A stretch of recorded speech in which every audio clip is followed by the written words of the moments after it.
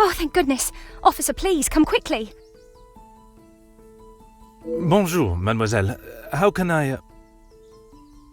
It has become a madhouse. Madame has been shouting and cursing all morning. I've never seen her so angry. But what great luck to happen upon you. Please, try to remain calm. First, may I ask your name? We don't have time for that. Please, hurry.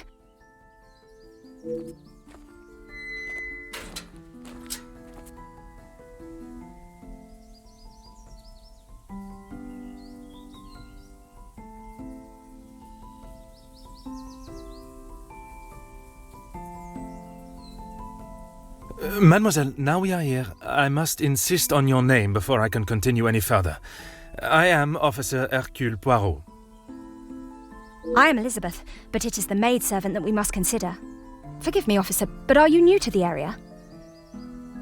I stand out so obviously. I mean no offence, only I have not seen you before. This is a small town, and you learn everyone's faces very quickly. Very observant of you, mademoiselle. I was recently posted here from the city, and a good thing I am here now. Let us get to the bottom of this madness you speak of.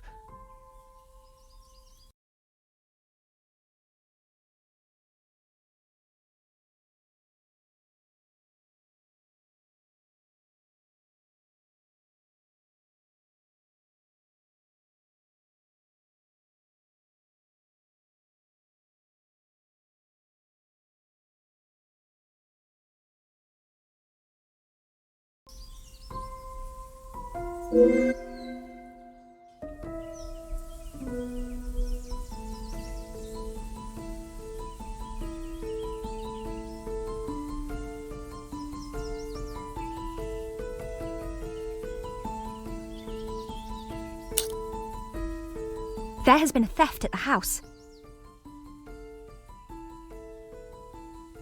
Then I am exactly where I should be, n'est-ce pas?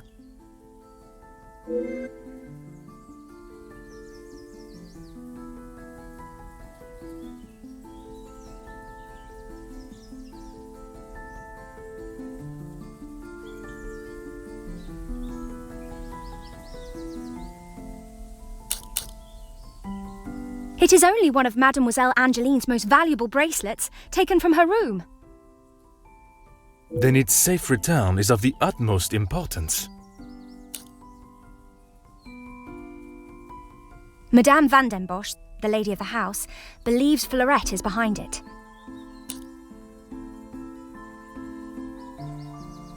I'm afraid I do. I know Madame is confident of Fleurette's guilt, but she wouldn't do such a thing. Surely a burglar is responsible, as Mademoiselle believes. Merci, mademoiselle. Your assistance has been invaluable.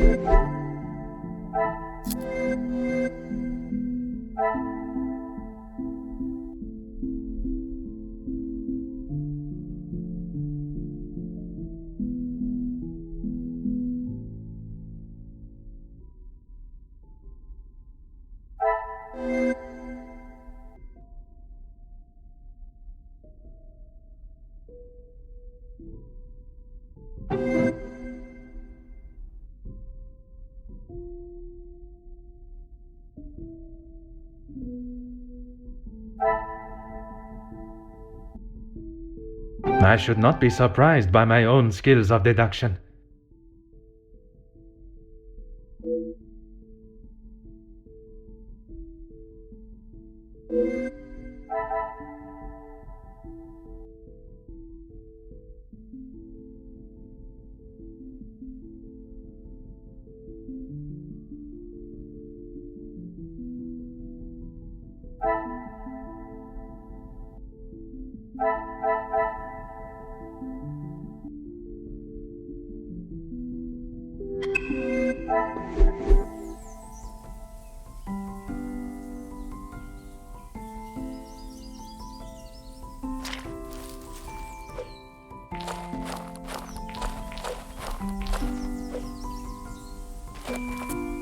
Of course, officer.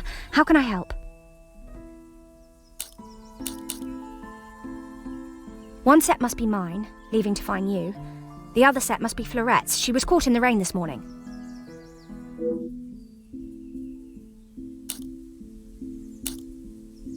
Merci, mademoiselle. Your assistance has been invaluable.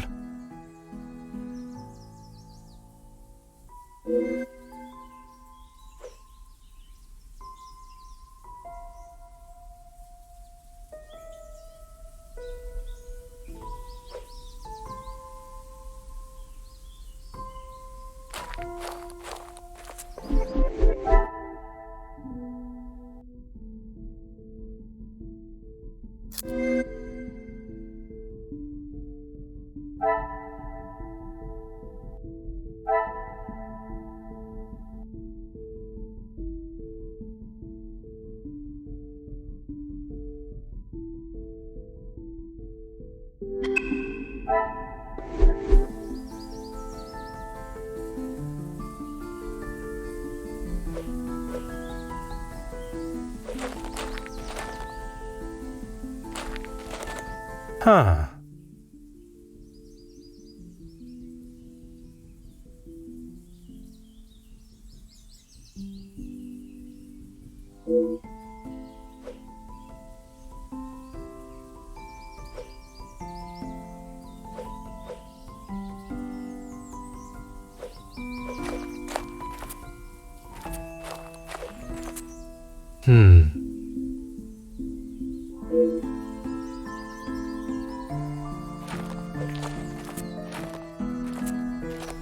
Oh.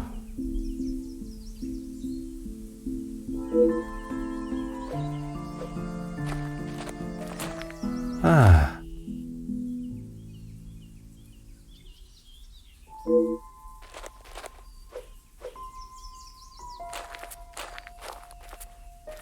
Aha.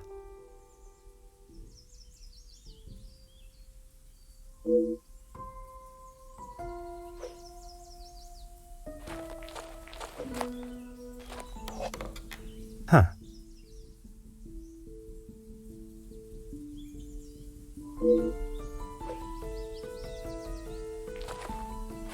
Hmm.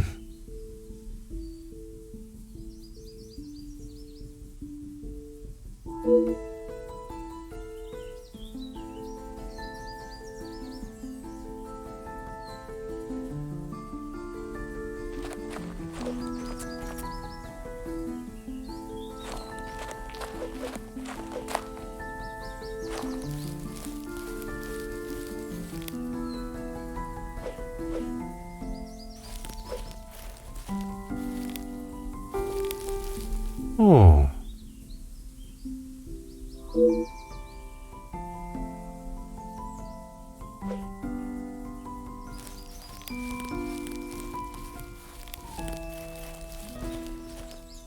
Mm-hmm.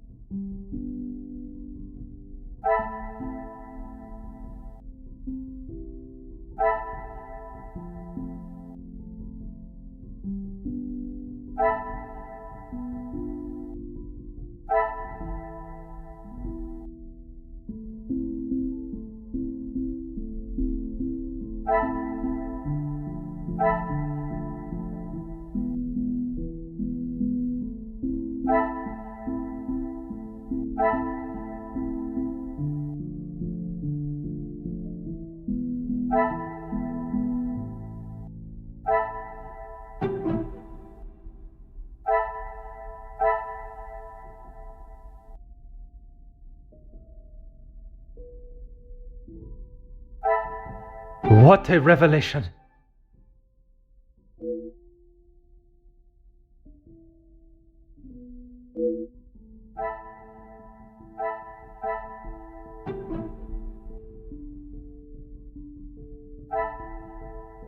Another success. I never doubted myself.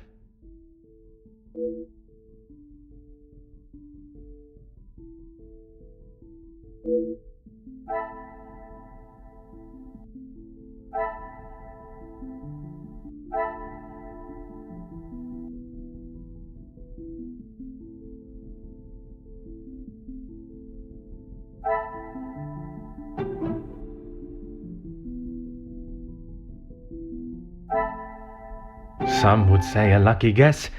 I would say a moment of genius.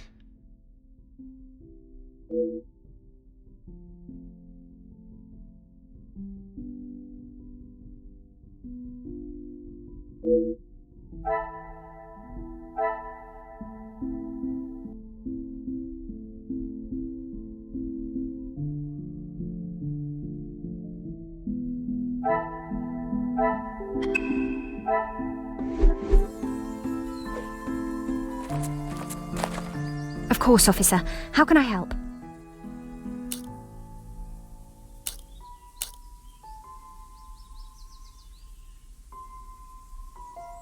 There is, sir. Luke, but he was called away from the house on a personal matter. Rahana, our cook, accompanied him.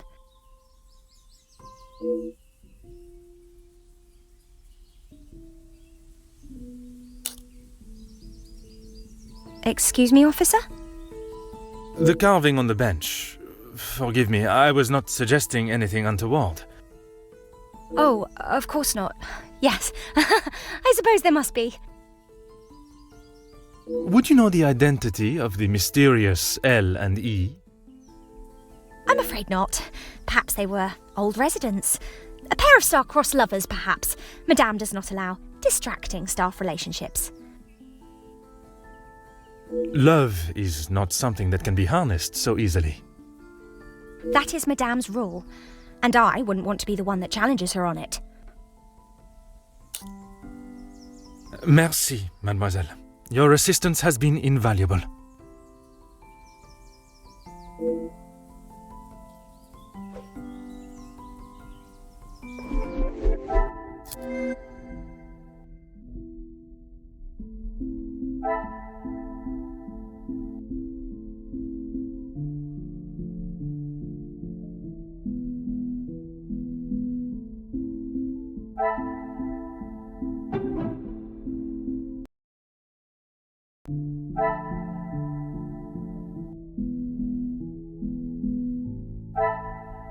Magnifique.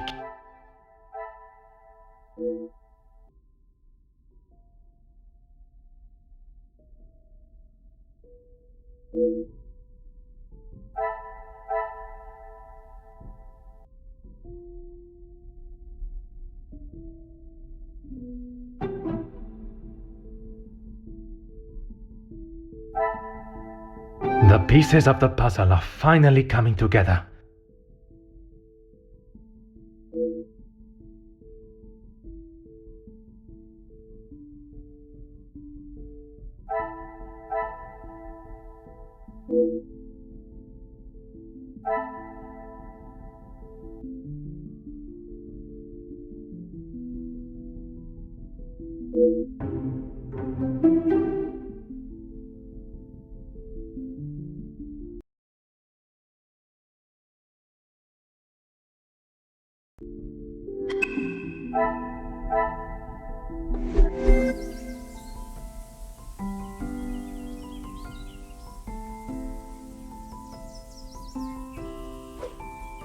I have conducted my initial inspection of the house and grounds. It is now necessary for me to speak with those in the house. Of course. Thank you, officer. I'm sure Madame Vandenbosch will be happy to hear the police are investigating.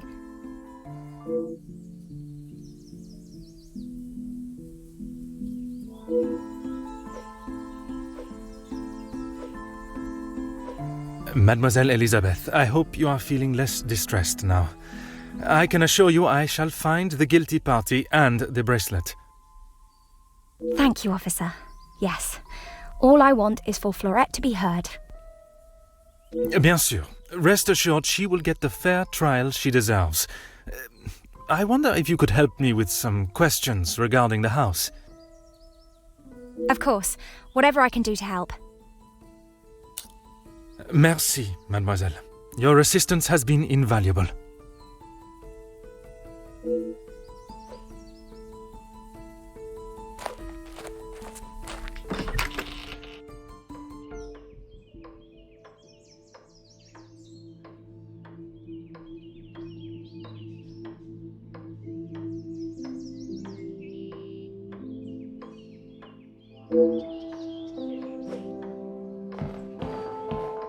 Who are you? You are not the commanding officer I requested. No, dear madame, I am Officer Hercule Poirot. I can assure you that... This will simply not do. I sent Elizabeth to bring me a competent lawman. And that is what she has brought, madame. Now, I would like to continue my investigation.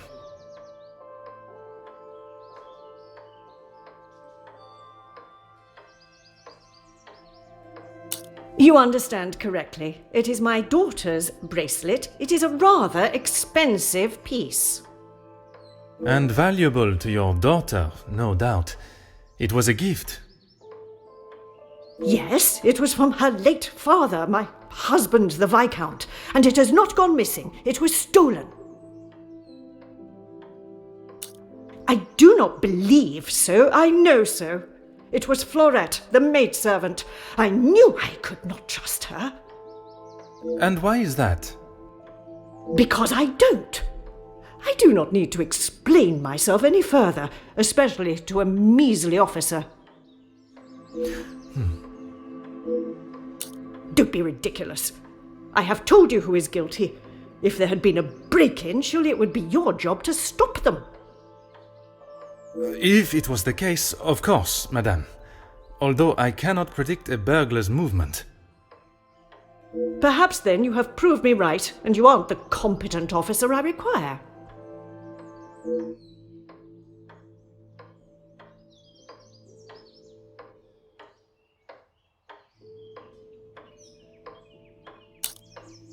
Merci, madame. You have been most helpful.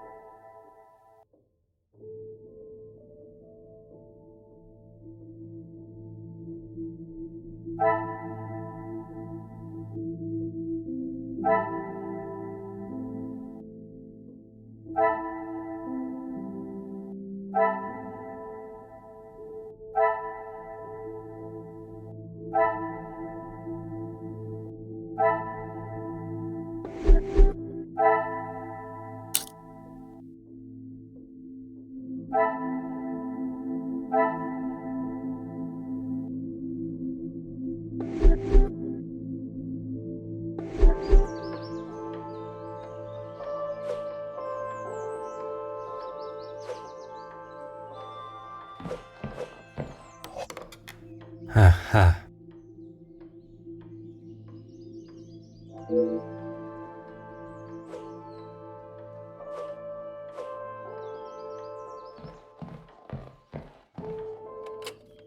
Oh.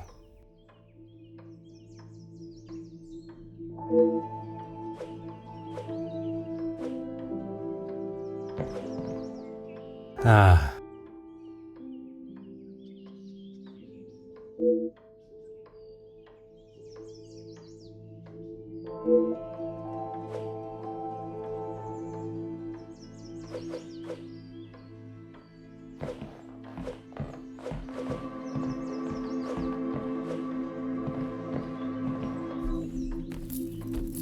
Oh.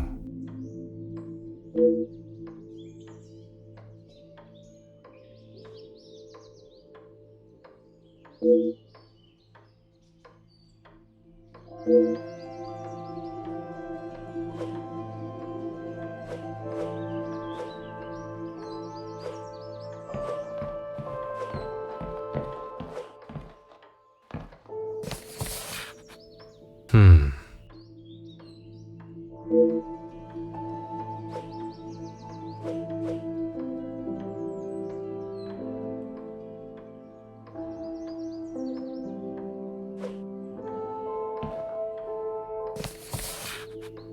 Mm-hmm.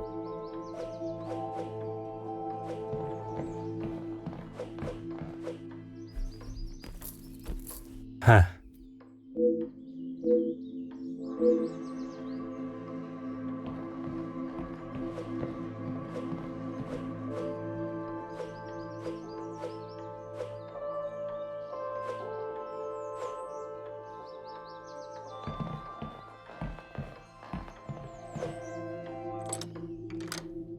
Hmm.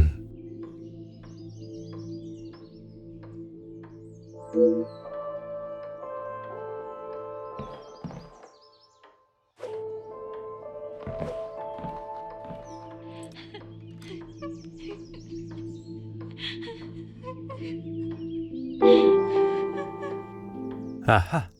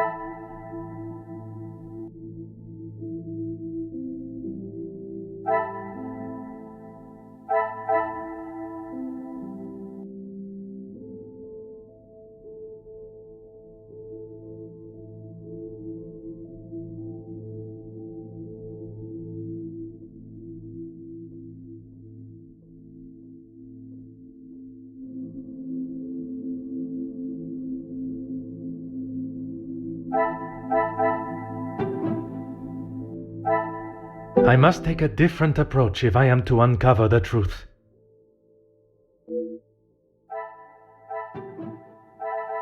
Things are beginning to become clearer.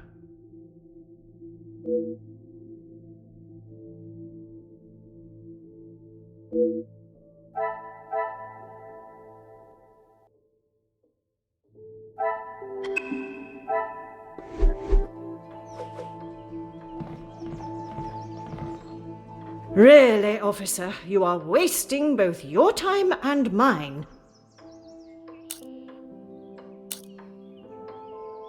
And what is your point? May I ask of the subject? You may not. Honestly, your prying is getting on my last nerve. Only if you are prepared to take Florette away. It is an offense to incarcerate someone without suitable proof of misdeeds. I must question Mademoiselle Florette to gather her version of events. If you will not do your duty and lock her up, then I must. She shall remain there, and I, the keyholder, until she is led from the room in handcuffs. Merci, madame. You have been most helpful.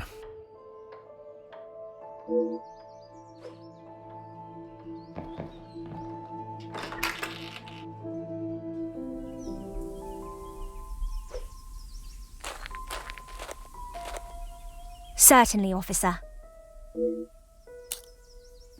When I left, Madame was with Florette in there. Surely she would not have locked her in. It must have been an accident. Madame Vandenbosch should not be deciding her fate. Would you grant me access to speak with her? I would, sir, but I don't have the key. There is a spare somewhere, though. Oh, how awful, the thought of her locked in there. Do you have any thoughts as to where I may find it? I'm sorry. Madame does not trust the staff with such knowledge, even me. Although I did overhear her once say it was hidden somewhere, close to her heart. Whatever that means.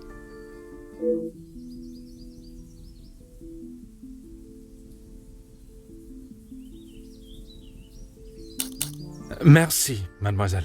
Your assistance has been invaluable.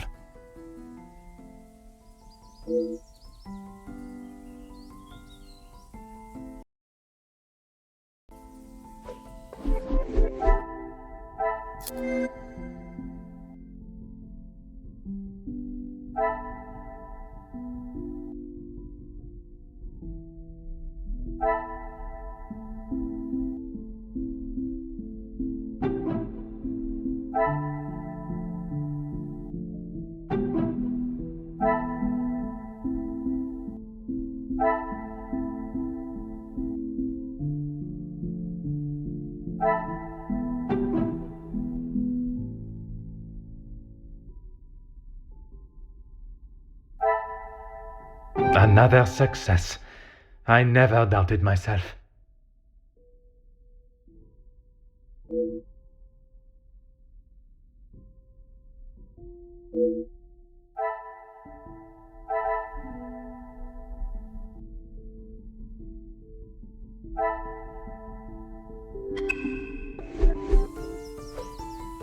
Certainly, officer.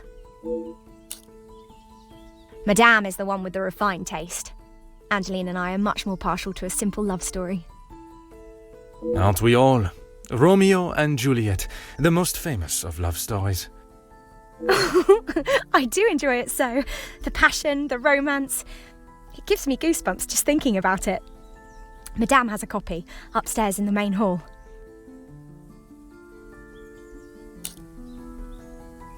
Merci, mademoiselle. Your assistance has been invaluable.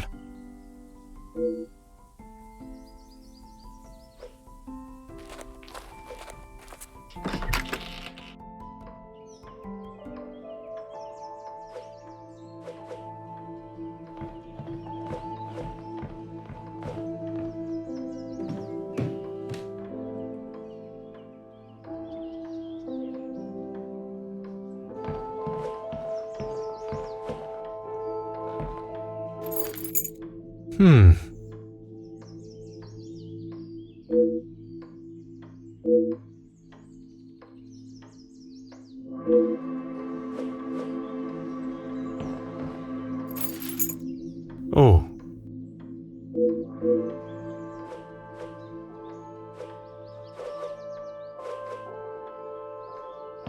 Oh.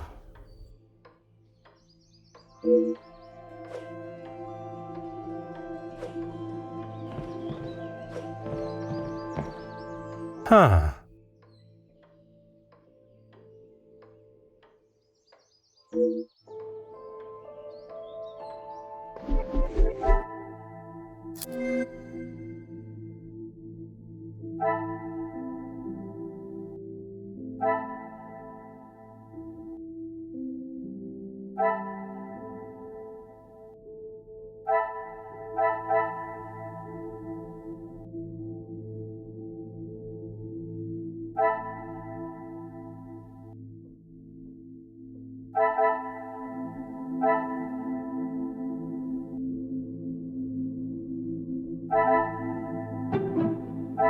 I should not be surprised by my own skills of deduction.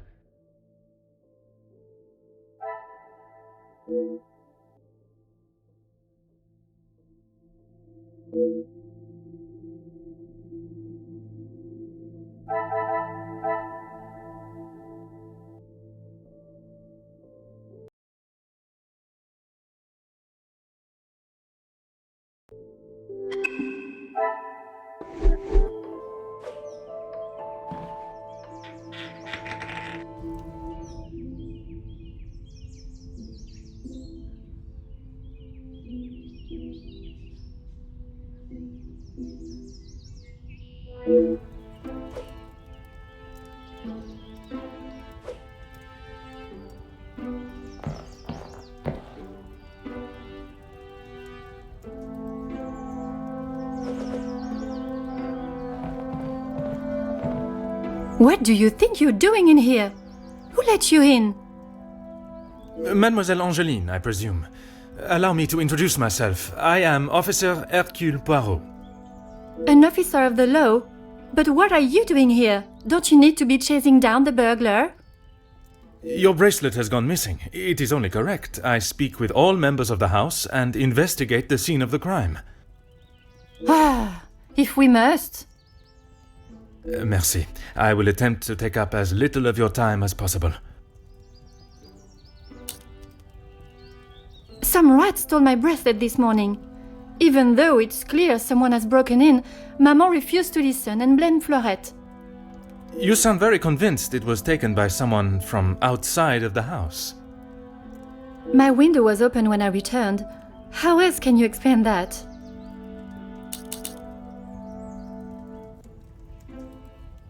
It is of great value. Money was no object to father.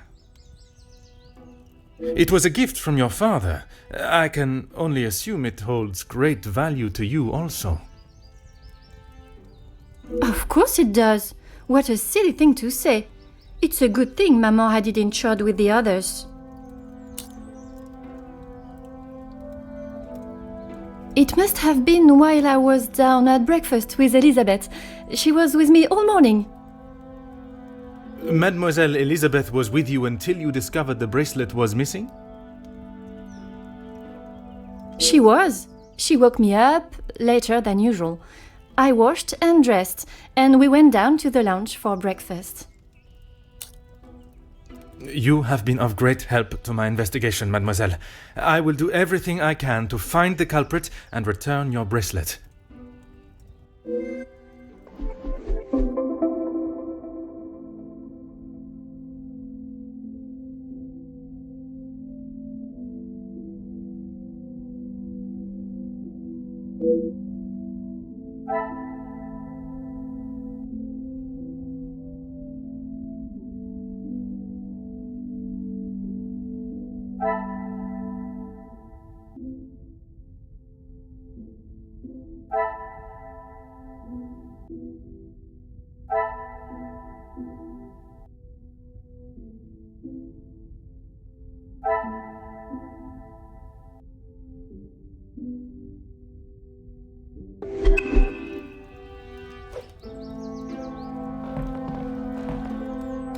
Ah.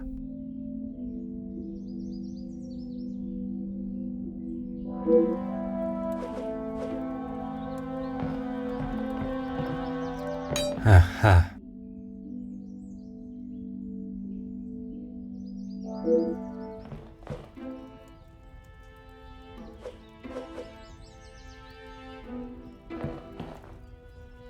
Huh.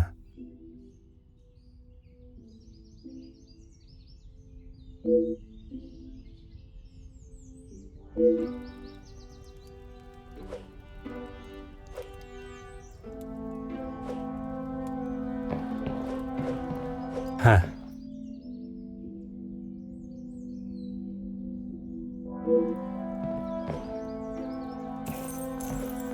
Ah.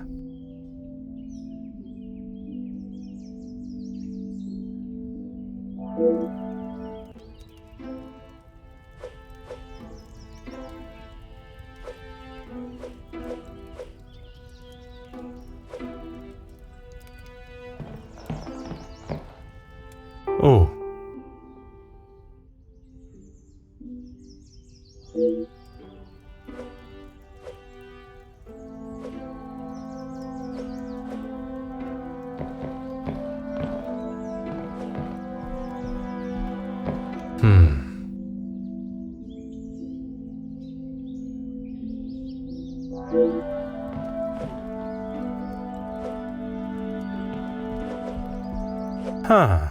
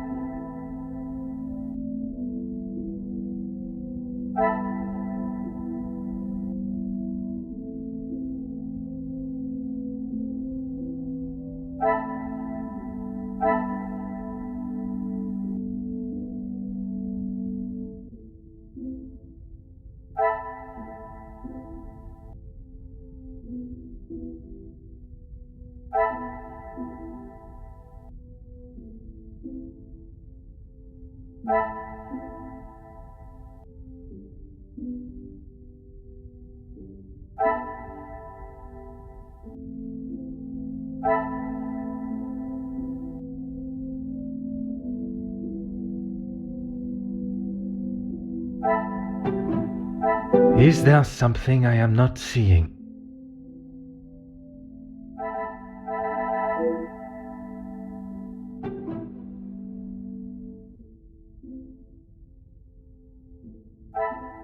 What a revelation!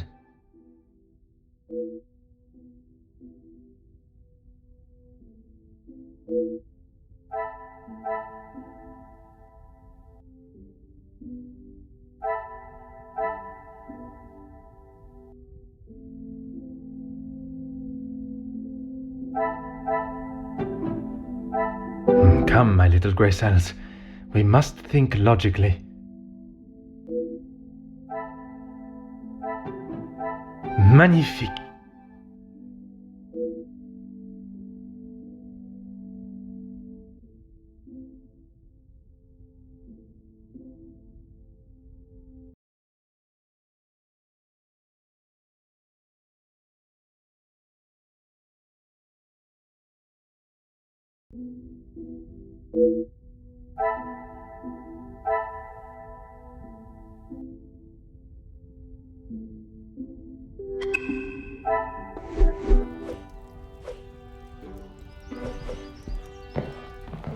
The longer you're here, the further the criminal goes with my bracelet.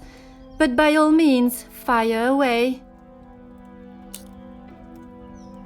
Is one bracelet not enough?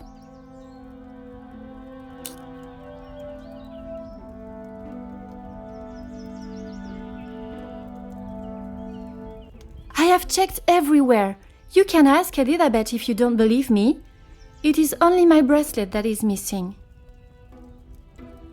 As I have stated, it is my duty to speak with every member of the house, and I would not want to have discovered a further missing piece later. How should I know? I returned to the room and Father was face down on the floor. It must have been the burglar. So it is your father that is the subject. Isn't he handsome? I remember watching him sit for it. He kept looking across and smiling at me. The artist was getting awfully angry at him. Maman never wants to talk about him. She says it's too hard, but she acts more like she doesn't even care he's gone. I'm sure that is not the case. It must have been very hard for her, for you both. I miss him every day. He always knew how to put a smile on my face. I remember how much fun we would have, all three of us. In the summer, Father and I would play hide and seek while Maman read. She always helped me though whenever it was his turn to hide. I would stand in the gazebo, cover my eyes and count, and when I turned, he was nowhere to be seen. Maman would lower her book and flash a look towards his hiding spot. After I found him, he clapped and cheered as though I had won a gold medal. When I was hiding, it didn't matter where I was. He could never find me. I always thought I was an expert hider, but when I think back now, I know he was letting me win. He always said my smile was prize enough for him. He always knew just what to say. I am sure he would want you to be smiling today, even under such circumstances.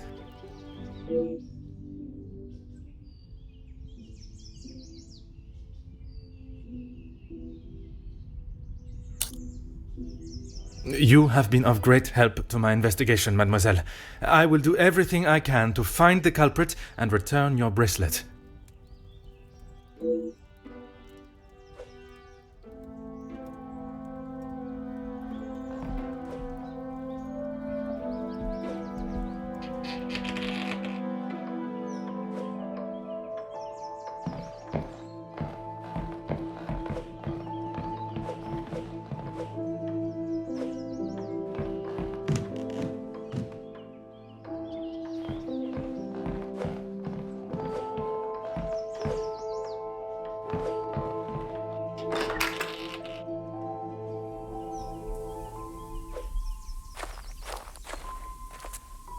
Certainly, officer. Now I think of it, I don't recall seeing her memento tin.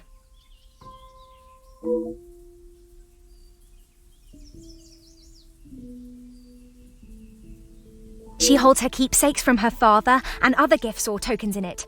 She has such a wonderful collection. She's very lucky. She normally keeps it close, but I didn't see it this morning. Merci, mademoiselle. Your assistance has been invaluable.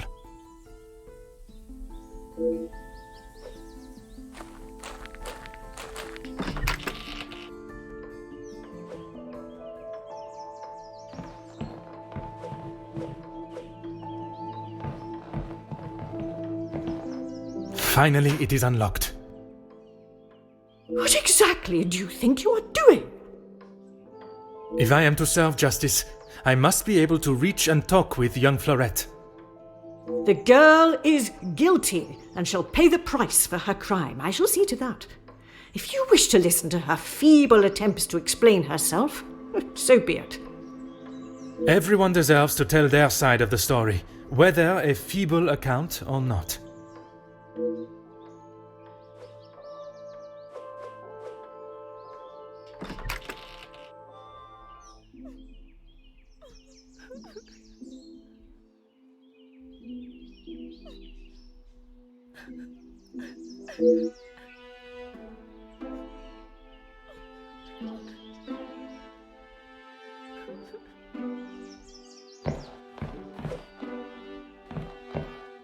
Mademoiselle Fleurette, I presume. Please, officer. I did nothing wrong. You can't take me away. Please relax, my dear. If you have done nothing wrong, you have nothing to worry about. But it is my duty to investigate all avenues. Ah bon? Relax. So you don't think I took the bracelet? As of this moment, I cannot say. But answering my questions honestly will certainly help your case either way. I didn't even know it was missing till I got accused of taking it. Madame was so angry. She wouldn't listen to me. There must be some reasoning behind her accusation. How could I have taken it? I've been in town most of the morning. I was even late coming back. Then I was preparing breakfast. Rihanna the cook is away, so I had to fetch breakfast for the house and prepare it all myself.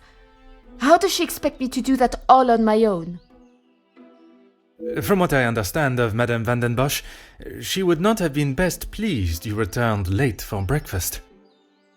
Not best pleased? I thought she was going to batter me to death with a baguette. I hid in the kitchen and then tried to stay out of sight in the lounge until breakfast was over. Didn't want to put my head near her jaws while she was still hungry. Perhaps a brave move under the circumstances. And you did not go upstairs at all? Madame was singeing a hole in the back of my apron with her glare. I daren't have moved. I was too scared to blink the wrong way. Never mind stamping upstairs. I must just be slow, monsieur. My mother always said I moved like the snail. Maybe I was just happy to be out of the house.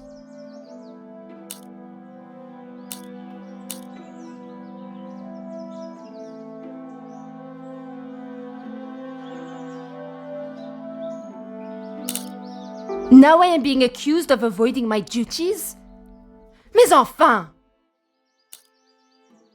Merci. I shall take everything you have told me into consideration.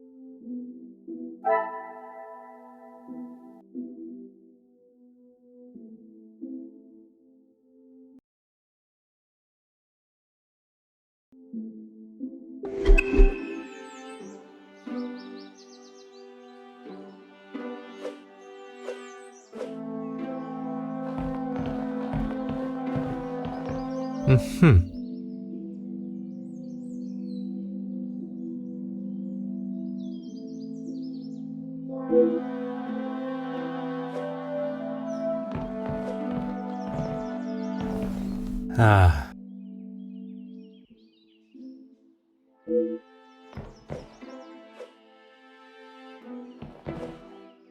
Aha.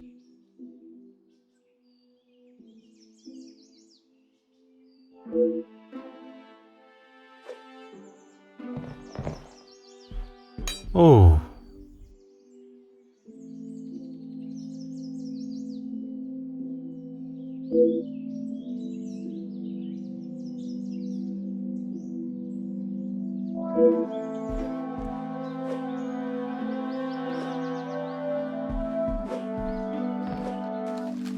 Aha.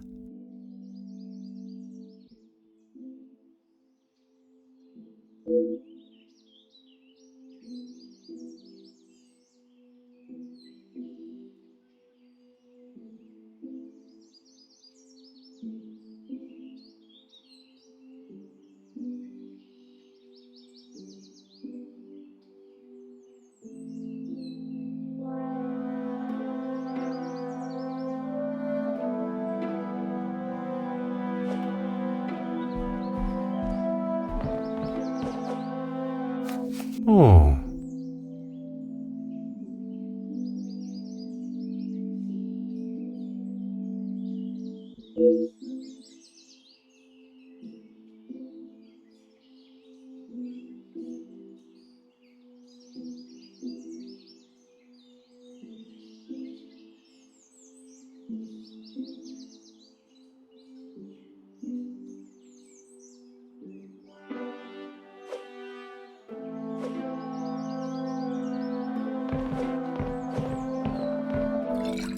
Hmm.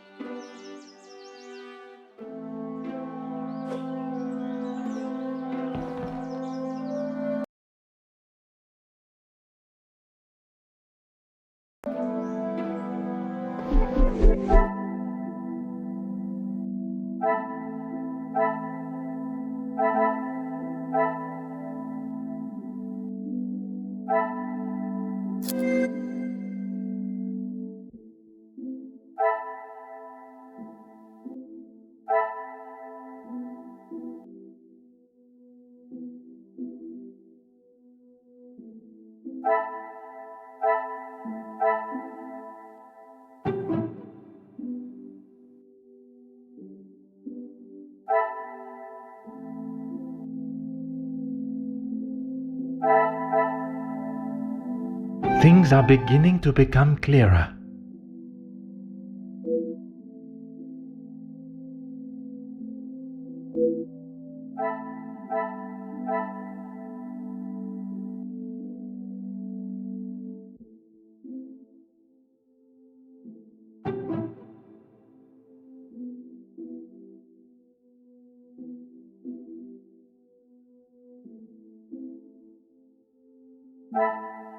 Some would say a lucky guess. I would say a moment of genius.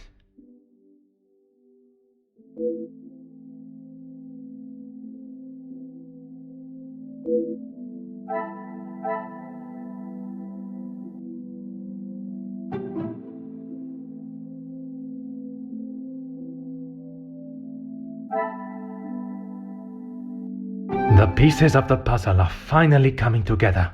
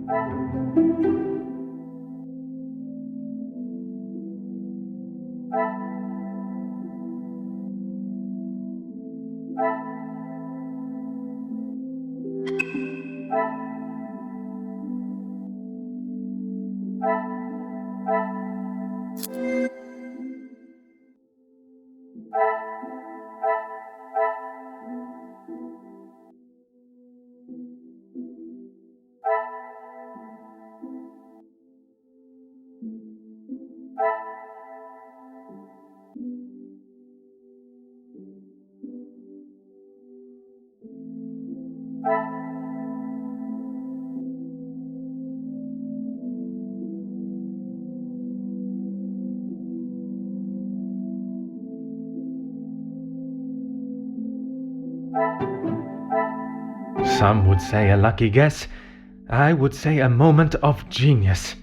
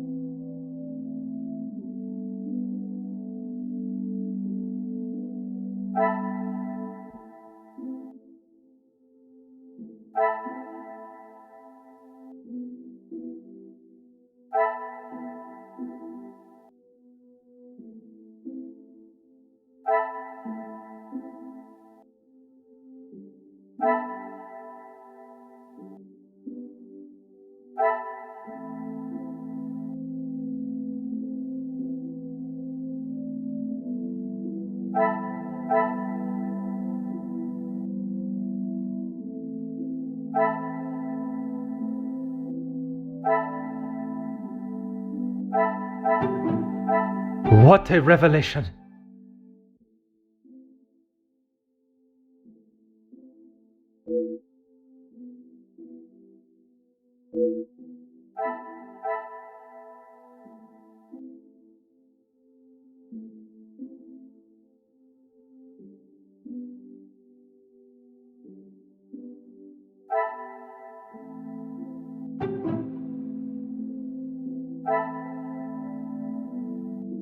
The pieces of the puzzle are finally coming together.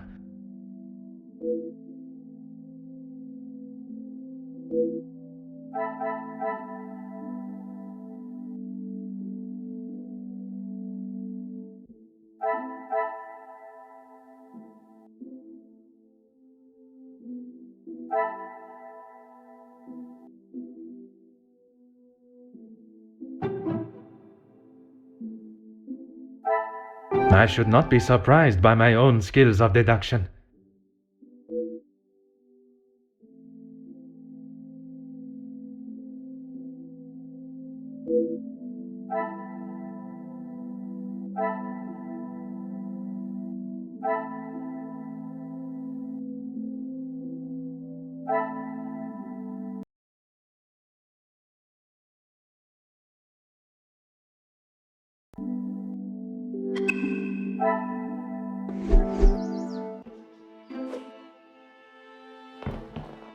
Anything to show you I didn't do it.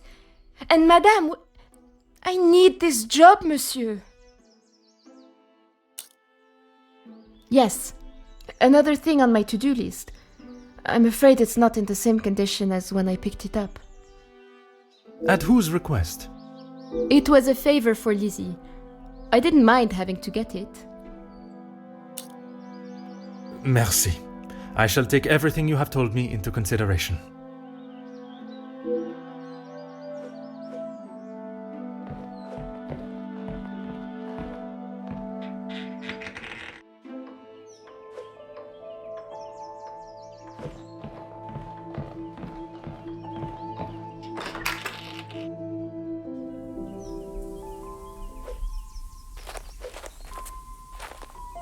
Certainly, officer.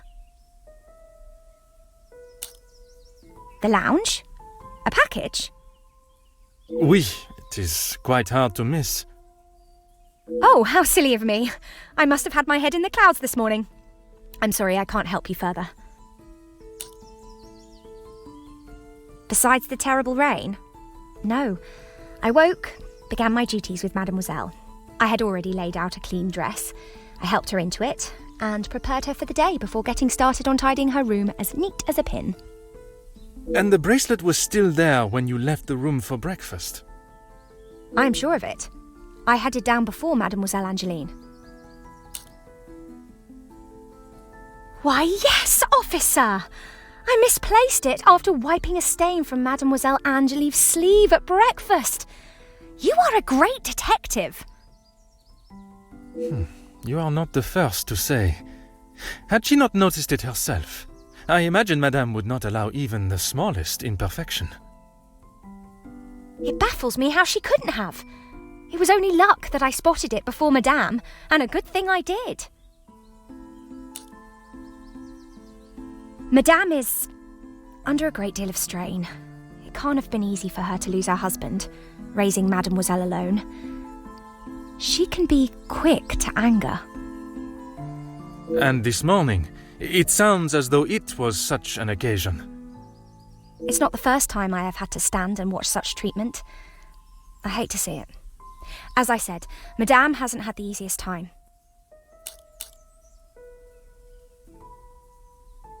Madame's scolding of Fleurette this morning was the worst I have seen her temper. I wish she could see that Fleurette is just trying to do her best. Could there have been another reason for such a reaction? Madame was not happy Fleurette was late. All through breakfast, Madame was watching her with a piercing eye. But she's still learning the way. Merci, mademoiselle. Your assistance has been invaluable.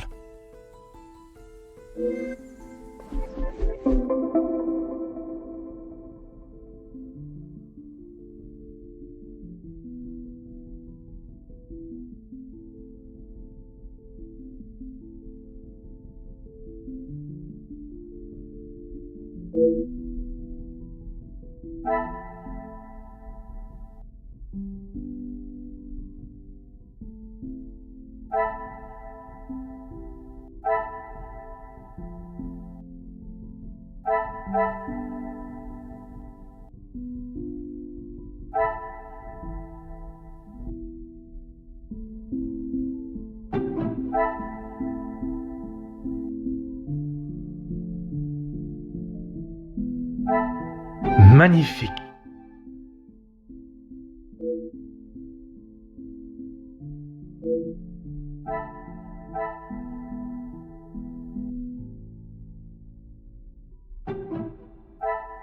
Things are beginning to become clearer.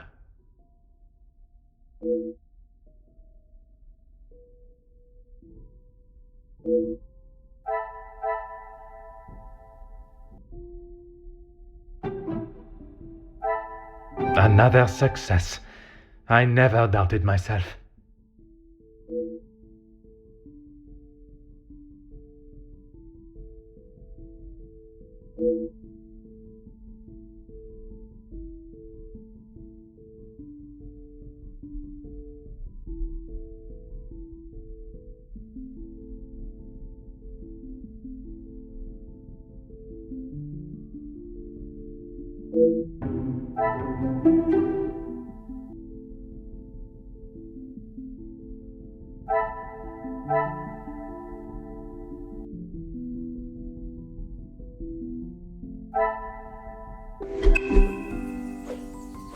Certainly, officer.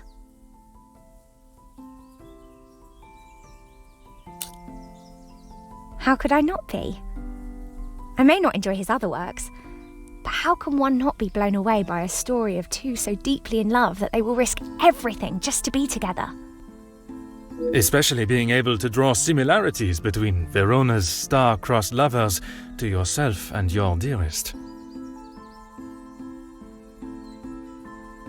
But I hadn't told. Mademoiselle, I am an officer of the law. It is my duty to uncover the truth. Please, you cannot say anything to Madame. She is against staff relationships of any kind. In her eyes, a relationship between staff is nothing more than a distraction. But he means so much more to you. Oh, officer, I have found my soulmate. At first, it was nothing more than pleasantries around the grounds, but that quickly changed. I know it's not proper for a young lady to pursue a gentleman, but once I knew his feelings reciprocated my own, why shouldn't I have followed my heart? Love transcends professional and societal rules. The mere thought of him was enough to make me blush, but I knew that Madame would never give her blessing. If we wanted to continue, we would have to do so in secret. The summer evenings here are just so beautiful. I often find myself walking around the grounds after my daily duties are complete. And it was one such evening that Luke was waiting for me at the gazebo. He looked ever so handsome. And the poem he had prepared. He had barely started reading and I was already a blubbering mess. Standing there beneath the warm glow of the falling sun, he asked for my hand, and I gave him my heart with no hesitation. Oh, I'm sorry, officer. I've been chattering on for so long. You have much more pressing matters than to listen to me rambling aimlessly. One should never apologize for such a charming and bewitching story of love. But you are correct. While the culprit still eludes us, my work is not yet complete.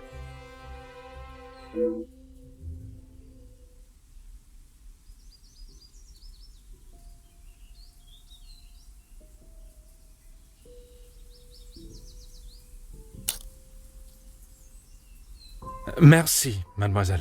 Your assistance has been invaluable.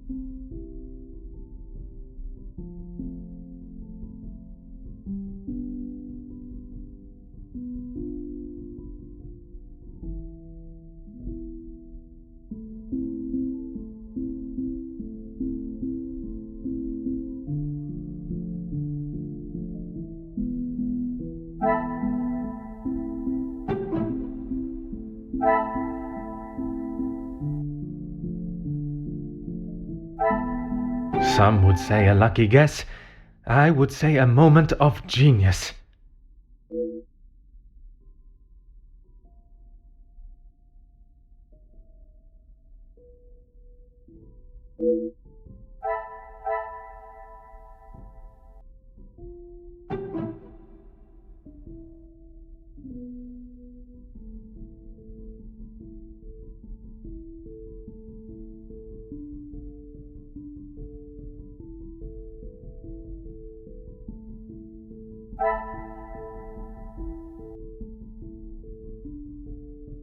What a revelation!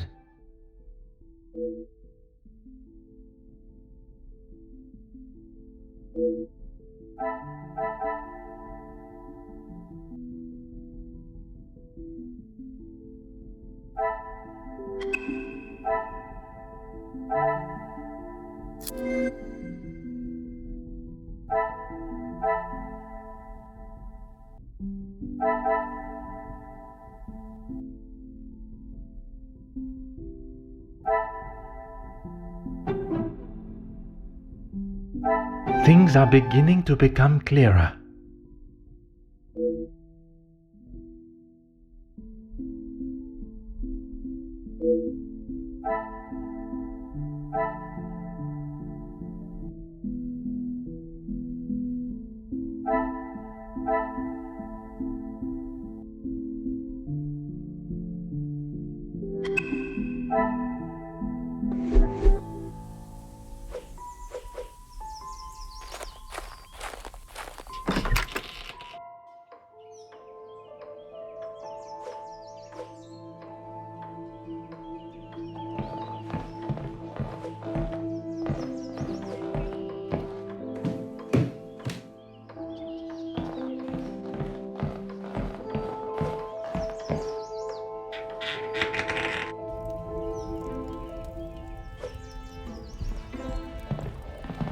The longer you are here, the further the criminal goes with my bracelet.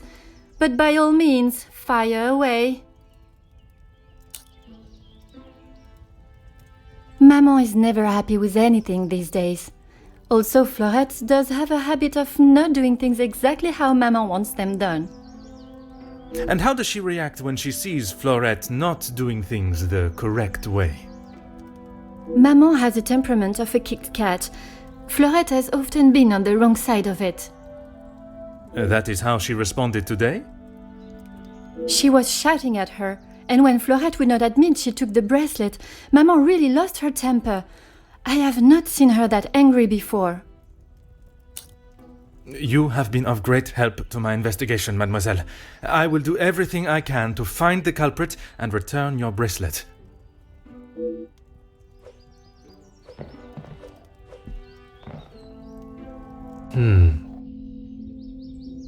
What are you doing there? I wouldn't get too close. Soot is forever spitting onto the floor. Merci for the warning, mademoiselle.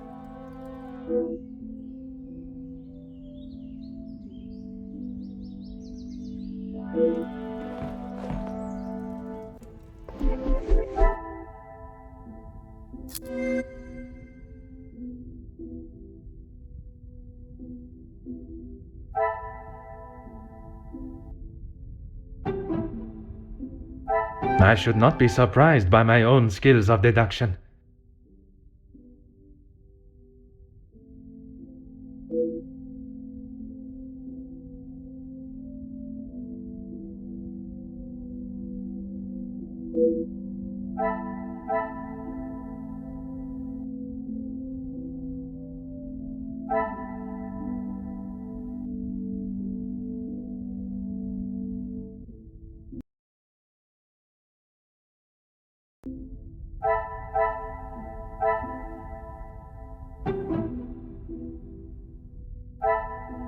The pieces of the puzzle are finally coming together.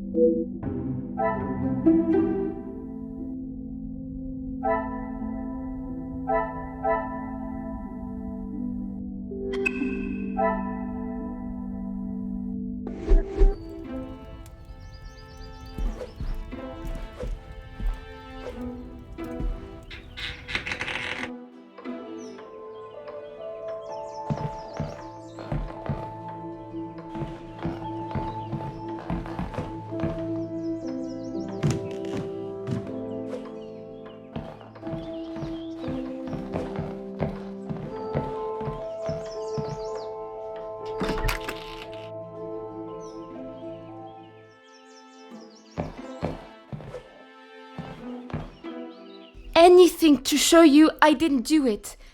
And Madame, I need this job, monsieur. She never used to be such a witch. When the Viscount was alive, she was much nicer. He was the head of the house, he gave the orders, and he treated us right. I would have gone long ago, monsieur, but my family can't afford for me to be picky about my employment. I was not aware you were supporting your family, and at such a young age. Papa lost his job at the factory just before he left for good, so Mama had to work even more. I was old enough, so I went to work. When I joined the Vandenbosch house, the Viscount was very kind. I didn't think he would care, but he wanted to help. He gave me some extra in my first pay pack, enough to keep the landlord from kicking Mama out at least. No one had ever been that nice before.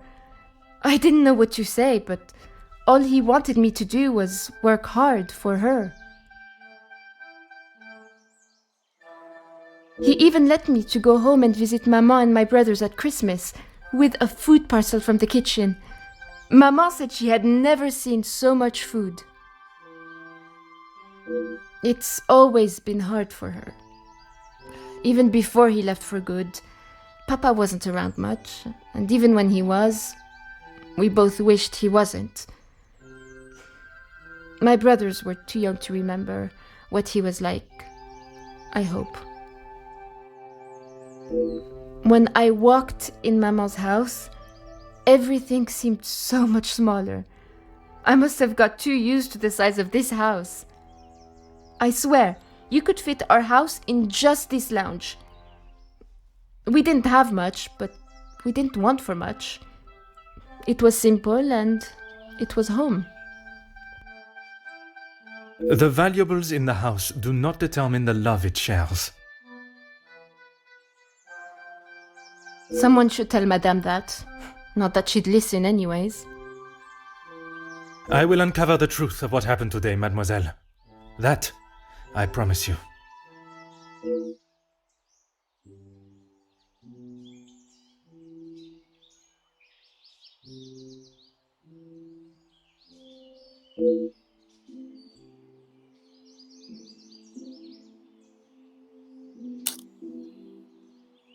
Merci. I shall take everything you have told me into consideration.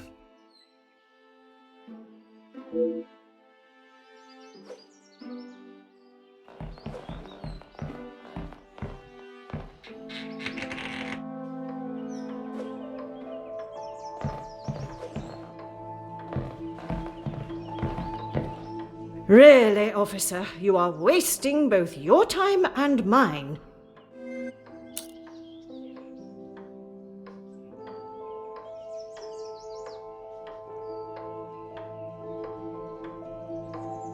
If you have something to ask, officer, I suggest you stop wasting my time further and just get on with it.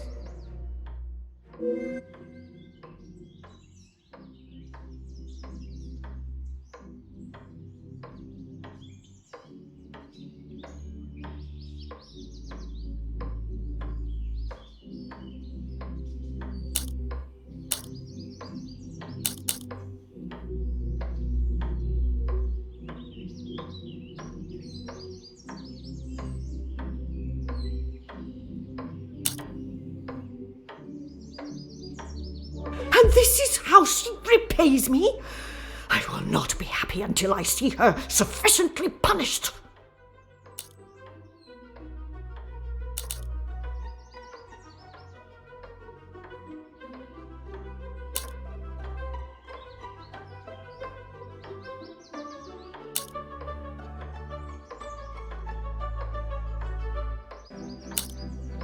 I am glad you have finally come to your senses and have seen her guilt.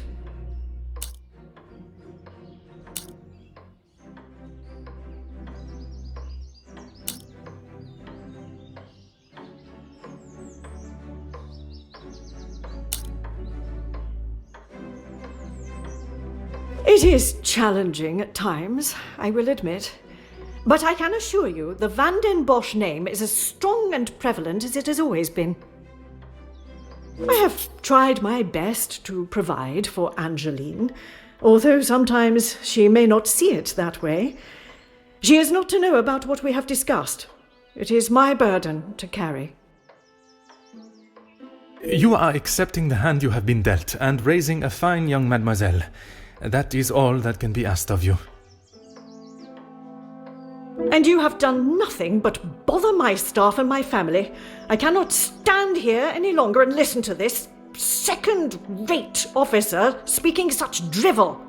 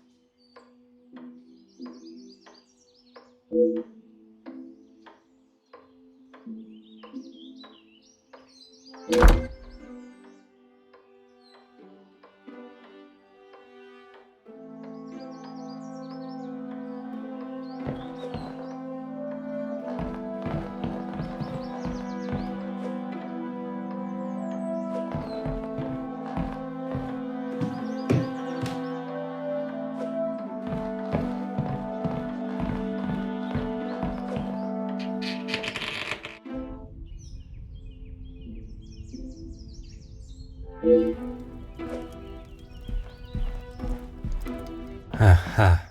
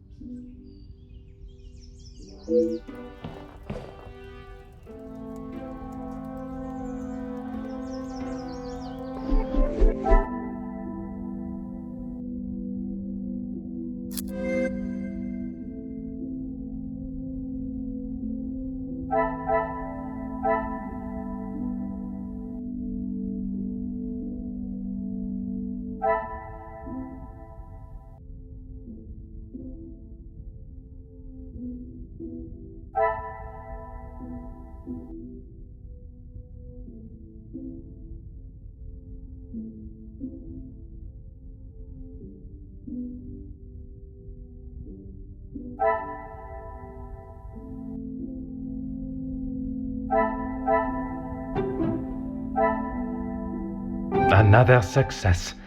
I never doubted myself.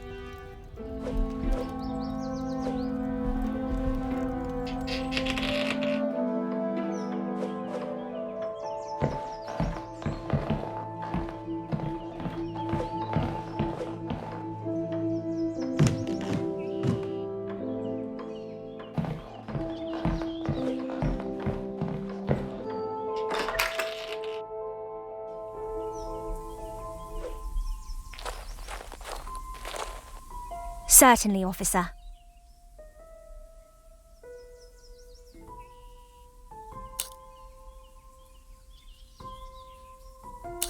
You have found the culprit and the bracelet.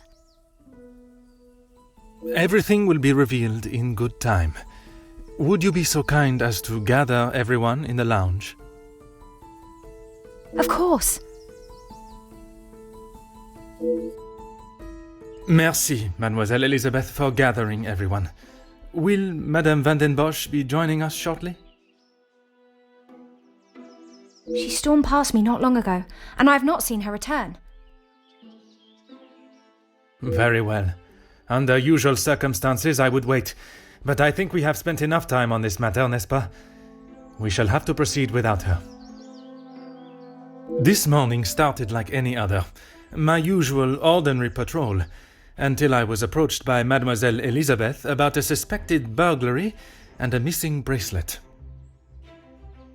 A crime I've been falsely blamed for. That I shall come to. I began my investigation outside, but it was not long before I realized there were no signs of an intruder, so I turned my focus to those in the house. You.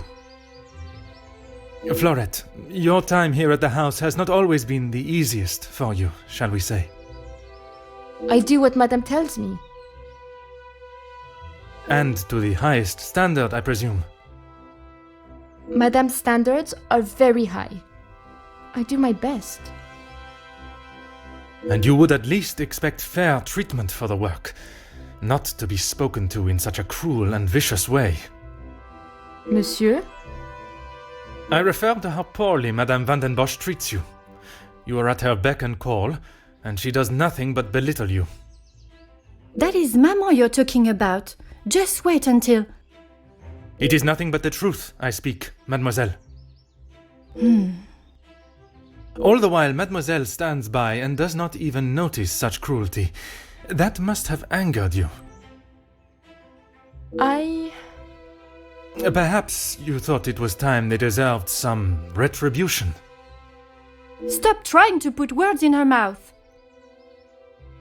I am merely giving her a voice, one that has been silenced for so long. Maybe I do think she deserves it. She's had the world handed to her on a plate, and the likes of me get nothing. A motive begins to rear its head. You're just trying to get me to admit to something. Well, I've done nothing. Allow me to finish. I am sure you will want to hear what follows. Let us return to this morning.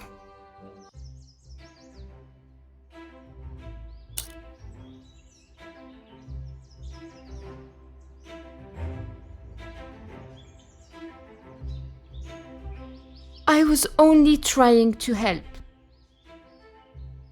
As any friend would, even knowing your late return would anger Madame Vandenbosch further. But in the matter of the missing bracelet, it gave you a rather solid alibi. I told you I didn't do it! There is no feasible way that you could have made it into Mademoiselle Angeline's room while she was present with Mademoiselle Elizabeth, removed the bracelet, and still completed your duties. Which takes us to Mademoiselle Elizabeth. Mademoiselle Elizabeth, you have been with the Vandenbosch family for quite some time now, correct? That is correct. You have grown close with both ladies of the house and your fellow members of the house staff, would you say? Of course. And I certainly hope they feel the same.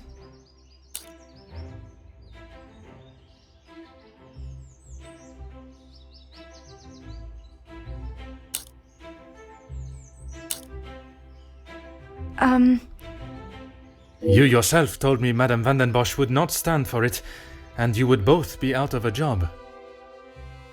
Elizabeth? What is he talking about? A love that is reminiscent of Romeo and Juliet, one that must remain hidden from the world from fear of expulsion. If you don't stop, I will tell Maman. You can't speak to her like that. It may be a tone you do not like, but it is no worse than your maman's ruling that forced them into secrecy to begin with. I'm sorry. This isn't how I wanted you to find out. We couldn't risk Madame finding out. I don't know what we would do without this house. What are you talking about, Elizabeth? Luke and I, we're in love. Luke? The gardener? But why wouldn't you tell me? For fear of Madame and her rule, and if neither of you had employment, there would be no way to pay for a wedding, perhaps. It was never our plan to go behind yours or Madame's back. You must believe me. You two are to wed? Yes. Well, no. Not today, as Officer Poirot suspects. Please, it's not what you think. It is not always what one thinks or how something may appear, rather where the evidence points, and that is to Mademoiselle Angeline. You can't believe I would hide my own bracelet.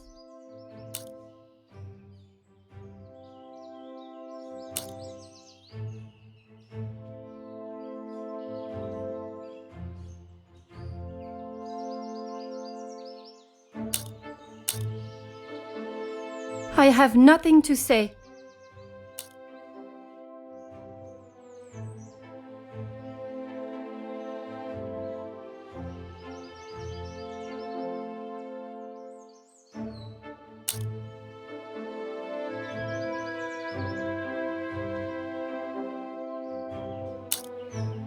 How dare you speak to me like that? You have no idea what you are talking about.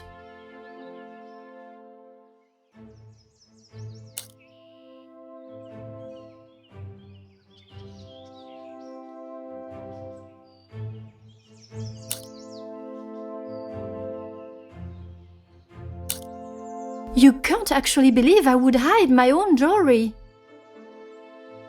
If you didn't, explain to me how your memento tin with the bracelet inside came to be lodged inside the chimney of your bedroom fireplace. You have no proof I put it there. Besides you being the only one in the room alone, even after finding the bracelet, I still did not know why you had done it. Until I contemplated why Madame was selling so many heirlooms and art. You had no right to snoop through our house in the first place. When it is part of my investigation, I have every right, mademoiselle. The unpaid bills and final notice from the telephone company. Maman can do what she wants with her art. That means nothing. But when there was no more art to sell, what then? You could not risk her taking your father's bracelet and selling it. So, you staged a burglary pretending it had been taken, preventing her from selling it. Then you stood back as the innocent Florette paid the price. She didn't think about me at all. She was going to take my bracelet and sell it off. It would have just ended up on some old wrinkly wrist. I didn't think Maman would blame her. I didn't think she would do anything. But she did. And somehow that evidently didn't cross your mind. When Madame returns, you shall have it all to explain. Maman can't know what I have done. She will be furious. But Mademoiselle Florette will be proved innocent. And that is what is important. No crime has been committed, so I see no reason why this should continue any longer. It is time you considered the consequences of your actions. And now, you must face them head on. Maman, you're home. Of course I am. And I've brought someone that will bring some order to this chaos.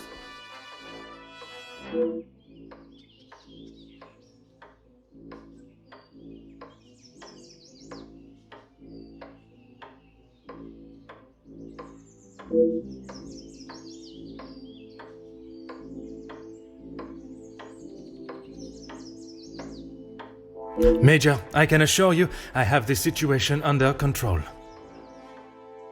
From what I have heard, you are far from it.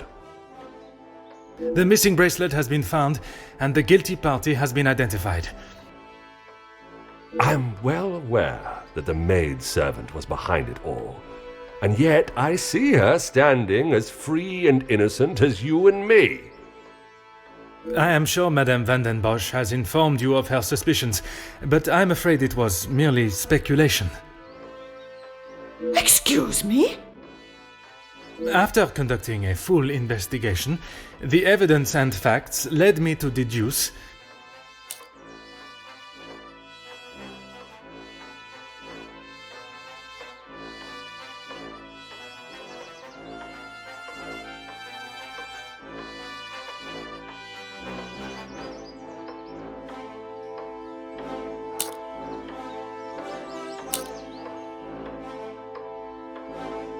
I certainly hope you are not accusing my daughter of... I'm sorry, Maman, he's right. Florette is innocent. I just wanted to show you. Shh, girl. I will not have you guilted into taking the blame for that sticky-fingered girl.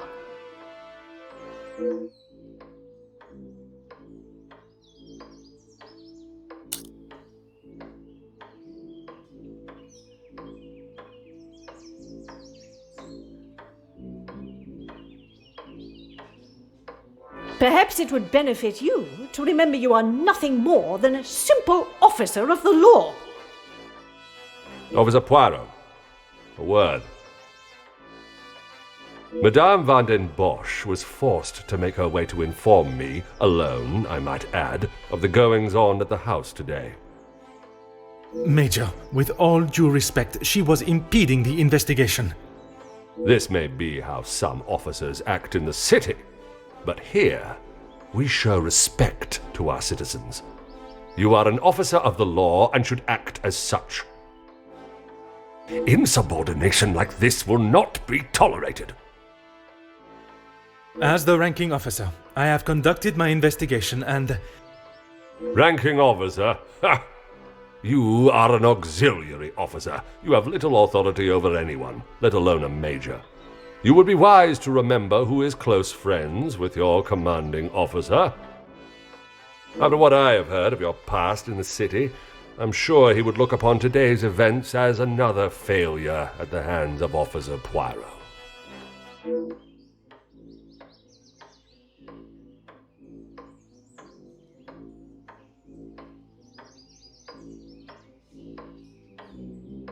Oui, Major. Now I suggest you do your duty and escort the maidservant to the station where she can be formally charged and a sufficient punishment handed out. Right away.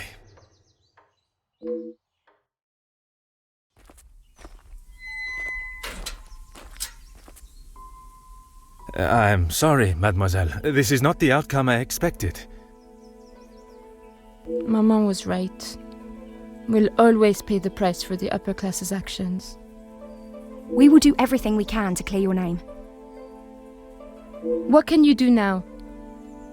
Madame said I'm guilty of a crime and I'll be punished. That's that. A crime that was never committed. Once the truth is explained, this wrong shall be set right. Angeline did not intend for you to be arrested. Surely you know her better than that. I should have known better than to expect anything else. Justice and fairness don't reach the likes of me.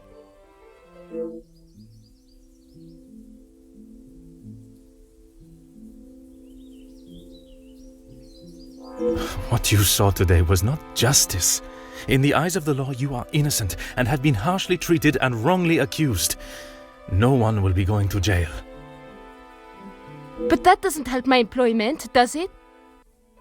That I cannot save. But your freedom, I shall make sure of that.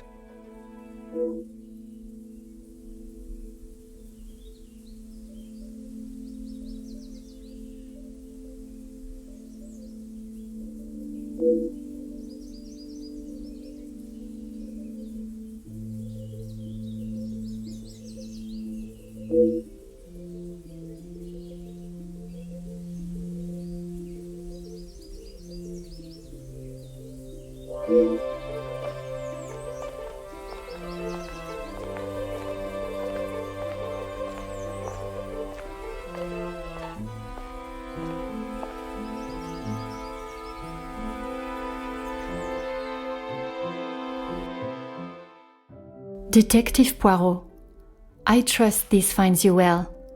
It has been many years since our paths last crossed, and while I'm sure your recollection of the events may differ from mine, I hope that receiving this letter has not rekindled a sense of animosity toward myself or the Vandenbosch name.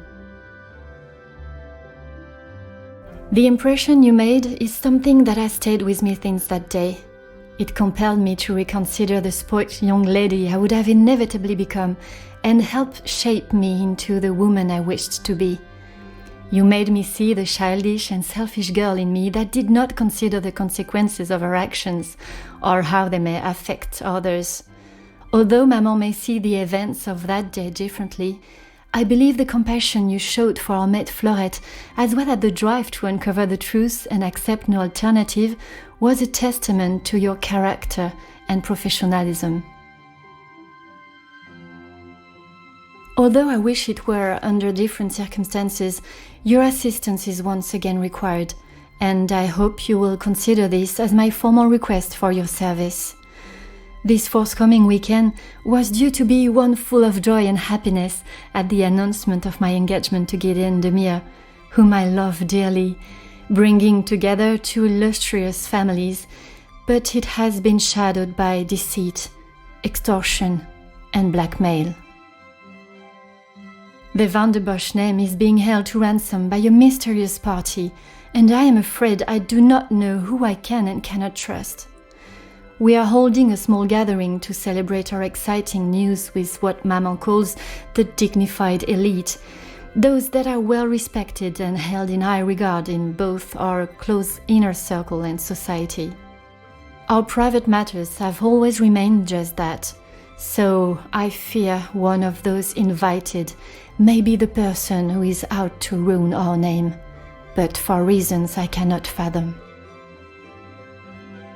I have enclosed a first-class rail ticket for you to join us for the announcement, and having contacted your superiors and the correct authorities to request your assistance, which they were more than happy to grant me, I shall expect your arrival with great anticipation.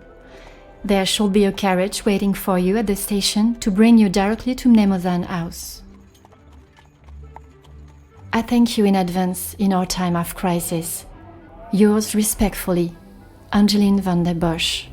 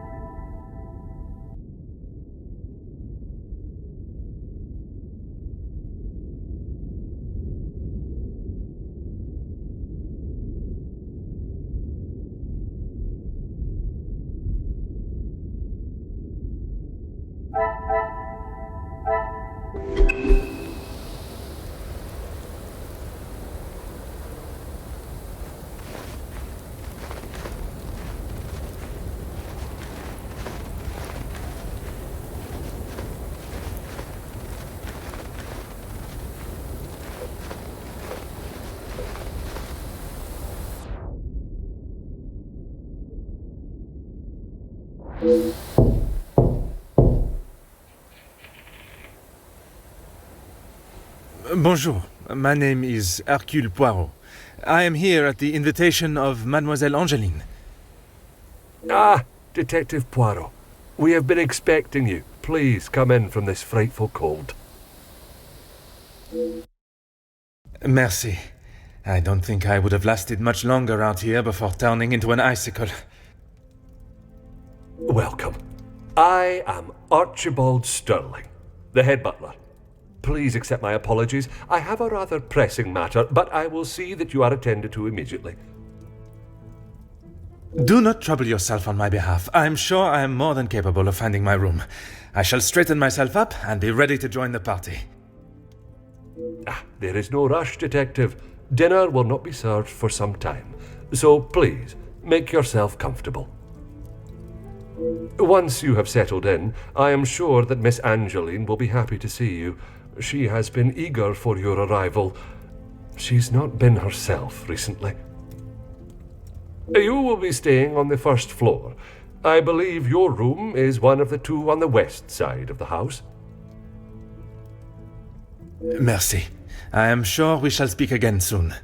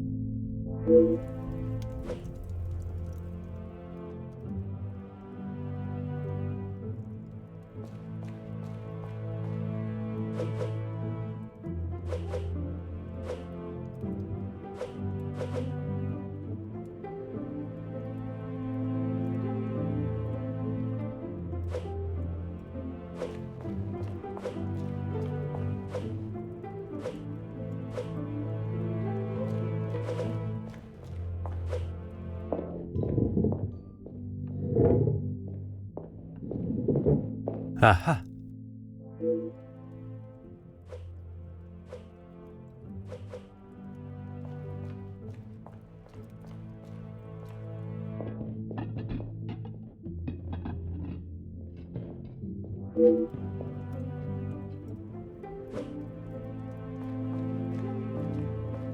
Oh.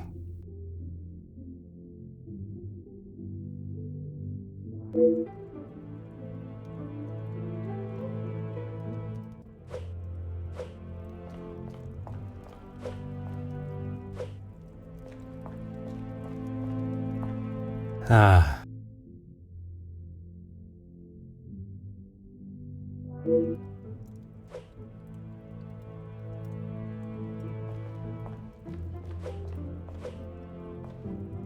Huh.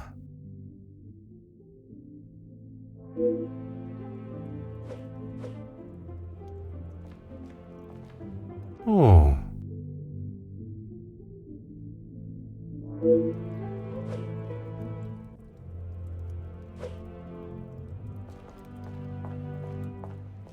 Huh.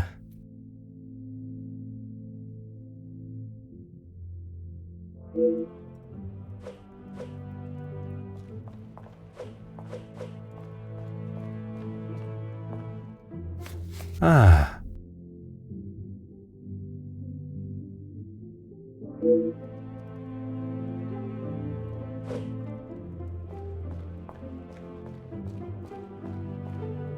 Huh.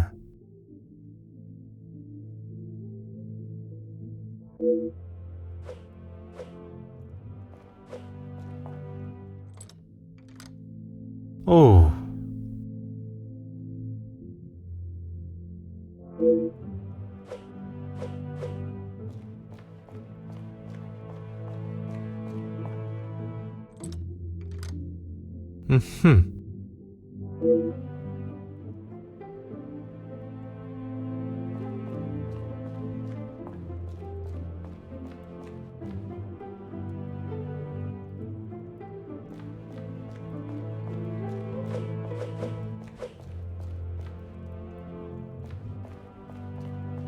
Bonjour. Allow me to introduce myself. I am Detective Hercule Poirot. Detective, I hope you're not here for me. Not that I am aware of. Should I be? Ha! Ha ha! Not often you meet a detective with a sense of humor. I'm Zakaria Demir, but you can call me Zach.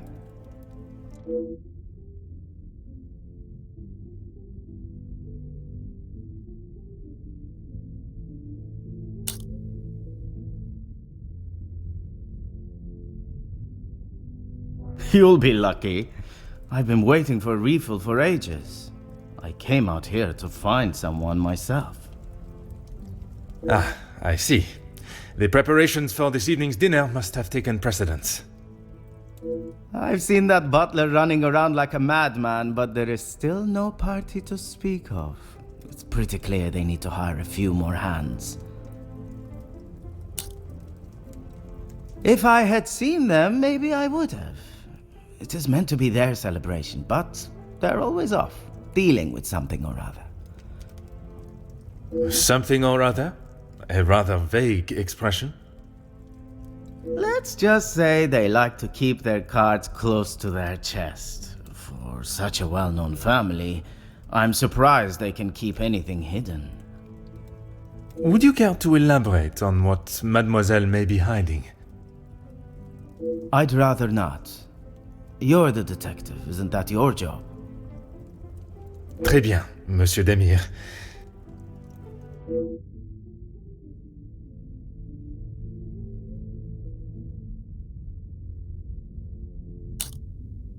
I shall take up no more of your time. À bientôt.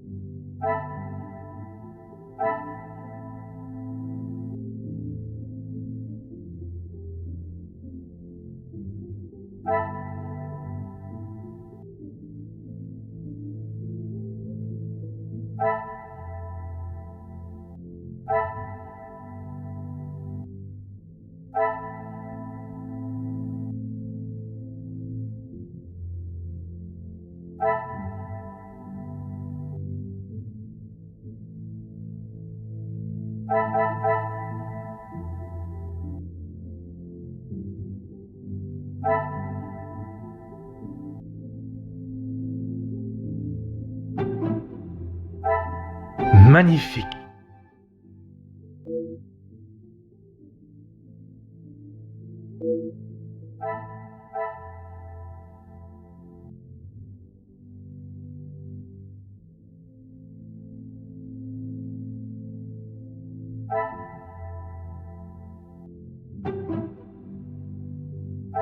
What a revelation!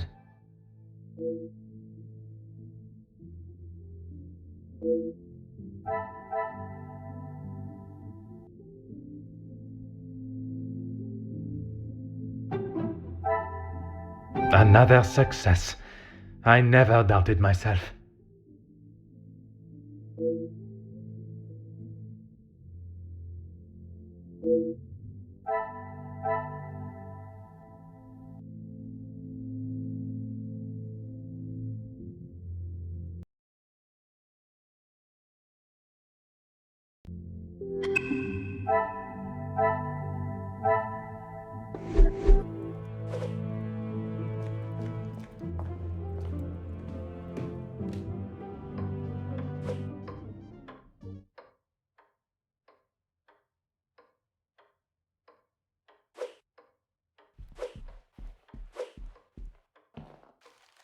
Aha.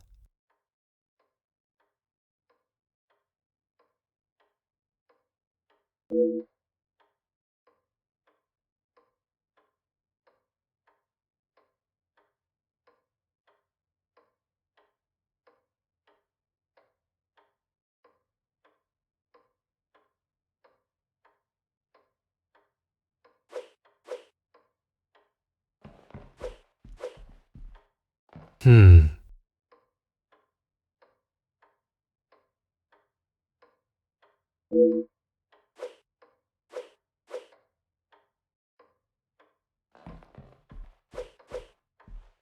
Ah.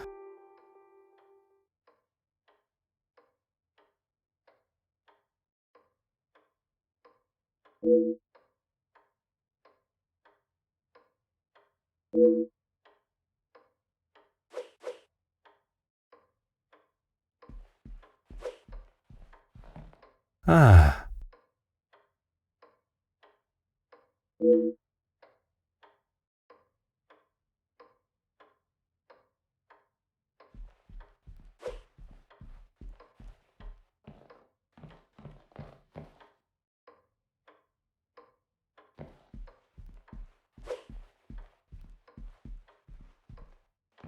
Oh.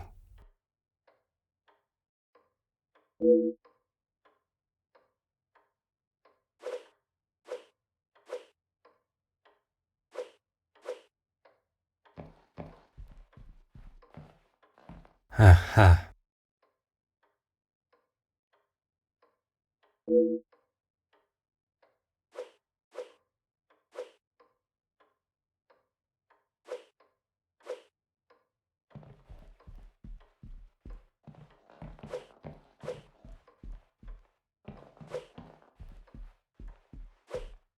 Huh.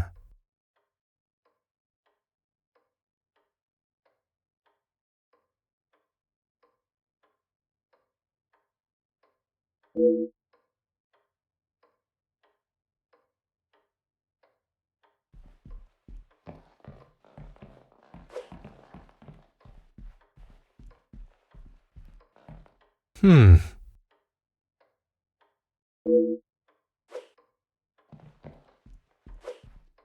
Hmm.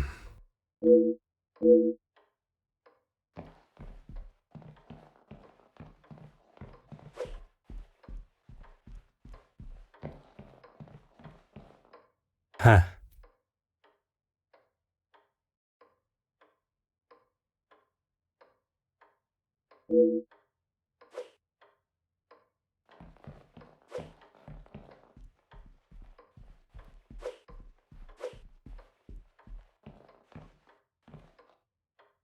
Oh.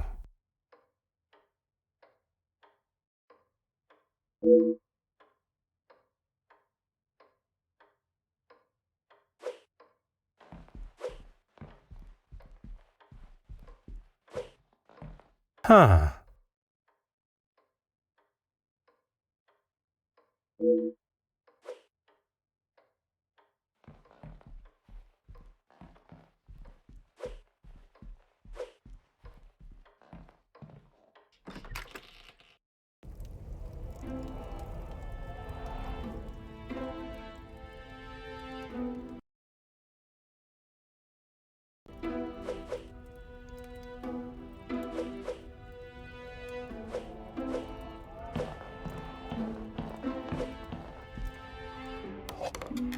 Oh.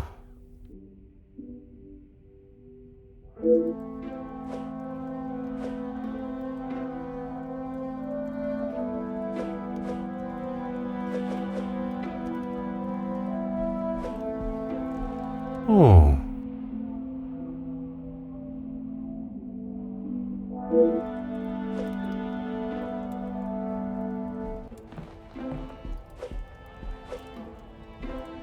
Aha.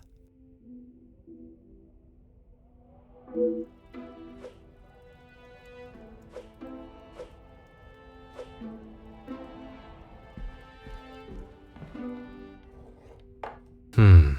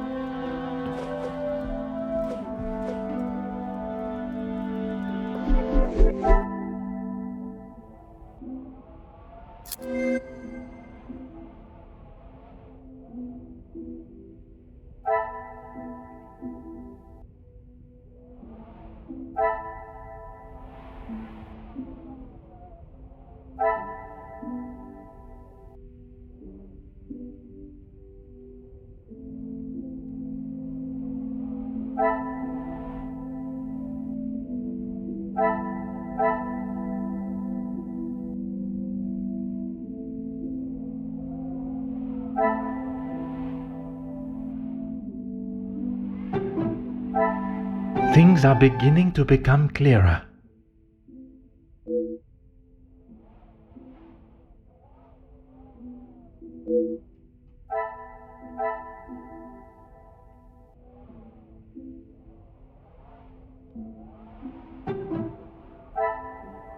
I should not be surprised by my own skills of deduction.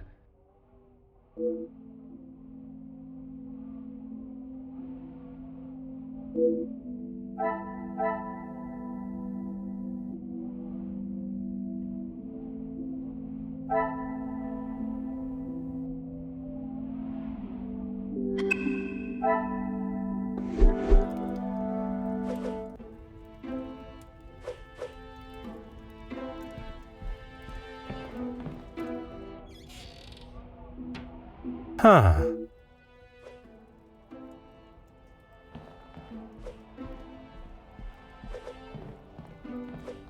Oh.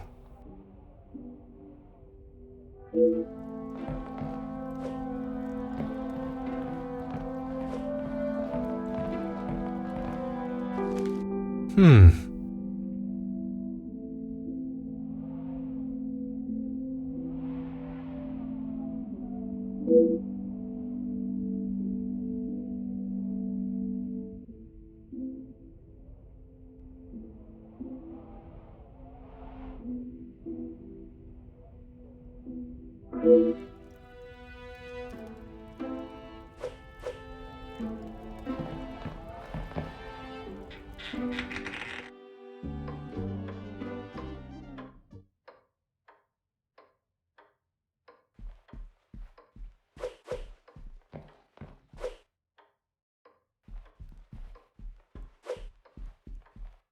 You must be Detective Poirot. Welcome. Allow me to introduce myself.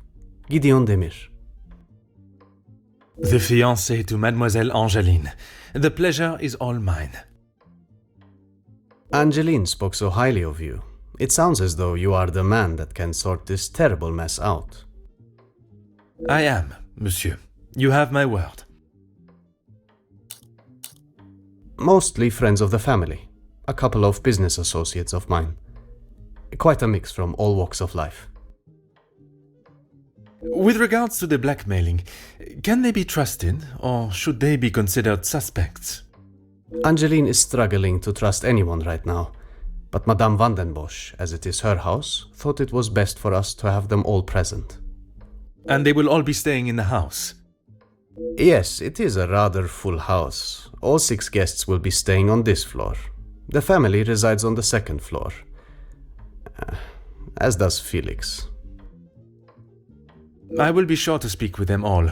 However, I will keep my identity and purpose for being here hidden, at least until I have made my initial introductions. I'm afraid that ship may have already sailed.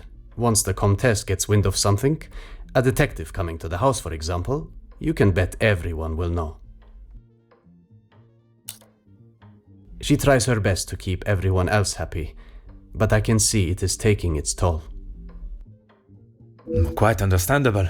She is feeling the burden of the family that is not hers to carry. Angeline has spoken with her mother.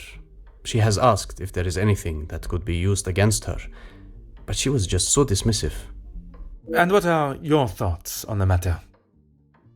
I do not want to overstep my position, but if there is something that could damage not only the Vandenbosch name, but our future, Angeline deserves to know. That is a very diplomatic answer. You have met Madame. You know it is best to not get on her wrong side.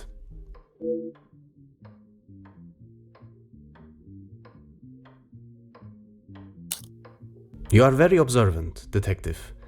You would be wise to keep that perceptive nature while you're here. I'm sure you are correct, but I'd like to return to your feelings towards the Major. He has been a good friend to Madame Vandenbosch over the years, but that does not make him a good man, or suitable to involve himself in family affairs.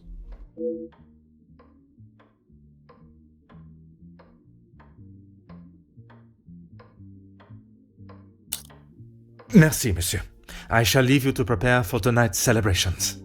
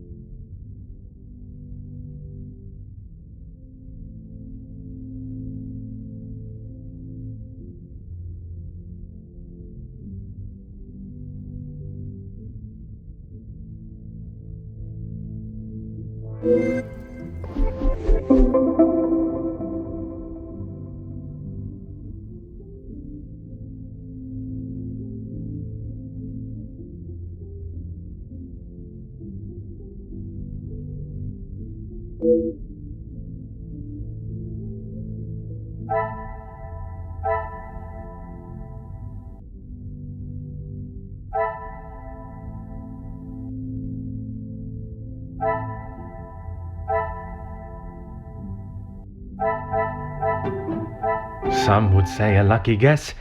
I would say a moment of genius.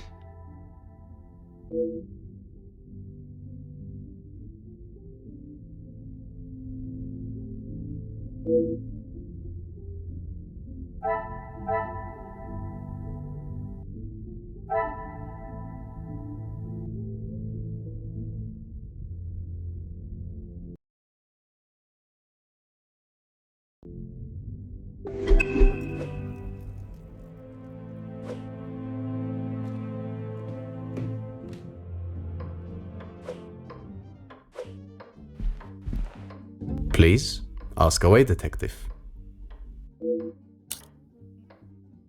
As far as I'm aware, everything is in order. From what I understand, the late Viscount had made some questionable investments, but that is all in the past. And regarding the payment of the blackmail? Angeline does not have to worry about money anymore. I was born into some wealth, and I have earned my own fortune. Merci, monsieur. I shall leave you to prepare for tonight's celebrations.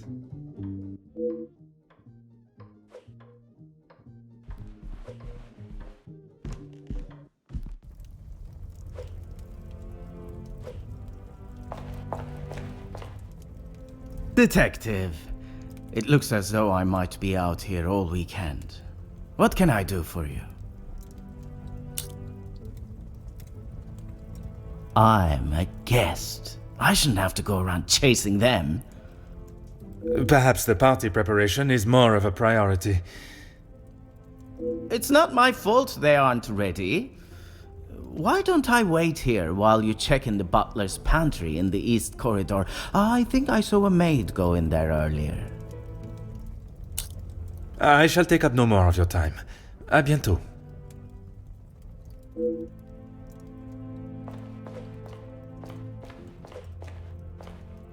Mademoiselle Angeline, it is a pleasure to see you again. Detective, how wonderful you are here. Your travel was not too arduous, I hope? Watching from my carriage window, I saw the beautiful countryside and rolling hills. It was anything but taxing. I'm truly thankful you could make it here at such late notice. No thanks are required, mademoiselle. When one is requested personally, there is nothing more important. Gideon and I only wanted a small dinner to celebrate our engagement, but Maman was adamant on throwing this party. It may have been her idea, but it's the staff that have made it happen. Their efforts do not go unnoticed, from me at least. They have been with us for so long. I do my best to make sure they are happy and content.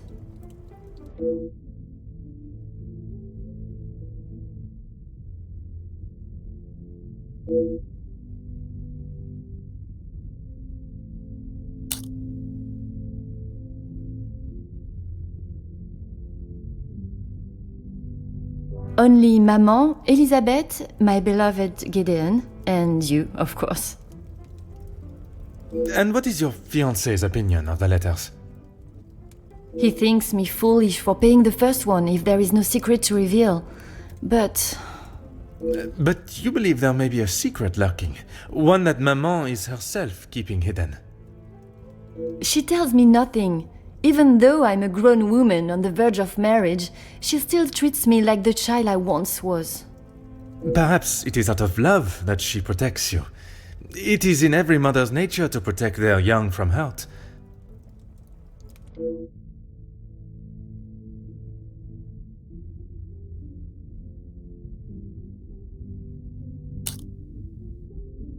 Not a single person.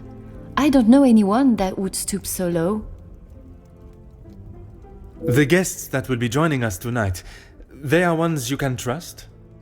I hope so, Detective. Before the letters arrived, I would not have thought twice about it.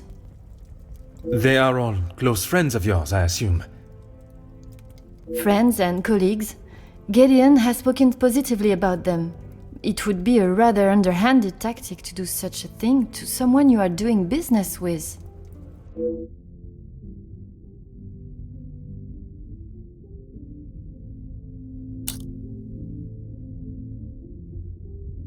Oh, Detective, I'm afraid I just don't know. She was quite adamant at the police station that she would not be returning to the house, but I assumed she would at least collect her belongings. Maman demanded that Elizabeth pack up everything she had and dispose of it.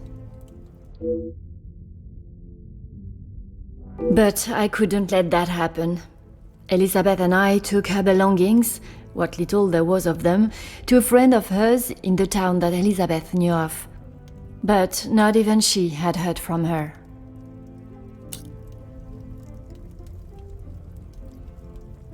I wanted to contact her, but I had no address or telephone number. Surely Madame must have had some information when she employed her. You saw how Maman was. As soon as Fleurette was out of sight of the house, it was as though she had never been there at all. Elizabeth was most upset at the news Fleurette would not be returning. And your mama's choice to ignore her accountability for the girl stopped you searching. Please, Detective, you cannot make me feel any worse than I already do. If I could go back and live that day again, you must believe me, I would never have done it.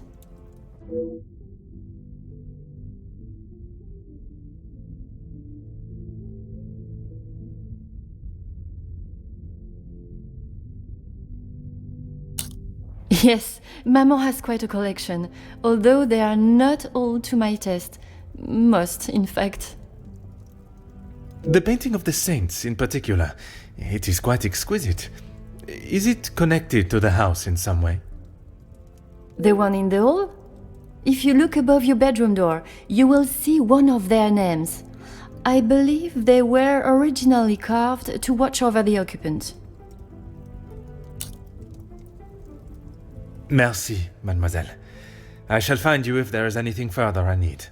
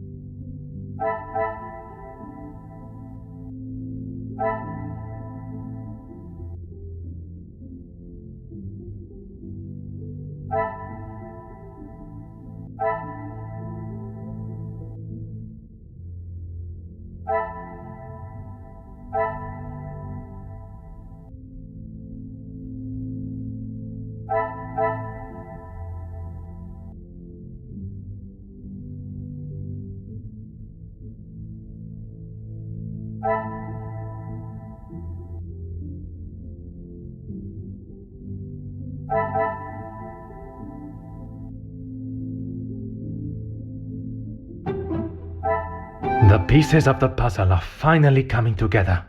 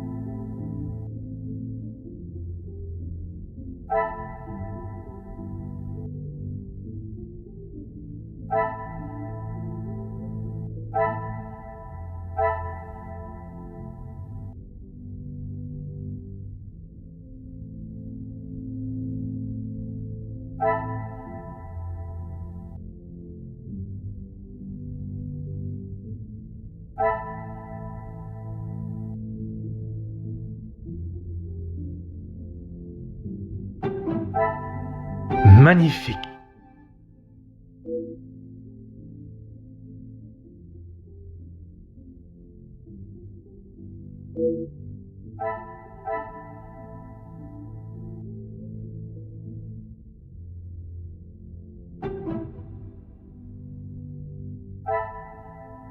What a revelation!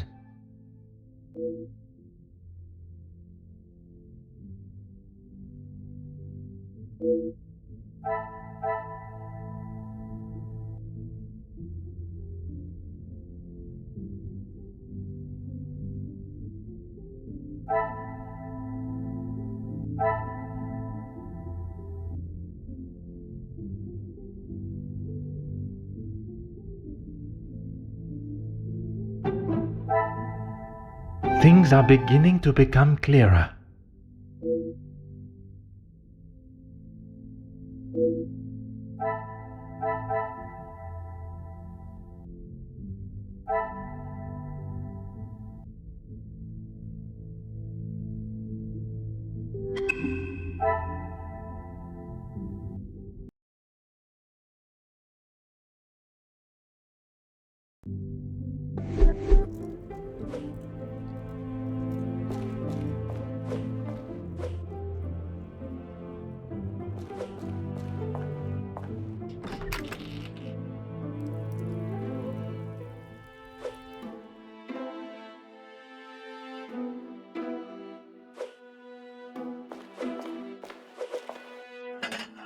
Aha.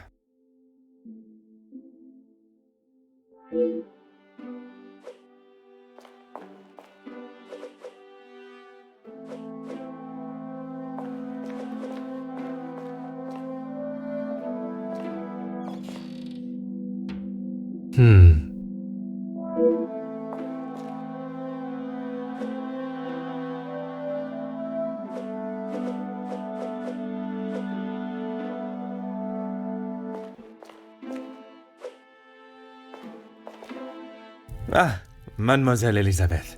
What a pleasure to see you again. Detective Poirot, I'm so glad you could make it. Unfortunately, it is not purely for pleasure that I am here. Mademoiselle Angeline requires my attention professionally. Yes, Angeline has told me. I'm glad she called upon you, Detective. I've been rather worried about her. I will do everything I can to find the blackmailer and bring them to justice. I have every faith in you. I hope I am not interrupting you. We are all very busy, as I'm sure you can imagine. After I'm done, I can come to your room and help you with any further questions.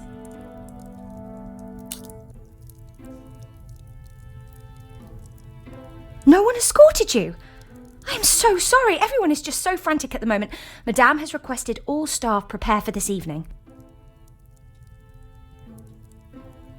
And you have been tasked with jobs in the pantry. Surely your talents could be used elsewhere. I do as Madame asks. Well, as Archie asks. Monsieur Sterling. Yes, I met him when I arrived. A charming gentleman. He did give me some rather vague instructions to find my room, though. I can only apologise on his behalf. He would be mortified. I'm afraid I cannot be of much more help, but I believe you are located next to Mr. De Silva. By all means, the house is yours to explore.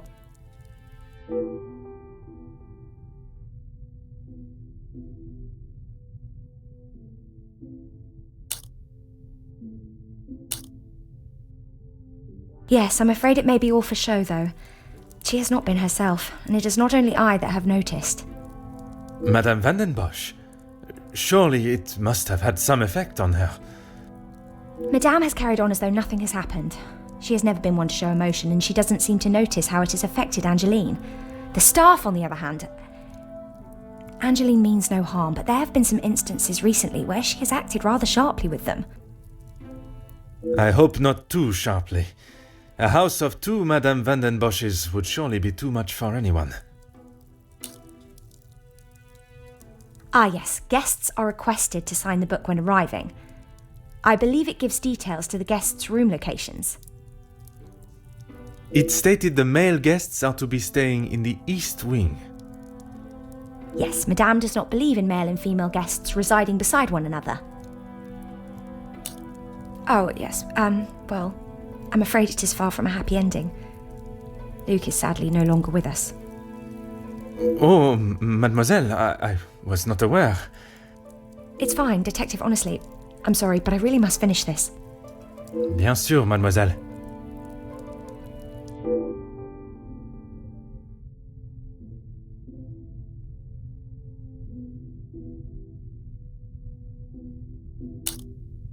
Merci, mademoiselle. The pleasure is mine, Detective.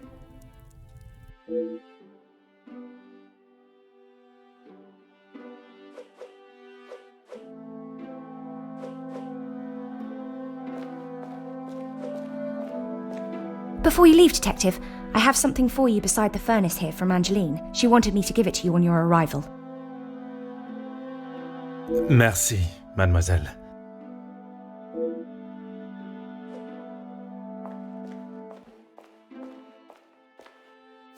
Huh.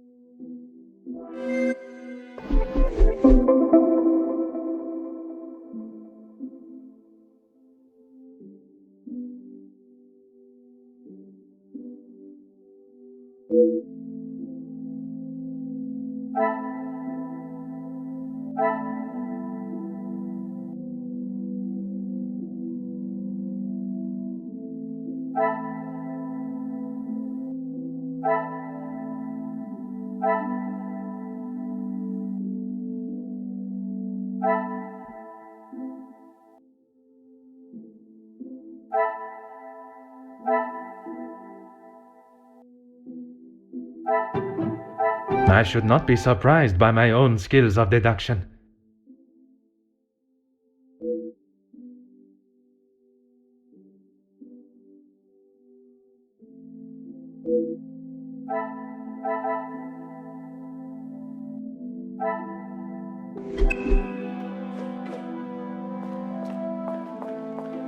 Of course, Detective. What is it?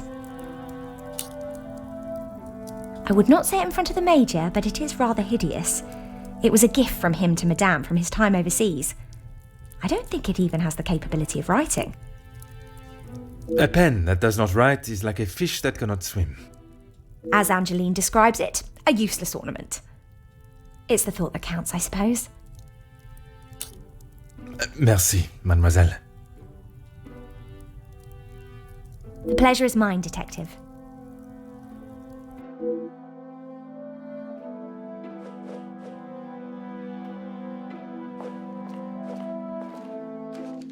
Huh.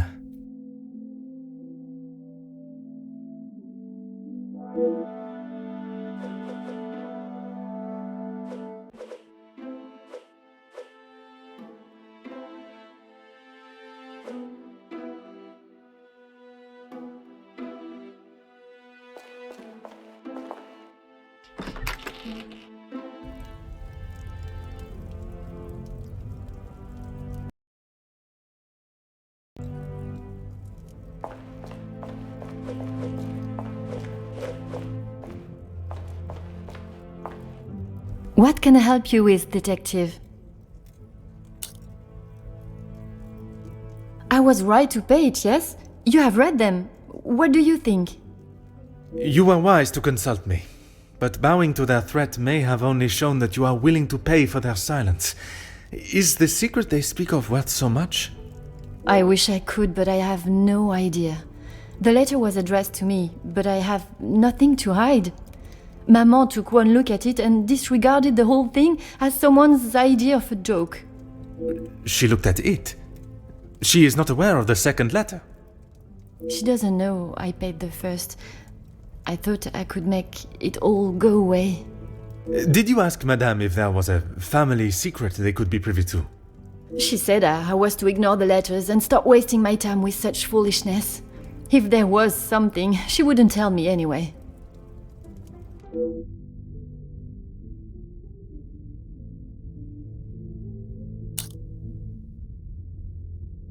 I couldn't ask Maman for the money. She was angry that I had even considered paying it. Gideon offered to help. Pardon, did he not think you foolish for paying? He did, but he said he couldn't stand by and watch me in so much distress. How honorable. We are soon to be married, Detective.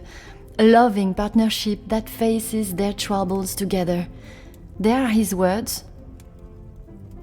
I did not mean anything by it, mademoiselle. You have found yourself a husband that will stand by your side and do what must be done to protect you. I am most pleased for you. As you would expect, she has been in quite a state. It was such a terrible accident.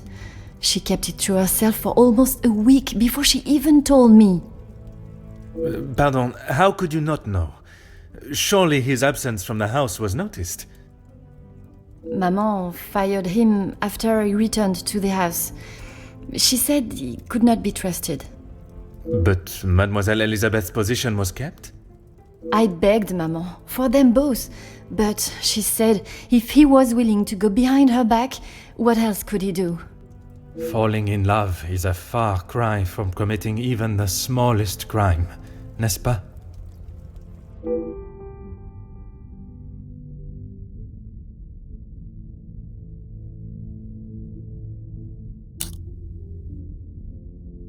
She has been a kind shoulder to lean on through all this mess, but it is her I worry about. She has been through so much. I was not aware of what had happened, and by mentioning, I fear I may have only made it worse by dredging up the past. Do not punish yourself, Detective. You are not to know. I don't think your honest mistake will make much difference to how she has been feeling recently.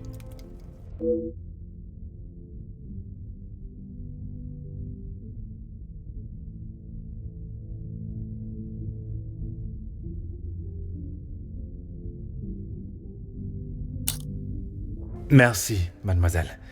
I shall find you if there is anything further I need.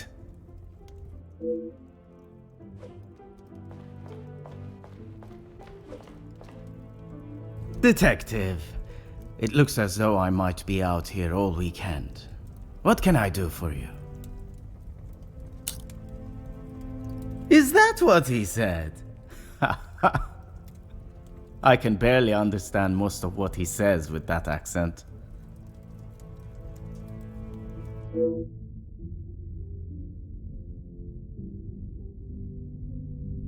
I find his accent rather pleasant, reassuring.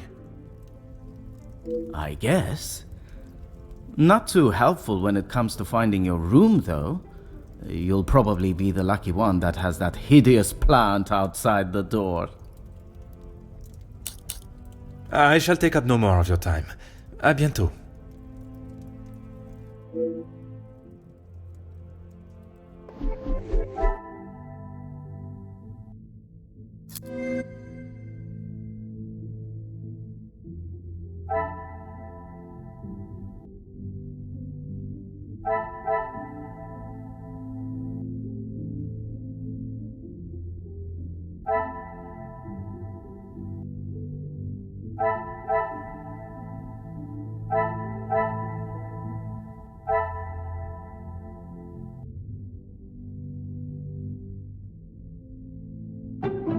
Order and method. That is the way to solve the problem.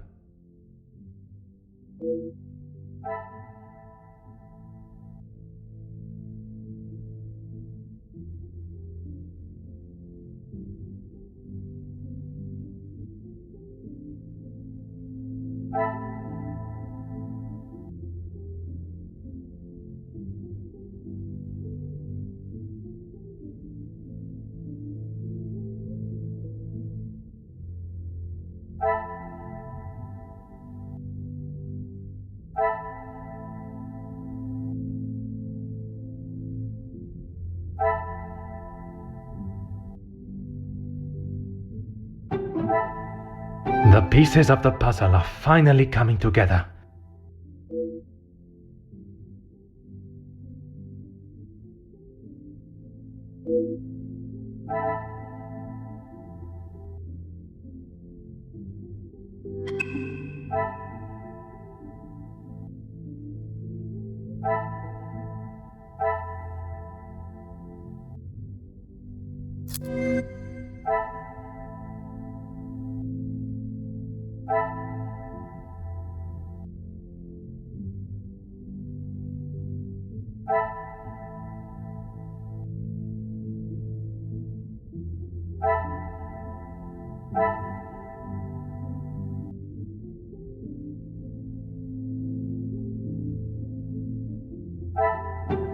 This will not get me any closer to my goal.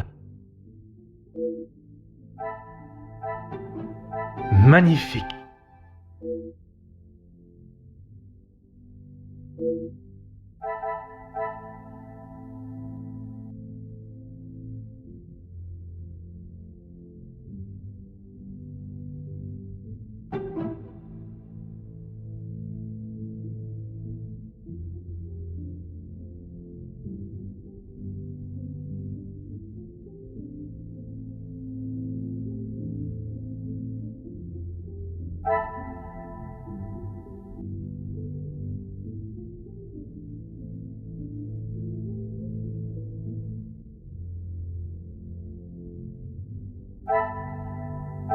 Some would say a lucky guess.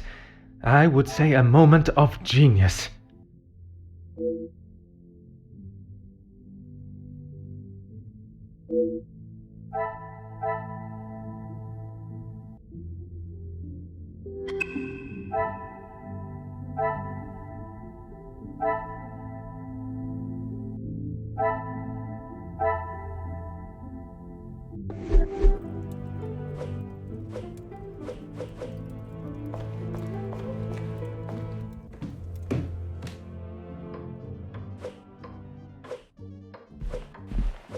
Please, ask away, detective.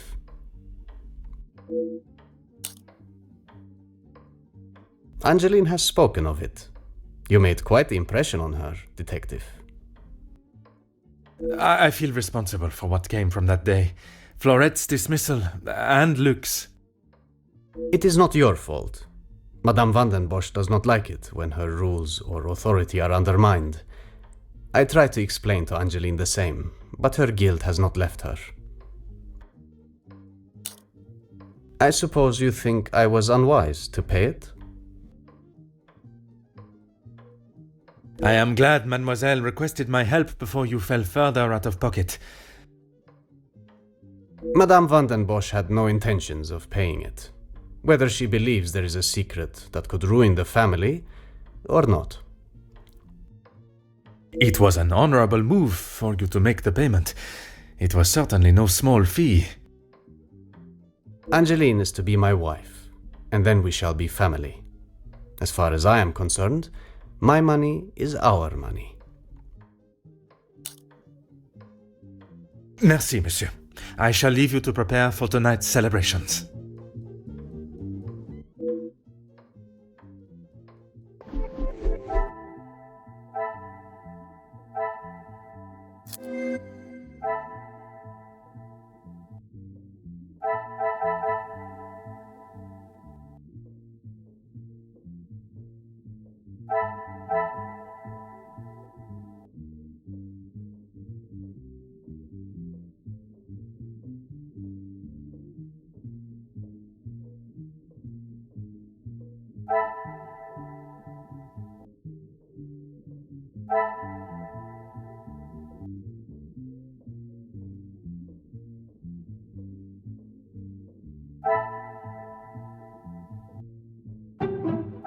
Another success. I never doubted myself.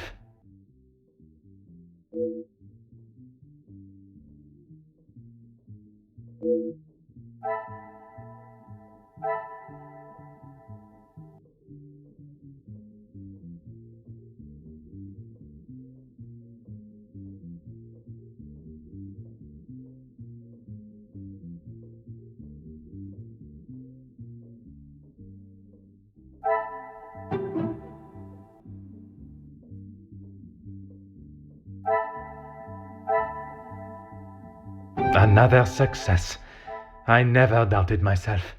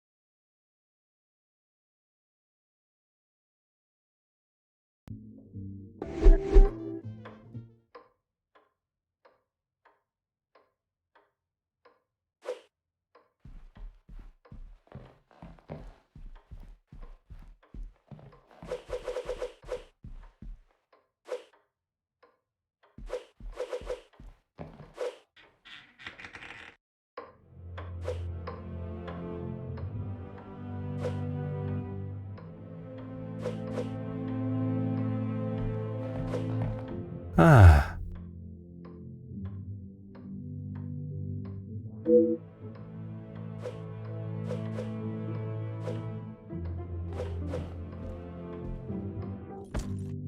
Ah.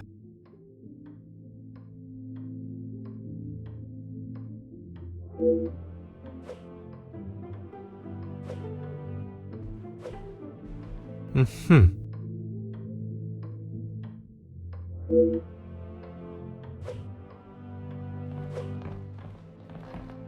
Aha.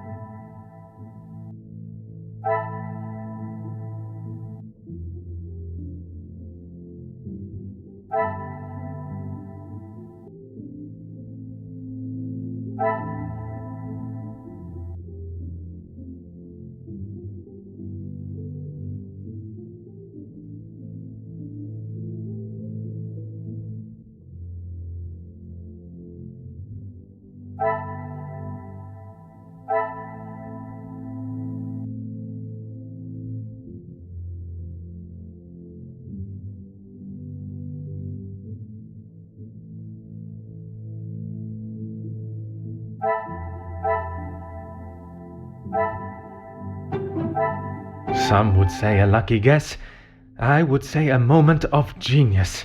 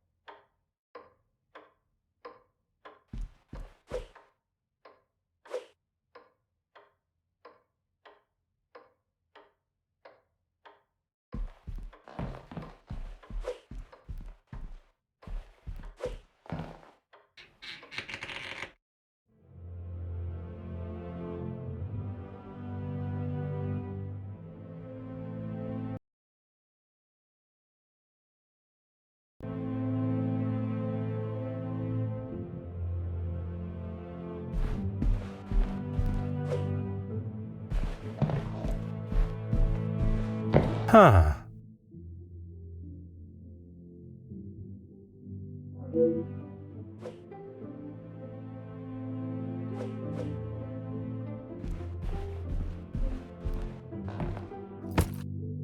Aha.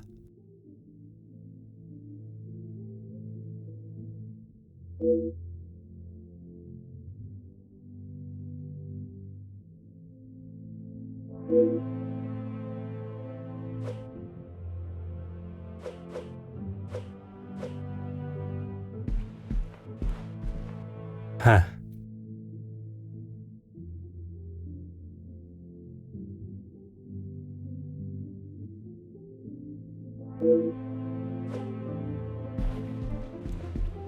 Hmm.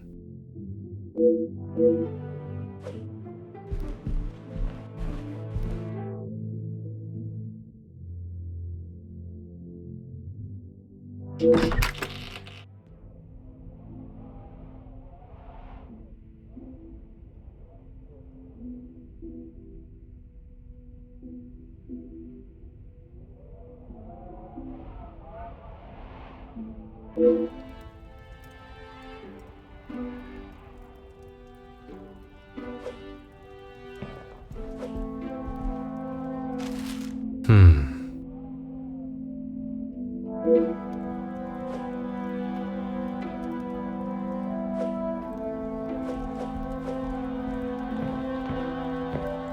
Hmm.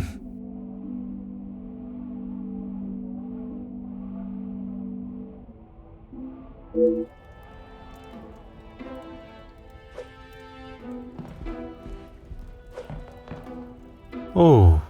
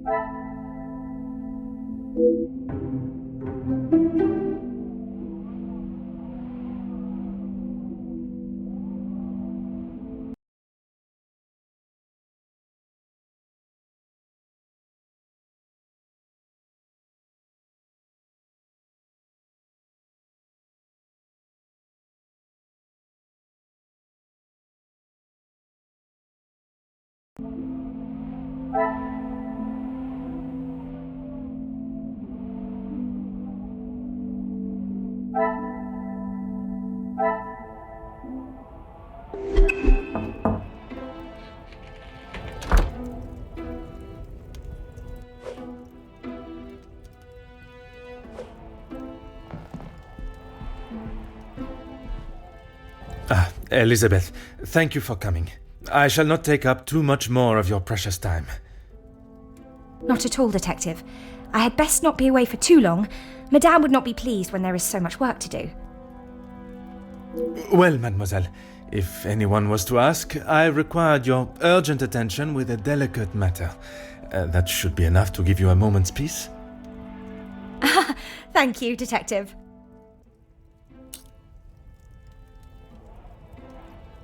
I have heard whispers, but this town is full of busybodies. It's hard to know what is the truth and what is hot air from socialites trying to outdo one another.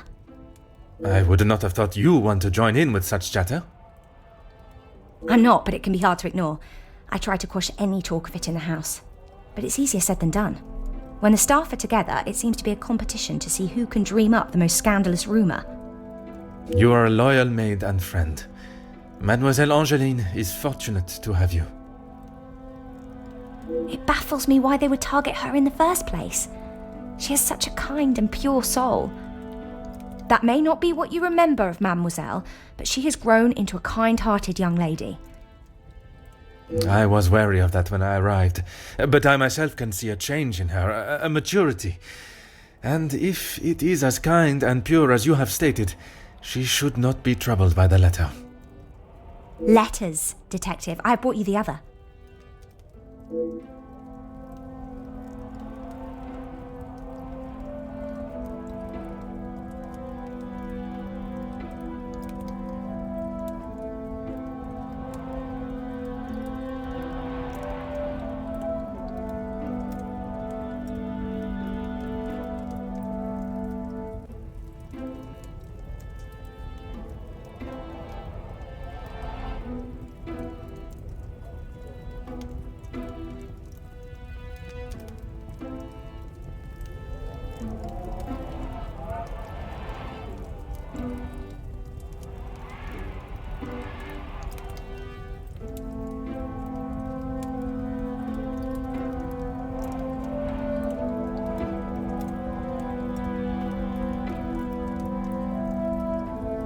I have tried to tell her not to think any more on them, but she fears that even a fabricated story could ruin the family name.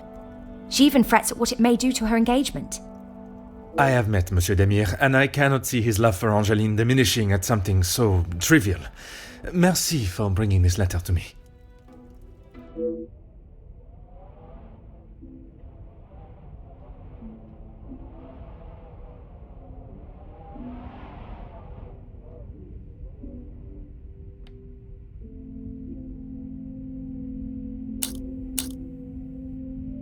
Merci, mademoiselle.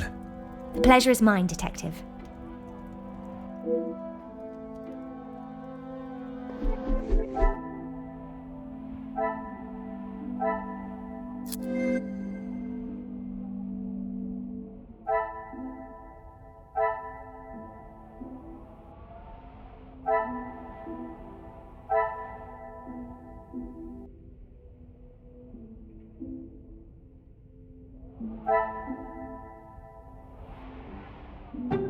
I cannot see the logic in this. Perhaps a second look at the evidence.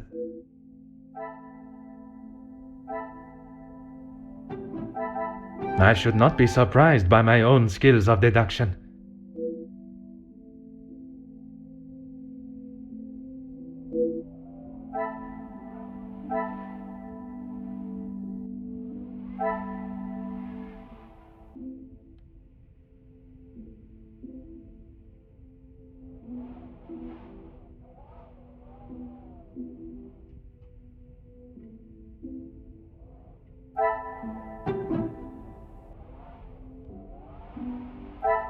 The pieces of the puzzle are finally coming together.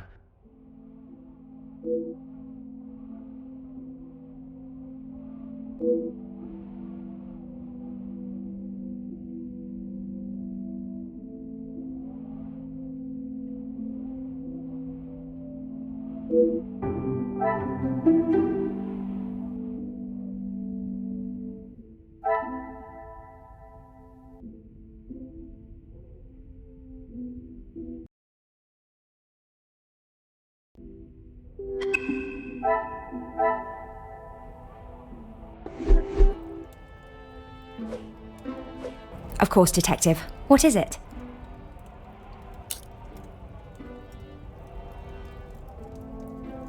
That is news to me, Detective. The deeds to the house that have been left on the table. Perhaps I am jumping to a hasty assumption. Oh no, Madame asked Archie to inquire in town about having the house registered as a landmark. It's a shame the snow is so thick. The gardens are quite wonderful in full bloom. Perhaps you will be able to walk them when the snow clears. She will no doubt be with Master Gideon. The party was just beginning when I came upstairs.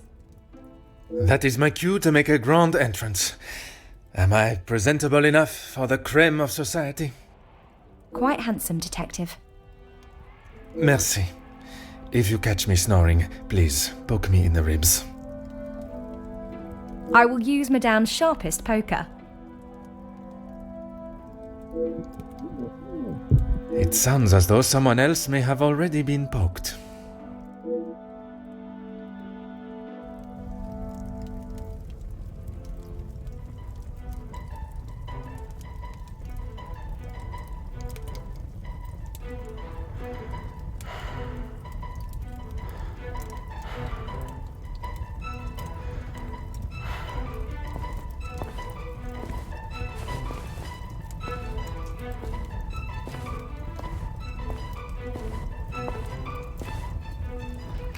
Ladies and gentlemen, please, if you would be so kind to return to the party.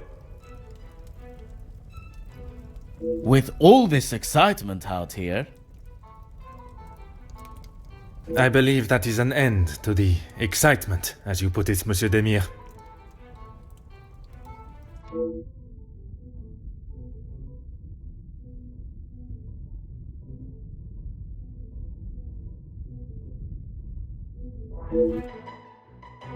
Ah, thank God. One last match. Bonjour, Monsieur Hagen. I wondered when you would be arriving. At least now you can do your job. Pardon, Monsieur. I have just been assaulted. I want him arrested. I'm afraid it is not as simple as that. I merely witnessed you standing up from the ground. This is ridiculous. You know very well what he did. Perhaps you could elaborate on what instigated the altercation. I should have known you wouldn't make things easy.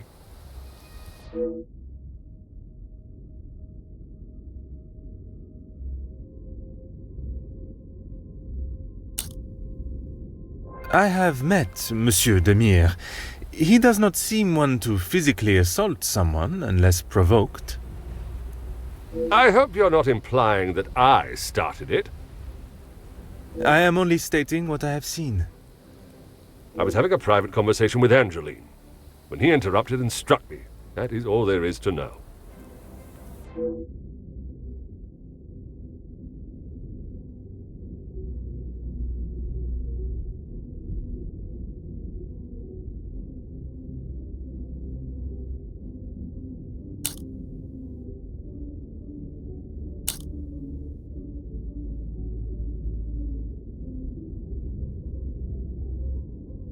I would not act any other way. Well, unless I am provoked.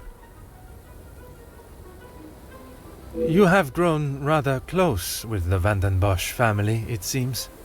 What has my relationship with the family got to do with anything? Why are you even here, officer? Detective. And I was invited by Mademoiselle Angeline personally. Seems to be mistake after mistake with that girl.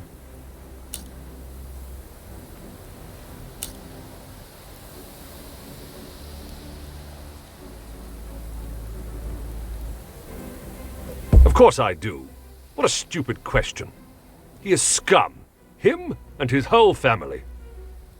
If I had my way, he wouldn't have even stepped foot in this house.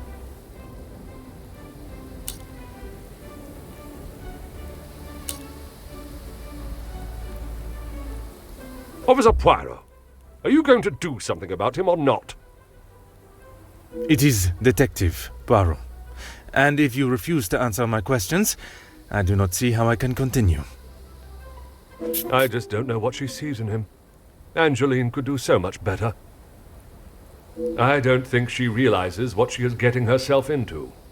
I can't imagine her living a happy life with that rogue.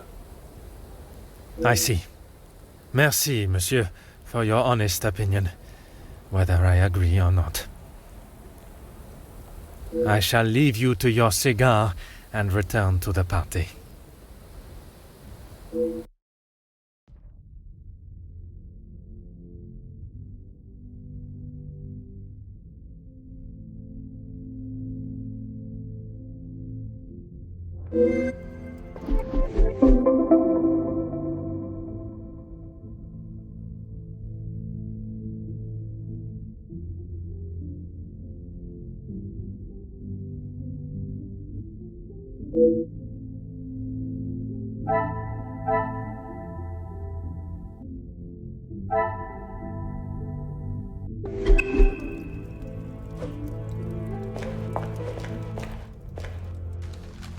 Oh.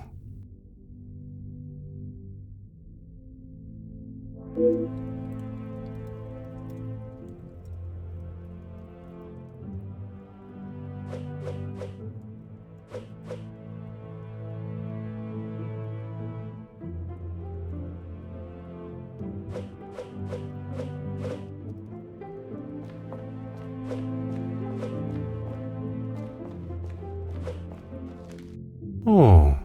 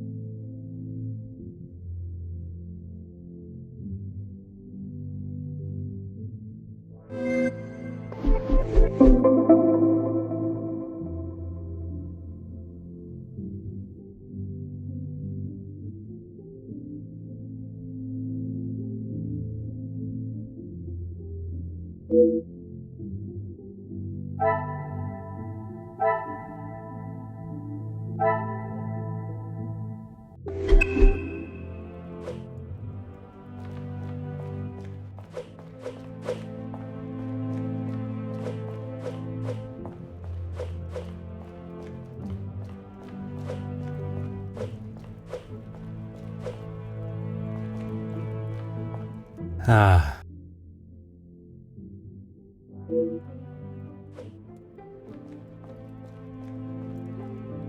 Ah.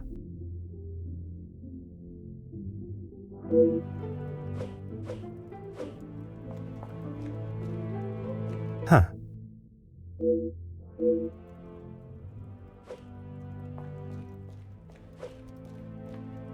Huh.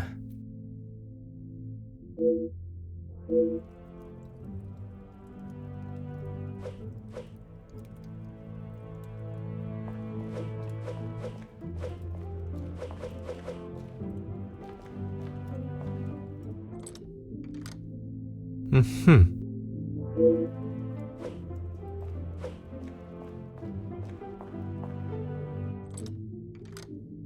Ah.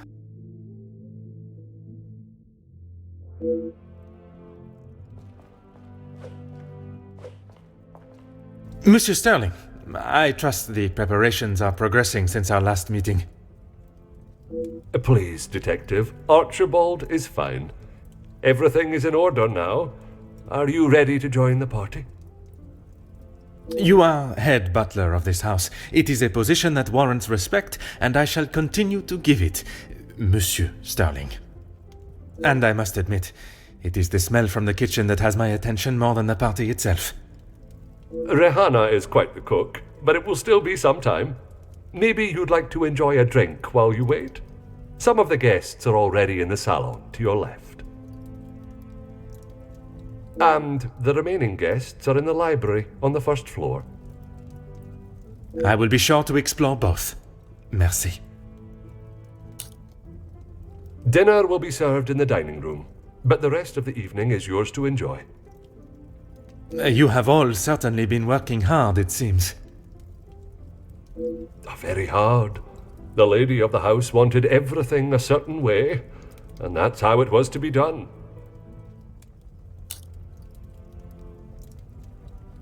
It is my responsibility to look after the house and staff, not to resolve petty disputes. I cannot imagine he will be in any mood to attend the party. He often has a cigar to calm down, and if that doesn't relax him, that temperature outside surely will. Merci. You have been most helpful.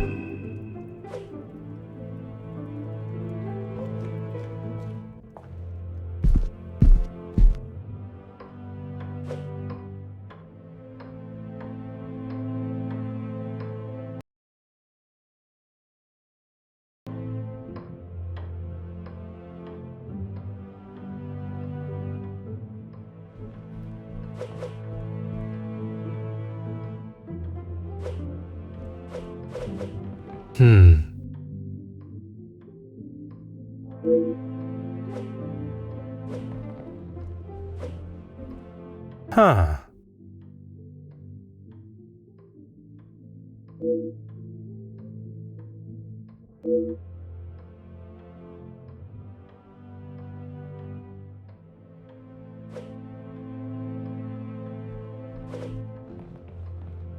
Oh.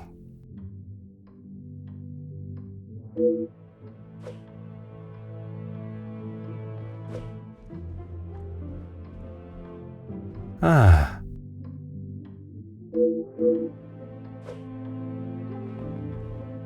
Oh.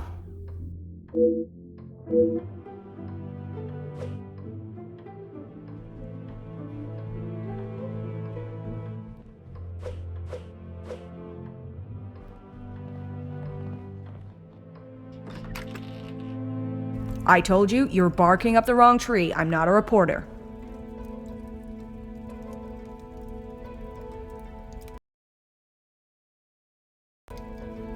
But you're going to want to hear this. You could interview me now. And why would I want to spend my evening doing that? The world needs to know. You want to sell papers, I want the truth to be known. Win-win. I came here to enjoy myself, not to hear a second-string version of... I was there. I saw the whole thing, including who was ruining the show. All right, I'll bite. Let's talk later.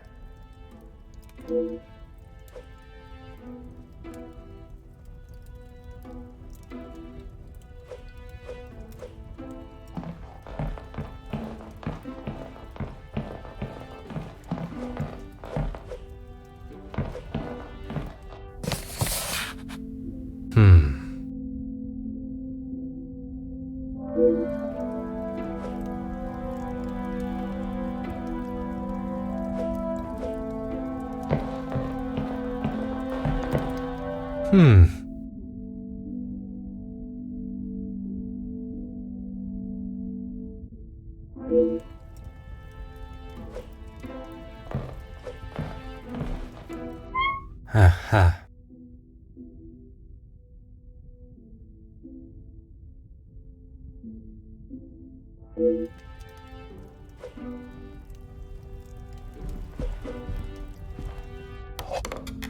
Aha.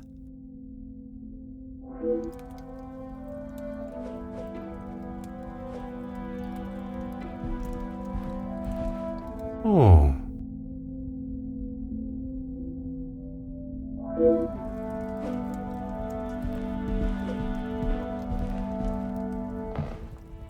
Huh.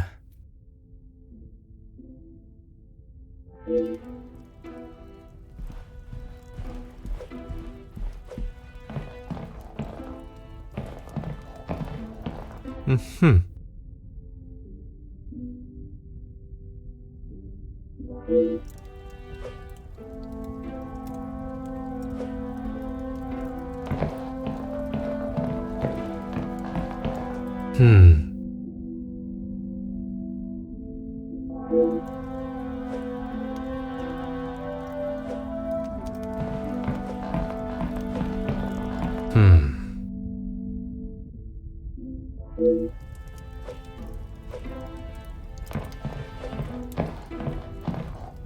Ah.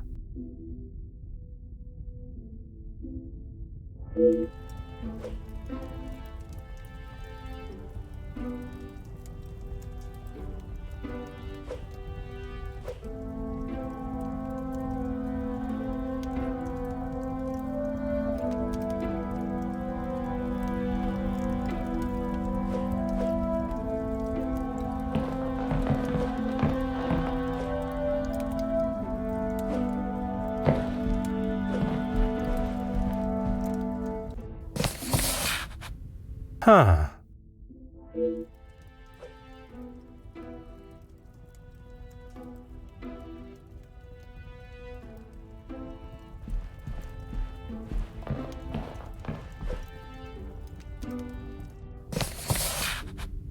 Aha.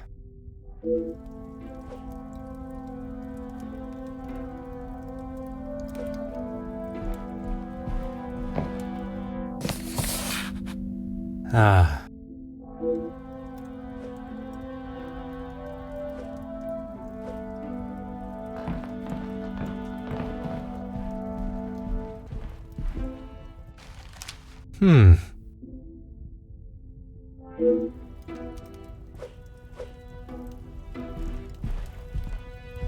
Oh.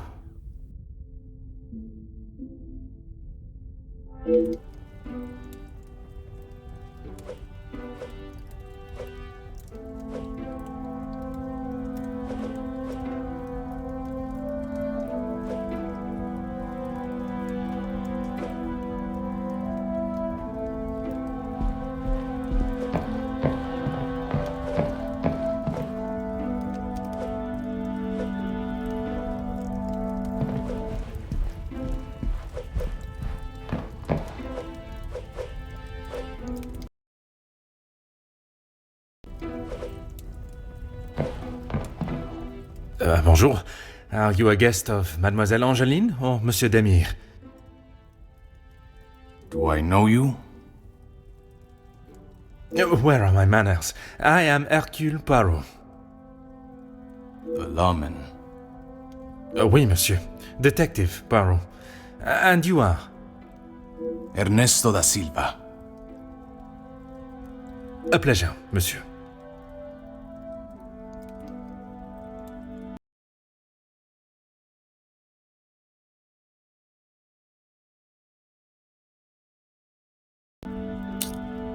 I'm a man of business. I see. Is there a particular area of business that is your focus? Overseas investments, international relations. I also own a number of factories in the city.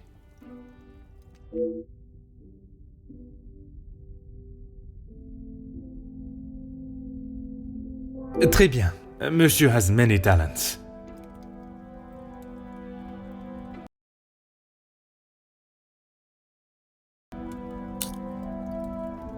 We work together as partners, yes. You must know the Vandenbosch family well, then. I help Madame Vandenbosch, if and when she needs me.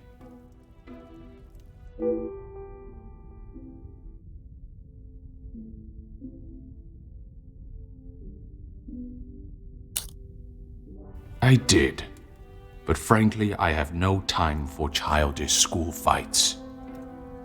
You are not aware of the circumstances that started it, then? I heard something about a cigar.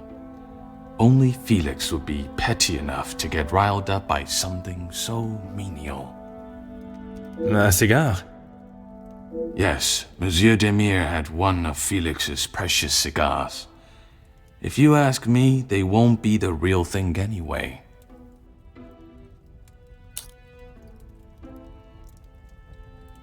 Distinguished gentleman. It was two alpha males going head-to-head, and Master Gideon came out the victor. Surely we have passed the days where shows of unnecessary brute strength impress anyone. When it comes to the protection of a woman, we are far from it. Man will always return to their most primitive form. Mademoiselle Angeline, the Major has no place to feel threatened. Monsieur Gideon is to become her husband. And he has spent the last however many years supporting them, as he calls it, clutching on to whatever he can. Merci for your time. It has been most intriguing.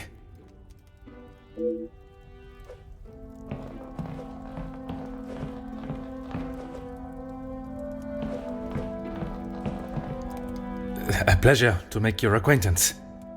Likewise. You're not from around here, are you? My name is Hercule Poirot. I am a friend of Mademoiselle, soon to be Madame, Angeline. I see. Jacqueline Conrad. No doubt you've heard the name before. I am rather embarrassed to say I have not, Madame. No need for the madame. I'm not married. Just call me Jackie. Oui, Jackie. Seriously? You don't know who I am? My sincerest apologies. And I thought you Europeans were meant to be cultured.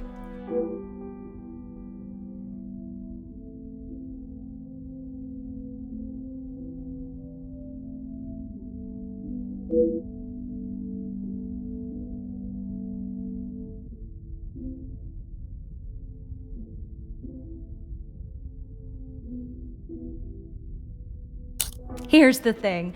I'm one of those people you want to know, and not be on the wrong side of. Perhaps it would be wise for me to remain on your good side. It's the best place to be. You wouldn't believe what a couple of positive stories can do for a family name, or a career. And that is what you have done for the Vandenbosch family? A little help goes a long way, and from what I have seen, the ladies deserve some positive support. I heard, and it doesn't surprise me. There will always be someone trying to get something out of someone else. People are only out to help themselves. That is a rather pessimistic way of thinking. But it's the truth.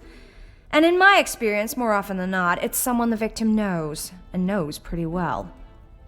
You make me question those I consider friends. And maybe you should. If you have something you don't want the world knowing, just keep it to yourself.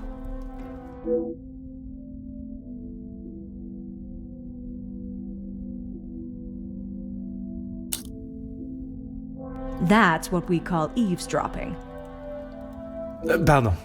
I didn't mean to pry. And with respect, I don't think it's really any of your business.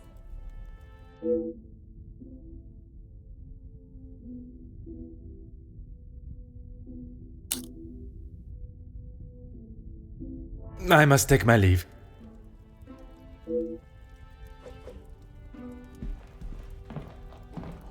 Allow me to introduce myself. Hercule Poirot. Hugo Beckers. A pleasure. I hope I am not disturbing you. I often find myself at a loose end at parties such as these. I've never been referred to as a loose end before, but it is always good to make a new acquaintance.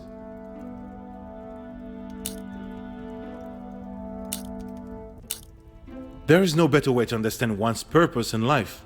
I stand up for the workers that cannot do it themselves. You work with a union? Union leader, well, that is my formal title. But I see myself as more than just that. So much more. I am the face of the people. A voice in the void when there is none. Very spirited. You have quite the way with words. In my line of work, it is essential. Some fight with their fists, but I believe words are the ultimate weapon. I have been working with Gideon for quite some time. We are doing great things together. Great things. I was not aware he was part of the union. Well, he's not exactly. But he is an ally in the battle we face. Without his support, our uphill struggle would surely be a climb. Hopefully my talks with De Silva will help him see the light. I don't know what you think you heard, but it was a private matter and I appreciate if you kept it to yourself. I can assure you, Monsieur Beckers, your conversation is exactly that. Yours. Then maybe we should just leave it there.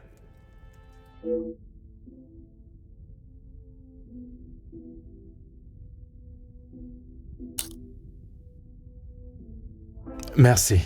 If I find myself at a loss again, I shall certainly return.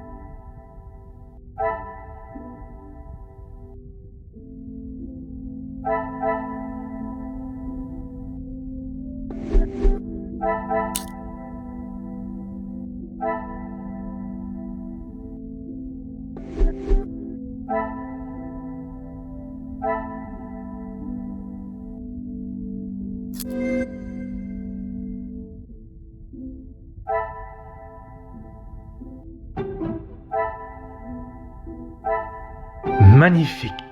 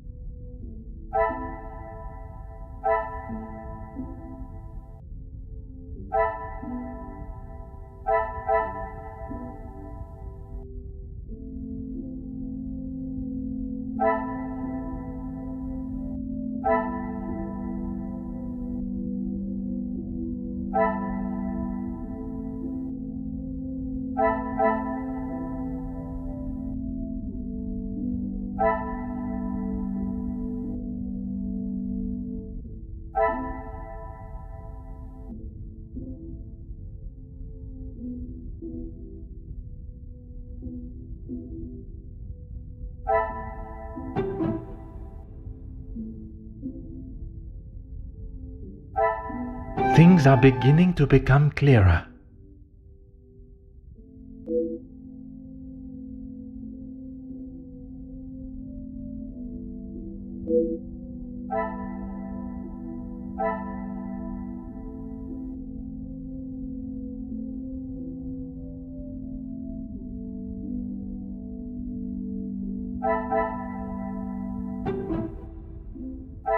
What a revelation!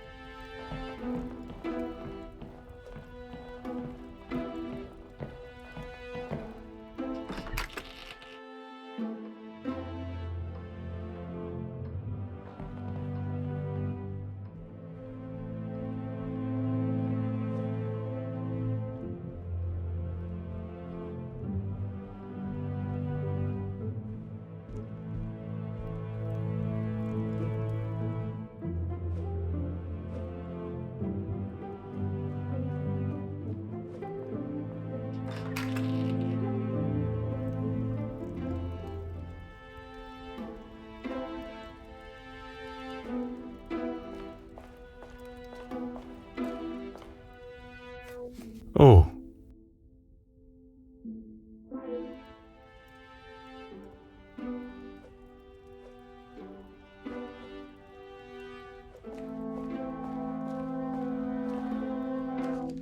Huh.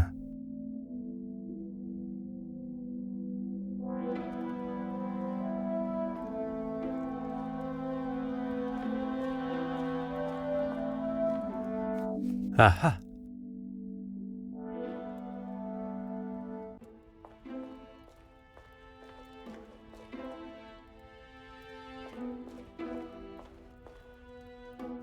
Hmm.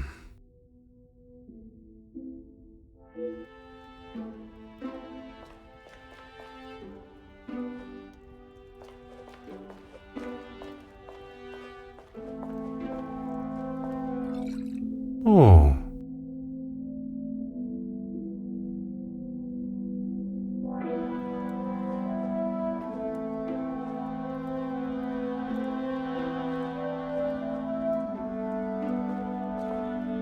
Monsieur Demire, we meet again. What did I tell you? Call me Zach. You found your room all right then? I did, and a charming room it is. I don't know if I would call mine charming, but if I drink enough, it won't matter.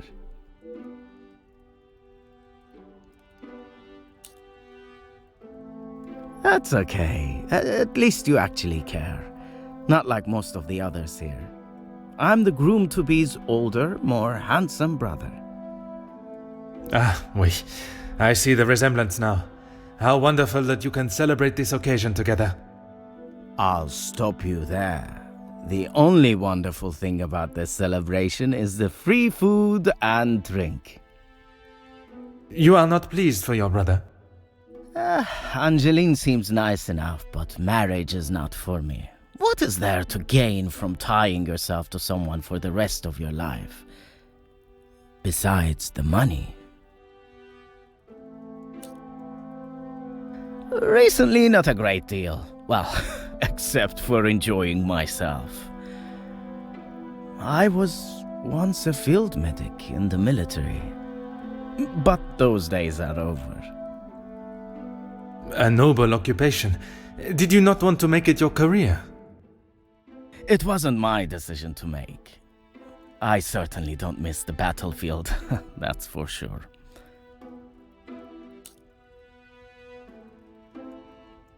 I'm sure he's fine. You don't need to worry about him. Always the knight in shining armor, riding in to save the day. Saving the day from who, exactly? Well, if Gedeon is the knight in the fairy tale, Felix is the dragon. Felix the Major! Ha! Always there, thinking he is better. Just because he was a major. We all know how he got there. In his mind, that puts him at the top of the chain.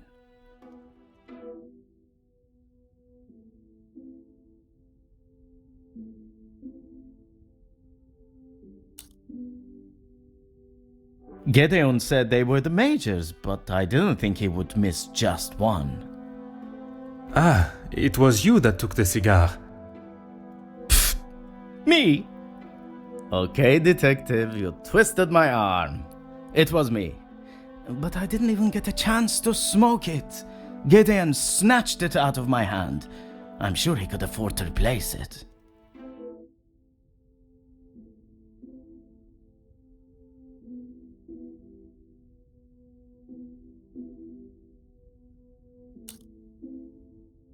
Perhaps it is best I take my leave.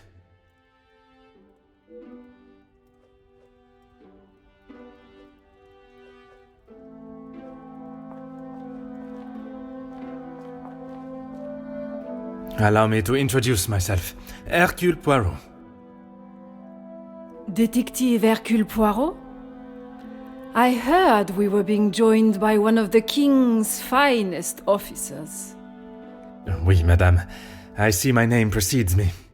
Comtesse Margot de Vos. Charmed, I'm sure. It is I who is charmed. Handsome, well-mannered, and a man of the law. I did not expect such a fine caliber of gentleman at this party. Comtesse, your compliments are enough to make a young detective blush.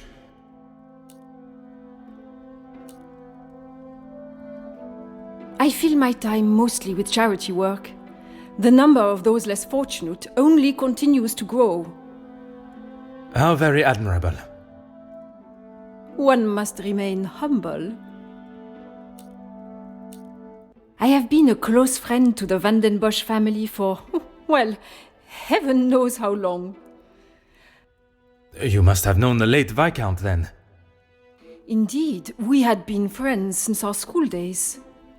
His passing was very hard on both Cassandra and young Angeline. I became a sort of protector of them both after his death. A guardian angel, if you will.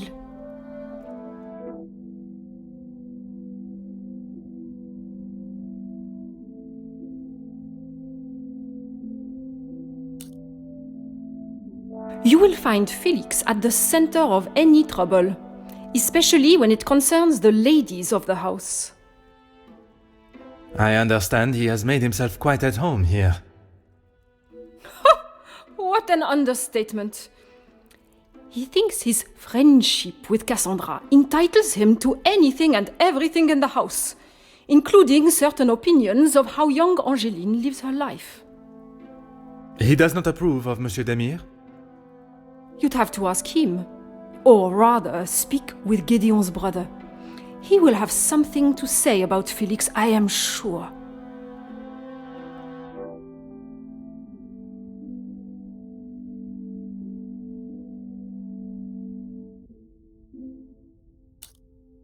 A strapping young man.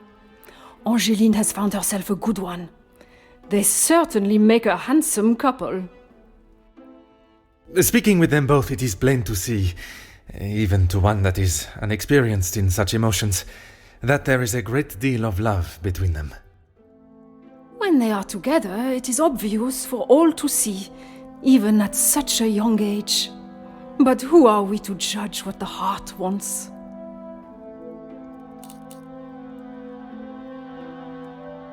He would say that. I mean, financially, yes. But what else does that man have to offer? I cannot imagine Madame Vandenbosch would be one to request financial help. After Edwin, the Viscount, died, the family was left in a rather unfavorable position. She wasn't requesting, chérie. She was begging.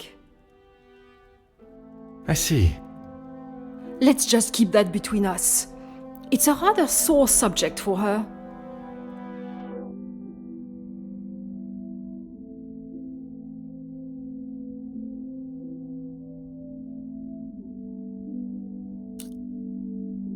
Work with?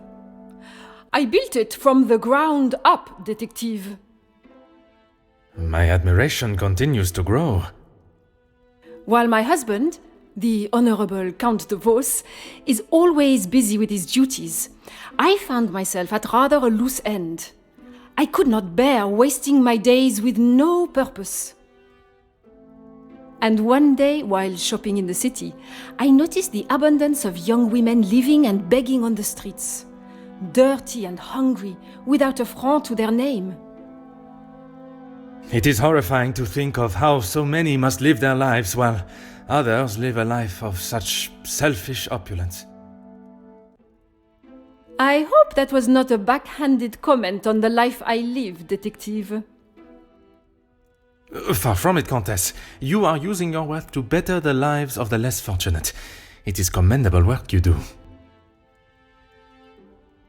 It is, isn't it?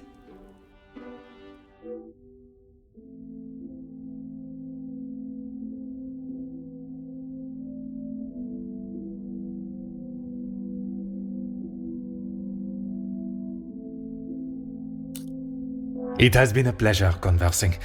I look forward to our next tête-à-tête.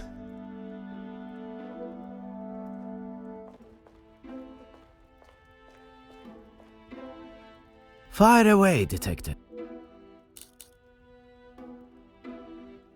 The major pain in the ass. Why should I? It doesn't take a detective to work out the sort of man he really is. You must have seen it, right? I have my own history with the Major, but that is a story best not told.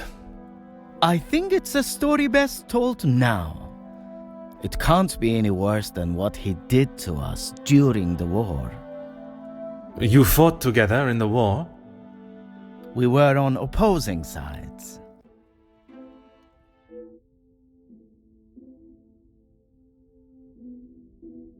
The subject of war is a difficult topic for everyone. Perhaps it is best to discuss something else. If you had seen what I have, what he has done, you wouldn't side with him. I am taking no sides, monsieur. It is just not conversation fit for a party. Perhaps it is best I take my leave.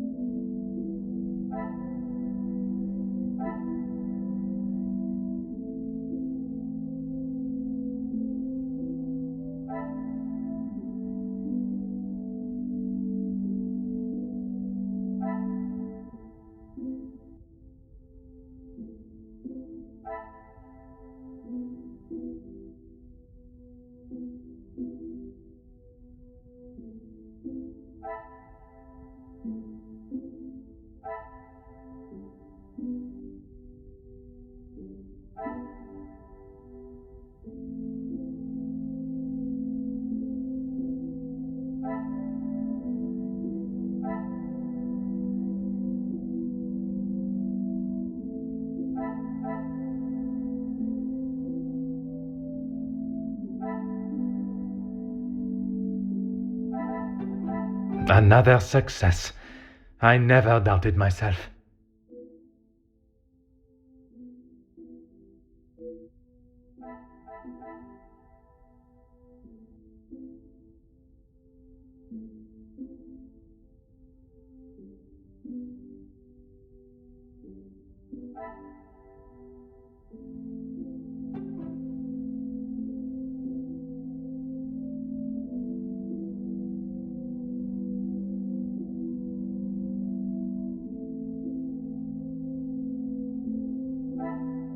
I must act on thought and fact, not on impulse.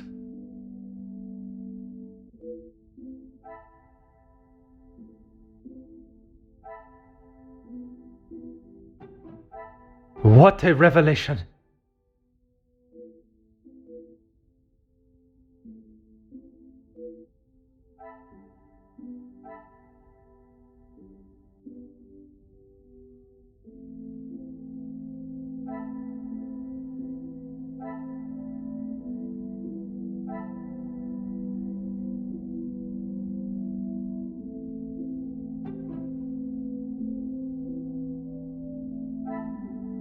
Magnifique.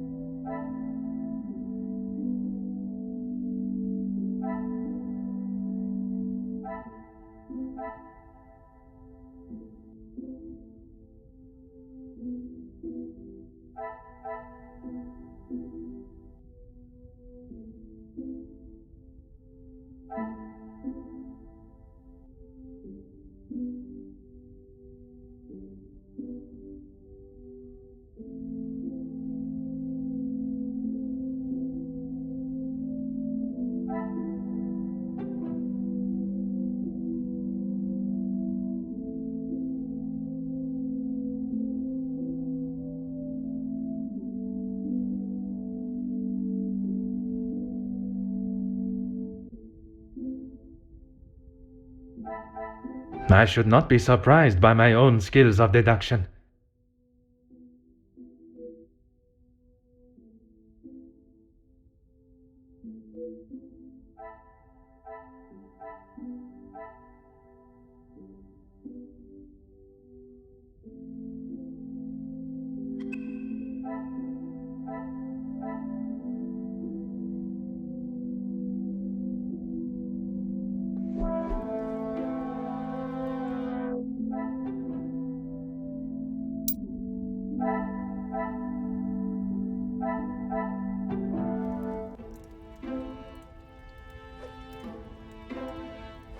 Fire away, detective.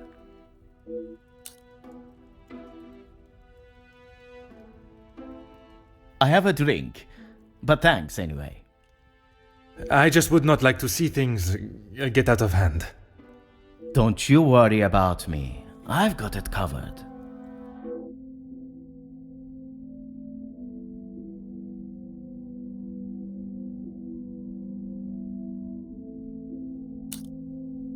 Perhaps it is best I take my leave.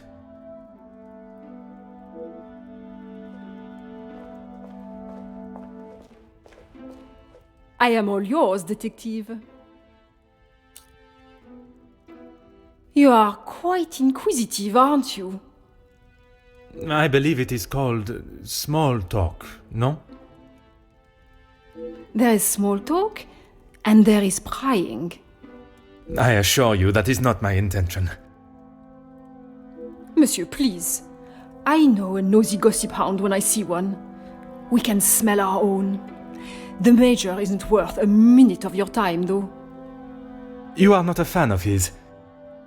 I'd hit him with my fan, monsieur. Any man that can treat a lady the way he does doesn't deserve to be in his position. And what position is that, may I ask? Lording over Cassandra like she's the help.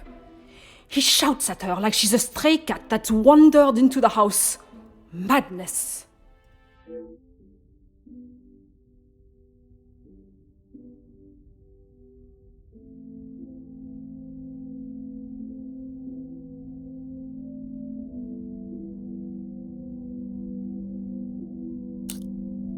It has been a pleasure conversing. I look forward to our next tête-à-tête.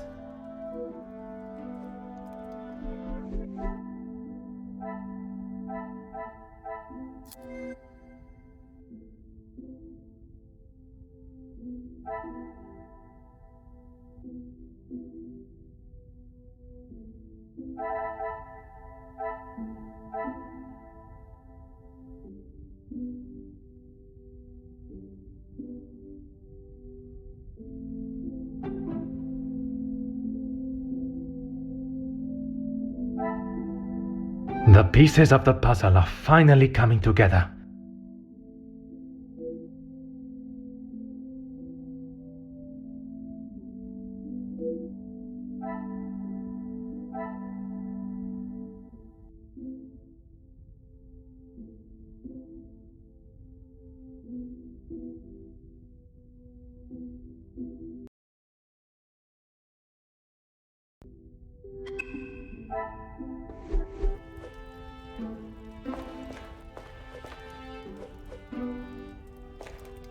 Madame Vandenbosch, congratulations are in order on your daughter's engagement.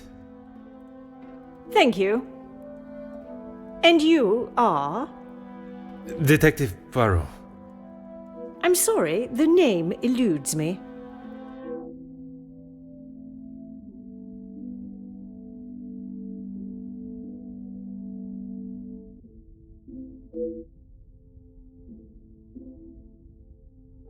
Once Officer Poirot, I investigated your daughter's missing bracelet. Oh, it's you. There is no missing jewellery here today, so we are really not in need of your services. I am here on a rather more pressing... I know why you are here, officer. Detective, whatever you are now. Please, just get on with it. Detective, and I promise not to keep you too long. Angeline is her own woman now. She can fight her own battles. She does not need her husband to be stepping in. And what battles would they be? Nothing that concerns you, detective.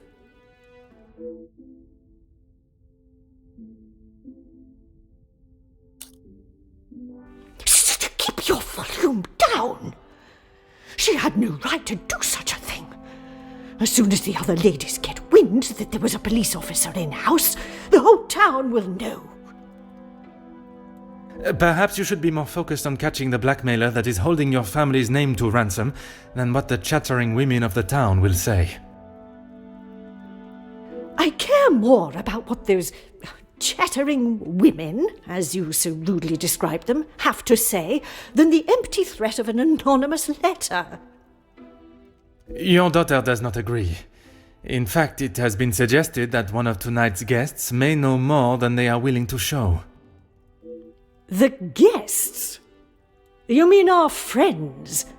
You can't honestly believe one of them would be so petty to send a letter like that. Oh, officer, you have not changed.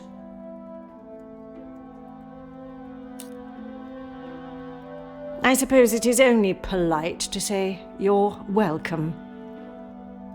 Madame is as quick-witted as I remember. What a shame there is nothing as memorable about you but your lack of respect.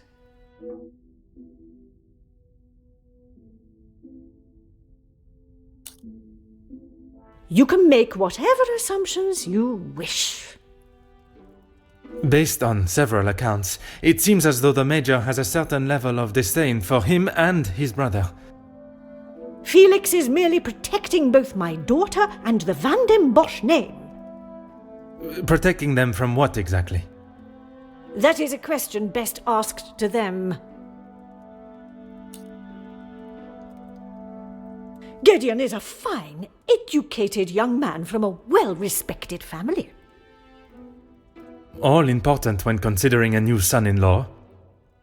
A good home and education speaks volumes about a man. Even in the short time they have been engaged, his noble character is obvious. If you were an educated man, you would know that. I can assure you, madame, my education is not one to be sneered at. And yet you remain a mere detective.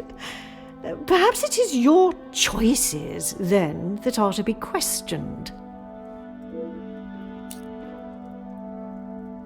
What do you mean, protecting? She hasn't gone and paid that silly ransom, has she? It was Monsieur Demire that accepted the cost. He paid it because your daughter believes there may be something to hide. For heaven's sake! Why do you think it was addressed to her and not I in the first place? Because they knew I would throw it in the rubbish where it belongs. Madame, if there is something you are keeping, it would be wise to tell me now. It may help in identifying the culprit. And it would be wise for you to stay out of my family's business.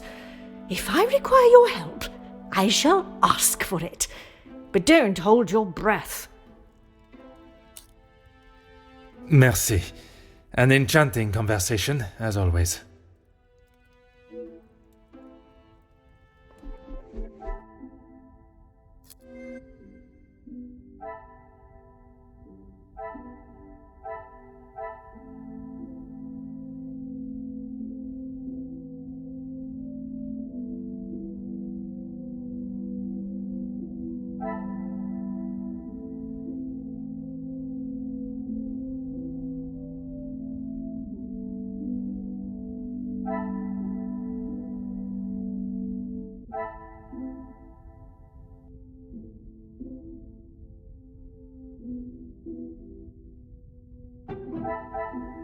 Some would say a lucky guess. I would say a moment of genius.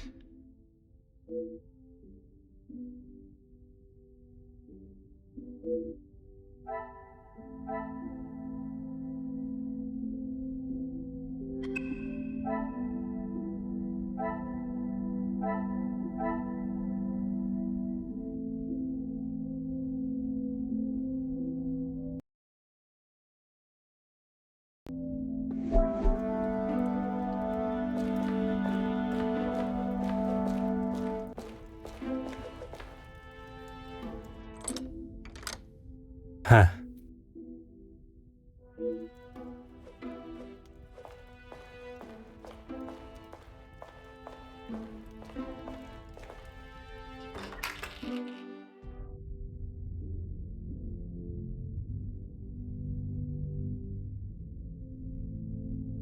Vandenbosch residence, how may I help you? Yes, of course. Please hold for one moment. Sir? Yes, a call for you. Shall I direct it straight through to you in the study now? Very good, sir.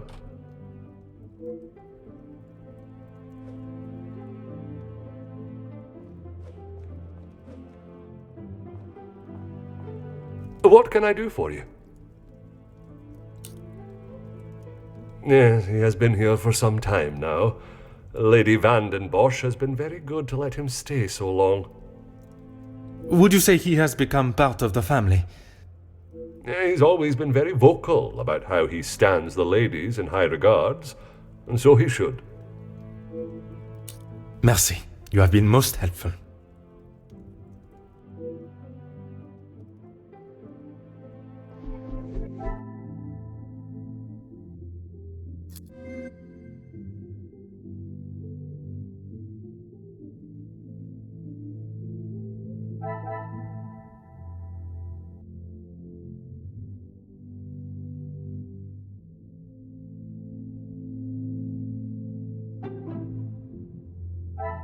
Things are beginning to become clearer.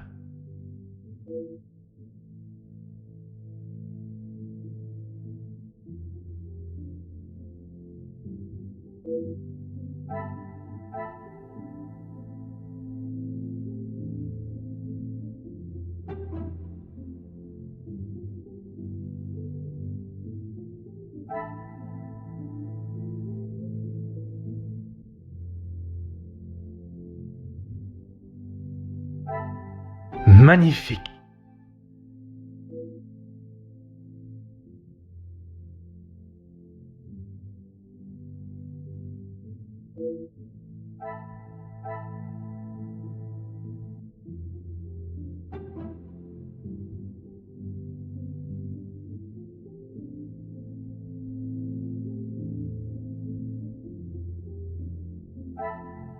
Things are beginning to become clearer.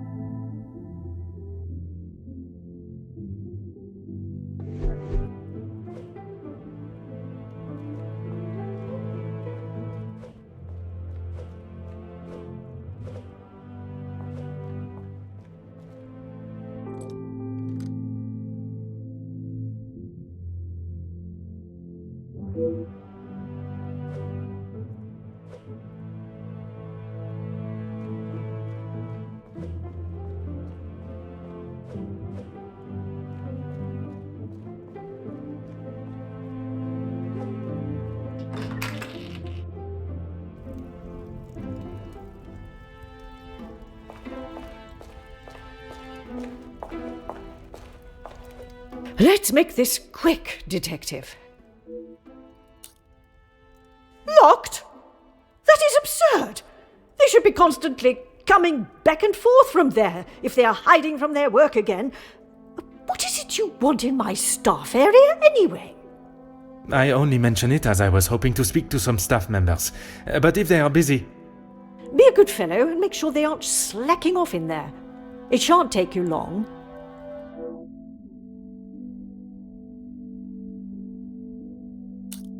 Merci. An enchanting conversation, as always.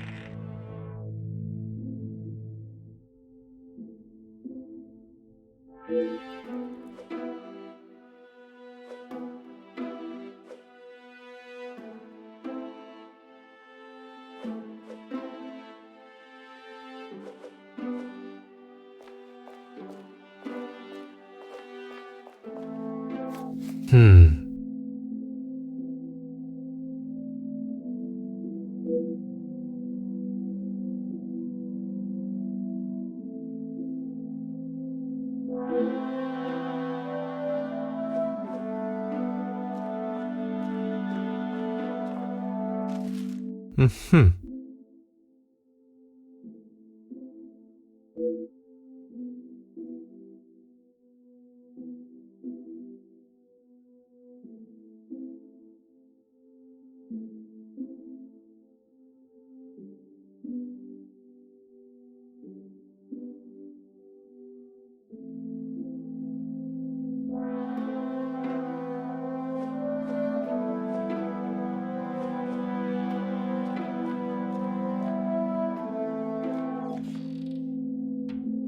Huh.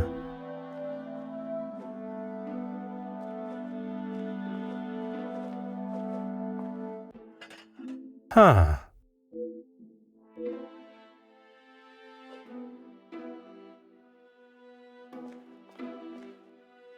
Bonjour, mademoiselle. Oh, monsieur, you startled me. It was not my intention, mademoiselle. I was hoping to talk with a member of the staff.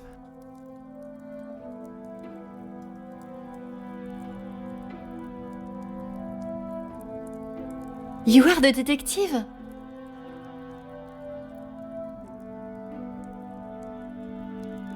I am Detective Hercule Poirot. I only intend to take up a moment of your time. Oh, Madame Vandenbosch will be very hungry if she knows I'm standing talking. Allow me to worry about Madame.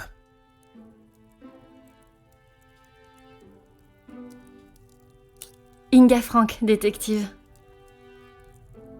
From the Norse god of peace and fertility. A most beautiful name. Merci, it was my grand-mère. Oui, detective. Madame was very clear on what was to be prepared for today. Well, everything looks exquisite, but if I may be blunt, would you not benefit from some more hands? Monsieur Archie knows how busy we are, especially in the kitchen. I hate when I have to run service.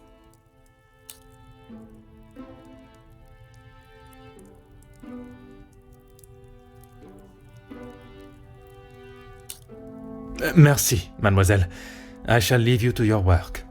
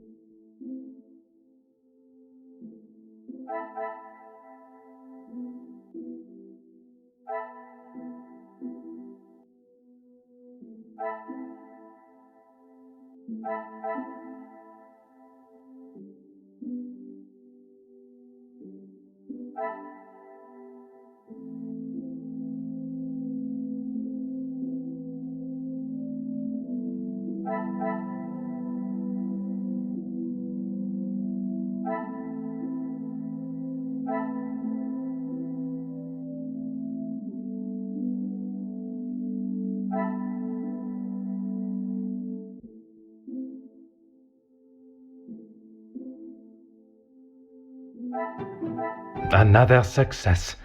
I never doubted myself.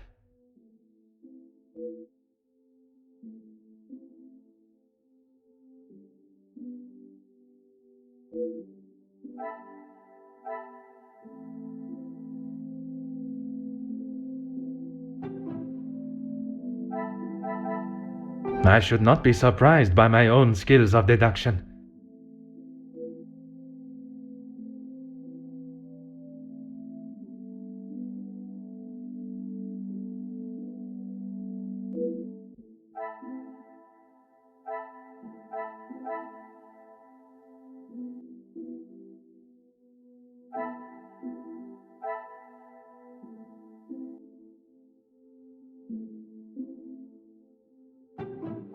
What a revelation!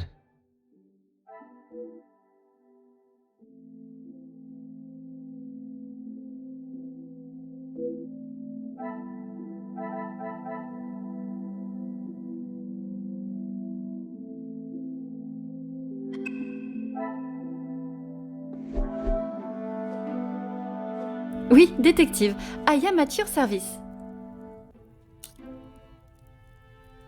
That is not for me to talk about, detective.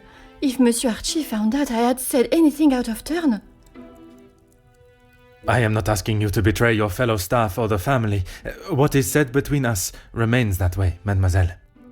It's only whispers, but the last servant was caught in areas of the house they shouldn't be. Apparently, they saw something they shouldn't have.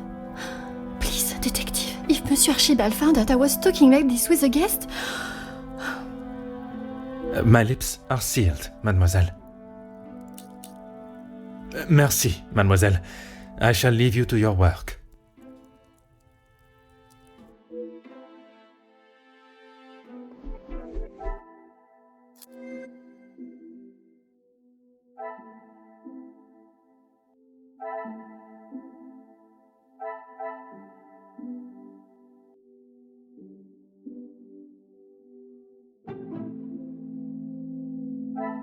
The pieces of the puzzle are finally coming together.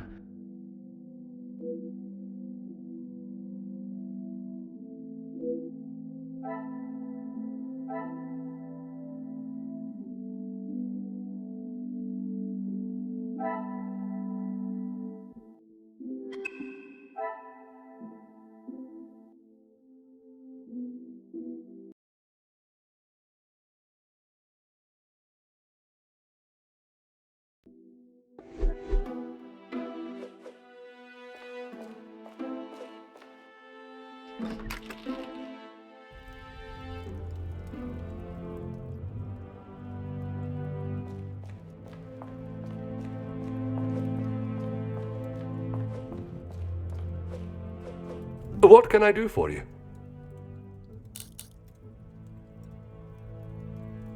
What have they done? If I have to...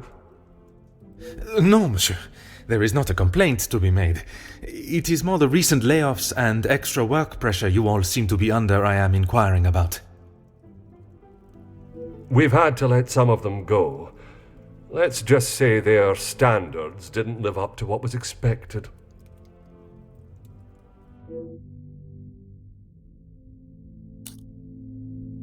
Merci. You have been most helpful.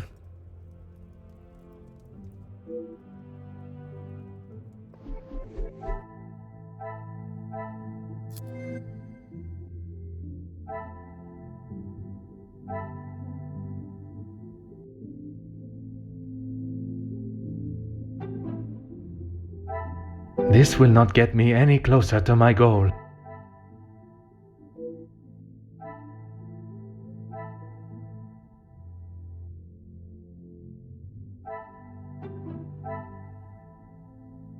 Some would say a lucky guess. I would say a moment of genius.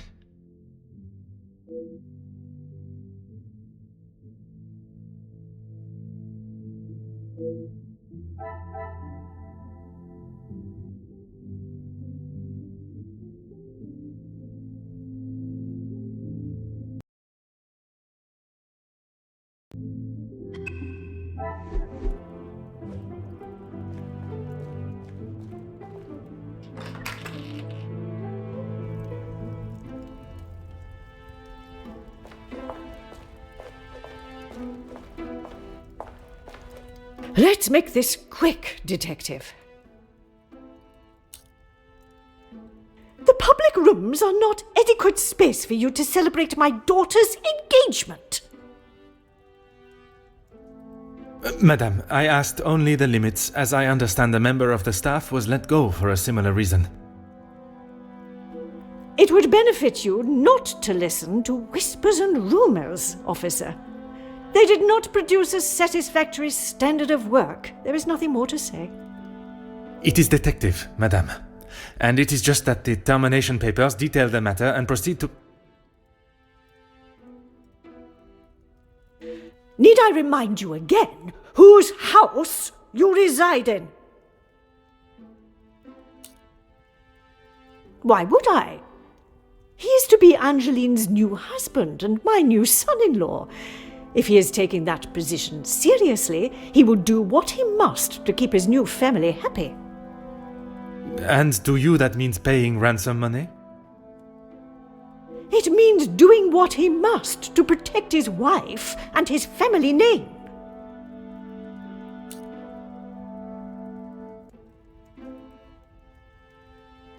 I see you have still not learned any sense of tact or subtlety.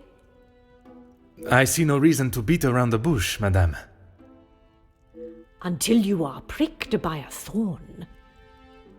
And until that day, I shall continue with the method that best serves me. Now, Monsieur de Silva. Yes, he has provided some financial support when it has been required. I assume that was the answer you were looking for. Merci. An enchanting conversation, as always.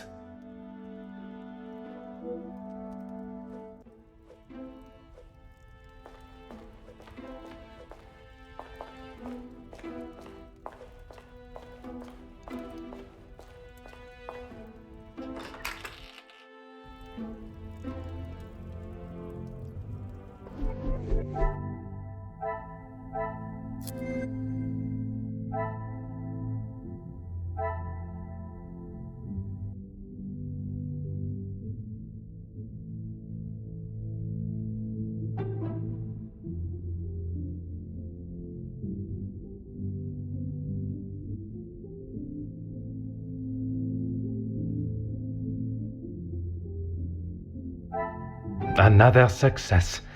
I never doubted myself.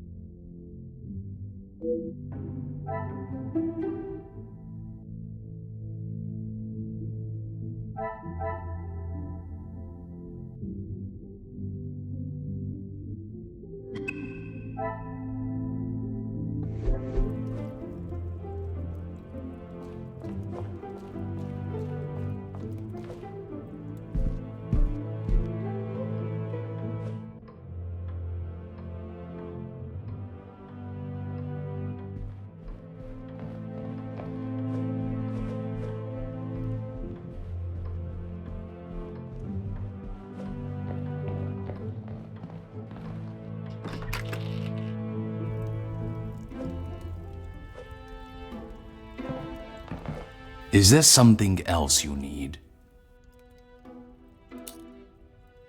It seems someone has been asking around about me. Only polite curiosity, I can assure you. Well, you would be right. Although working with the Viscount caused me much less grief. Grief, monsieur? Let's just say we didn't always see eye to eye. And if neither side is prepared to back down, there is a problem.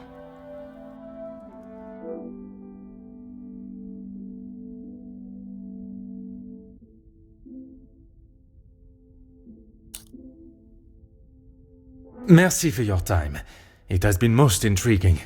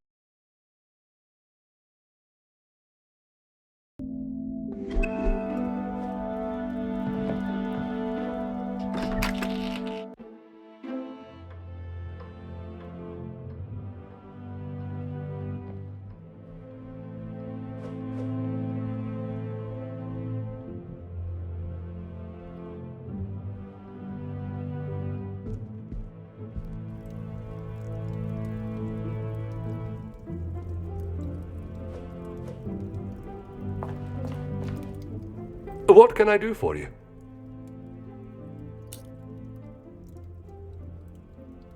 Ah, perfect timing. I was about to ask that everyone move through to the dining room. Très bien. Yes, Maman. Perhaps Turkey. I would love to see my beloved's homeland. I'm sure we will decide on somewhere. Perhaps where we are both yet to have visited. It was my crowning achievement. I am not so sure you workers would agree. Are you sure? I've definitely seen your face somewhere before. I do not believe there is another that resembles these features, or brains, at least. I've always liked the idea of sailing the West Indies. In that heat? With your complexion? Okay, but you lived in the capital at one time. Oui, mademoiselle. I spent much of my working life there. Maybe sleeping off half a bottle of whiskey. Let us not be so blasé with our opinions, brother. If you ask me. I don't believe anyone did.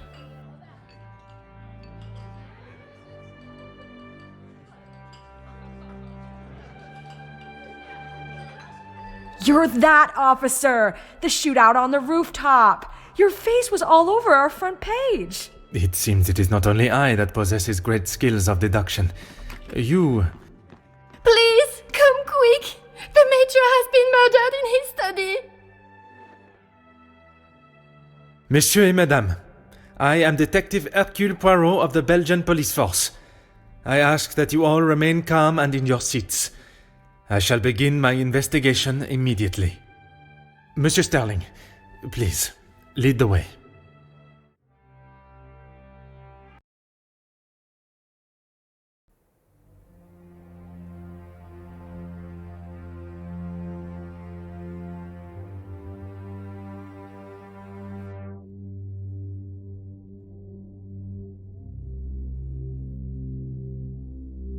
This is Mr. Hagen's study, Detective. Would you like me to stay? I understand if you are not comfortable with such a scene. Don't you worry, Detective. I've seen much worse in my years. I am thankful to have someone of your resilience by my side. I just can't believe someone could have killed him in cold blood. Is that what you think happened? I admire your faith in your fellow man, but you will be surprised what someone will do when they feel there is no other option.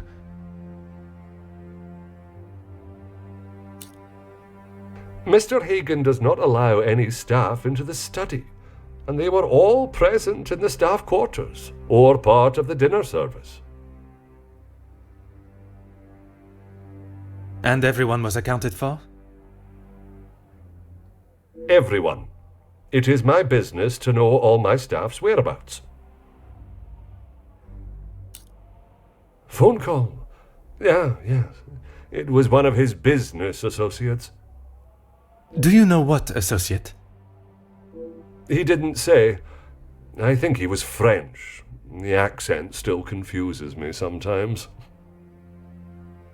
And did the Major sound any different to you? Panicked, anxious, anything out of the ordinary? Not that I noticed. I think he was embarrassed about ending up on the floor after Master Gideon's one punch. I would be. Your help and discretion in this matter are greatly appreciated.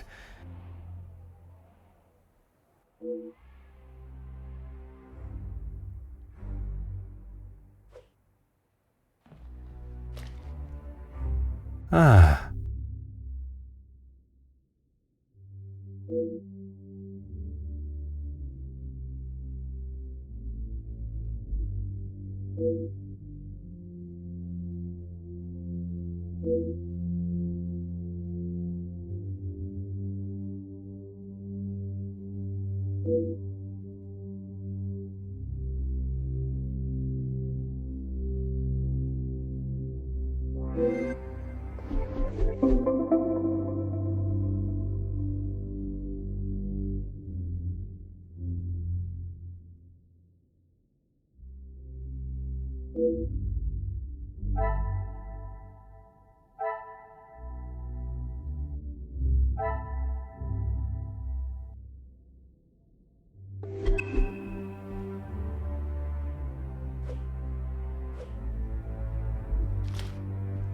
Hmm.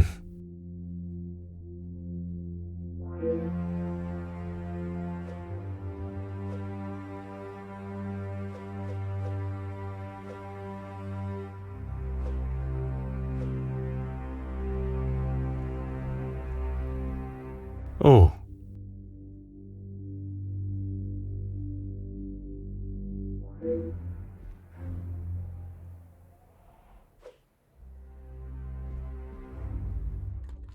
Ah.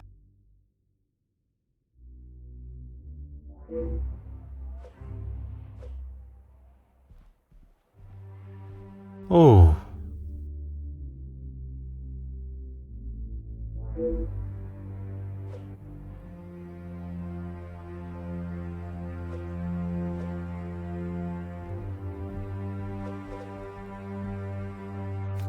Ha ha.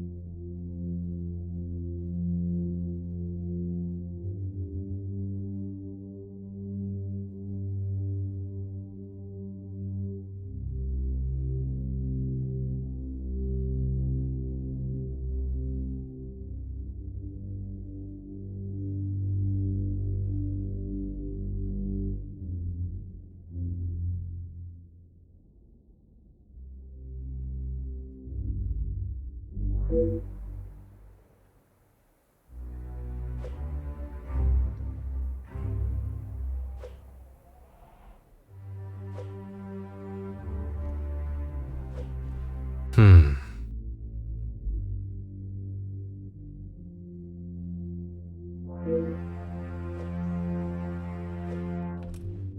Huh.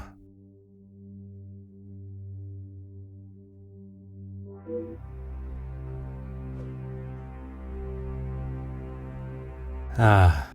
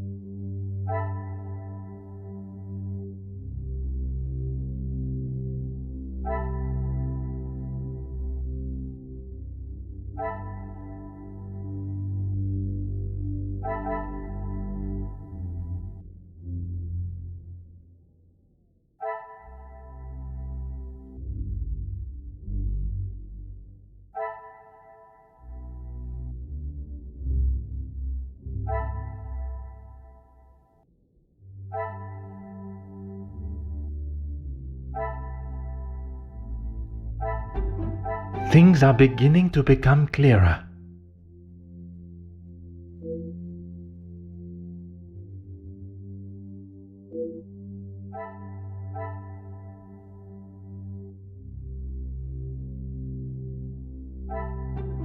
What a revelation!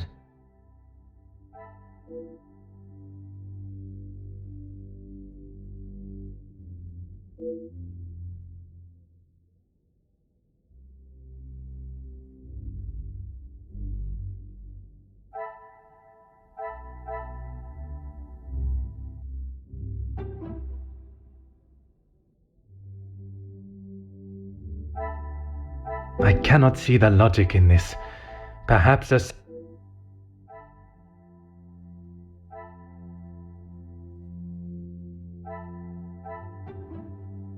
I should not be surprised by my own skills of deduction.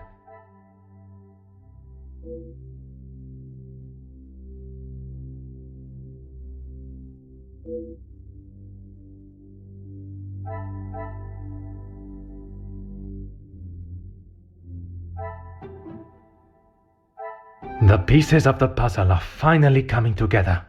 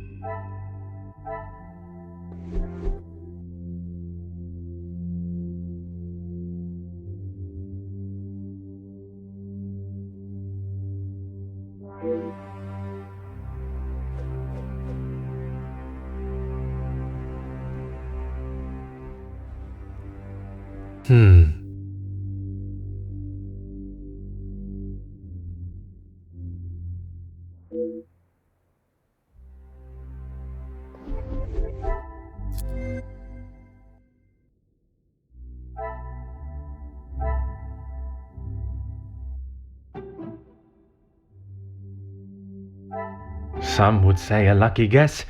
I would say a moment of genius.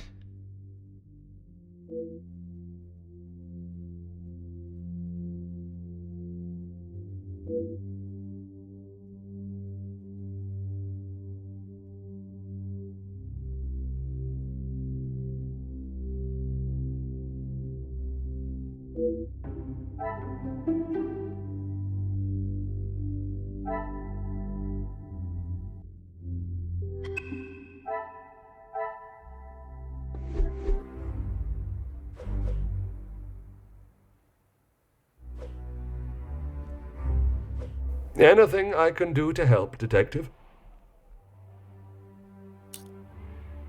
Rihanna brought him some ice for his cheek earlier. And when was that? When he returned from his cigar outside, he asked for something to be brought upstairs to ease the swelling of his face. He would normally smoke only in here.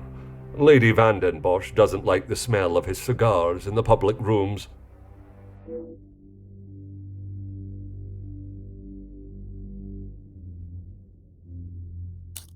Your help and discretion in this matter are greatly appreciated.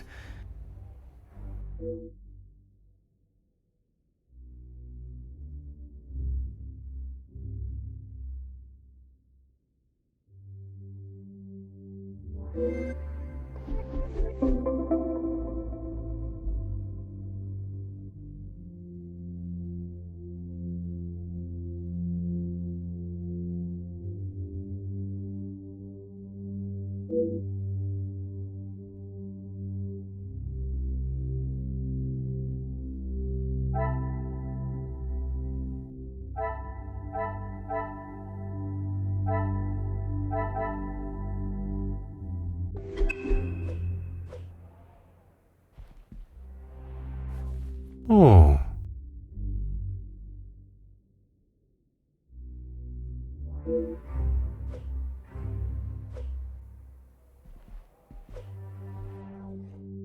Aha.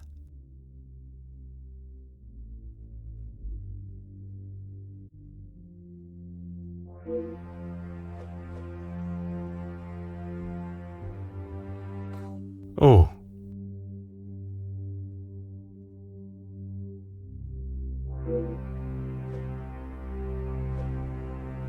Huh.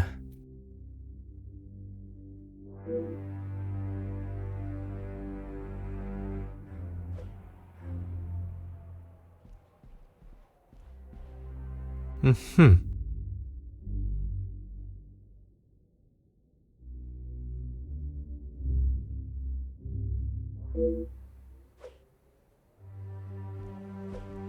Hmm.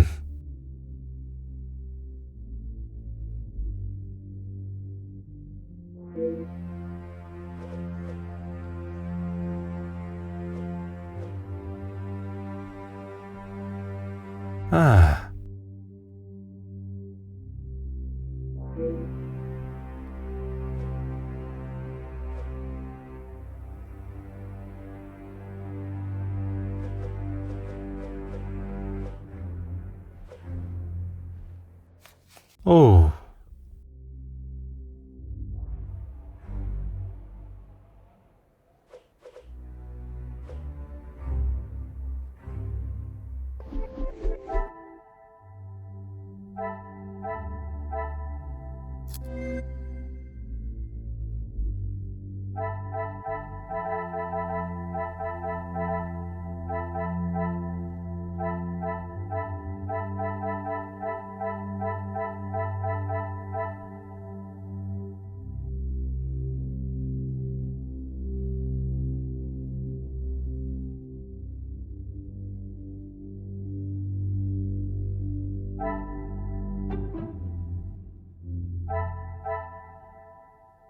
Magnifique.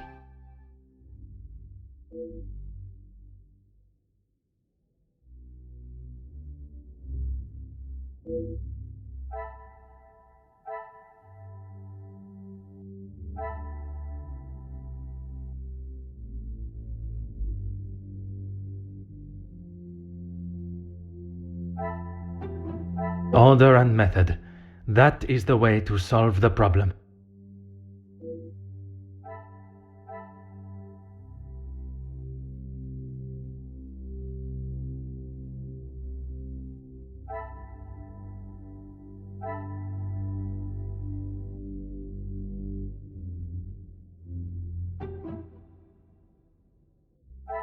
Things are beginning to become clearer.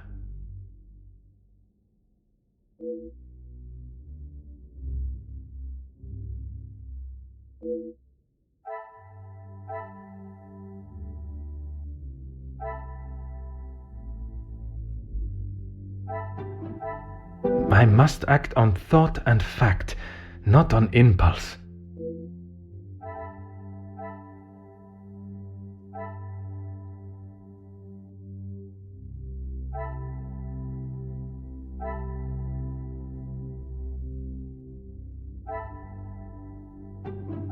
Another success. I never doubted myself.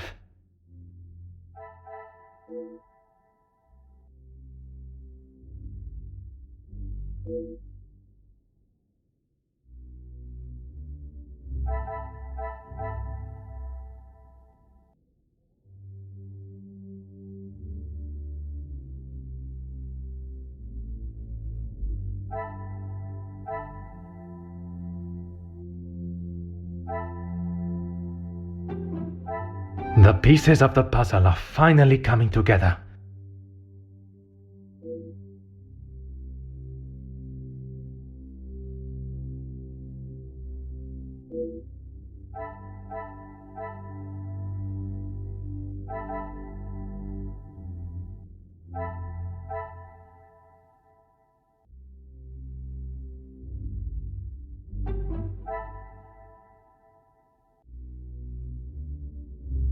What a revelation!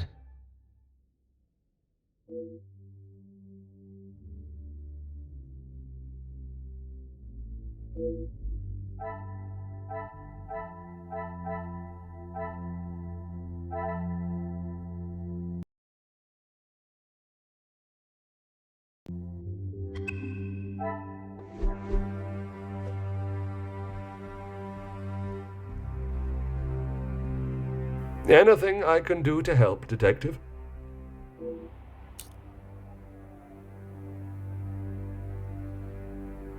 As I said, Mr. Hagen did not allow the staff in here alone, besides me. He was very clear on that. Have the staff ever given him reason to not trust them? Nothing has ever been brought to my attention, but he was very clear no one was to be in here without his permission.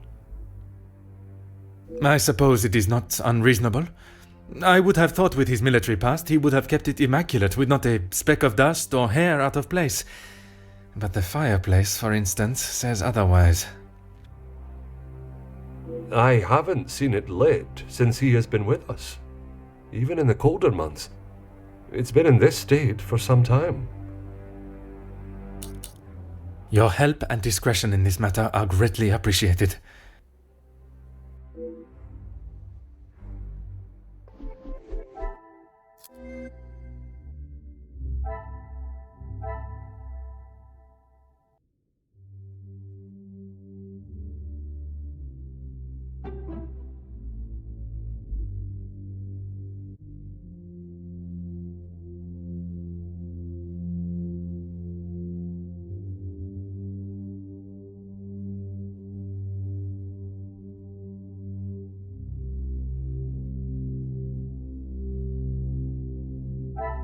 I should not be surprised by my own skills of deduction.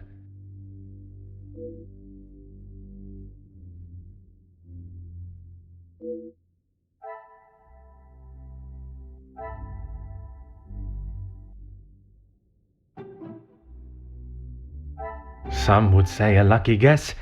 I would say a moment of genius.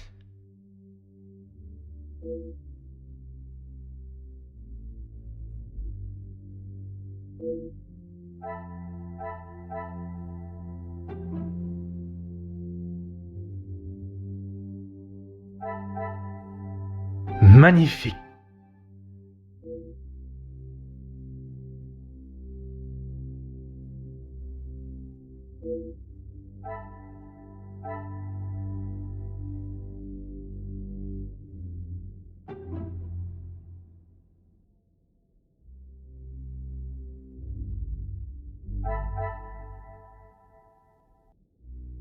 I must take a different approach.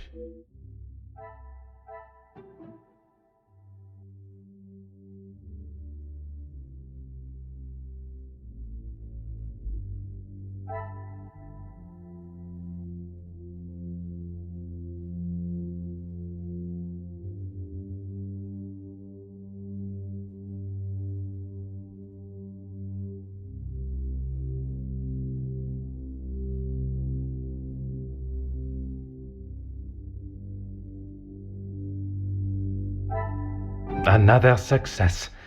I never doubted myself.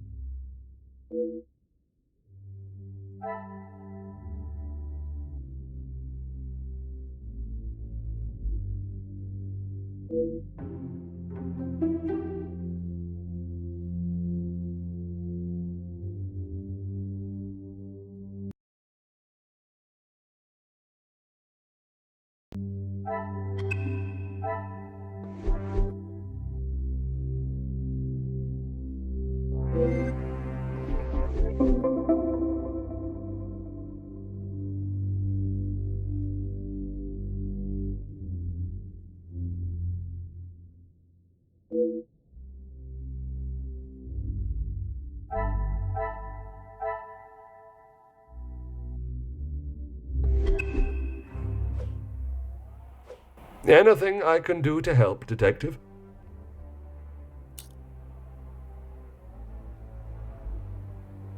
As you wish.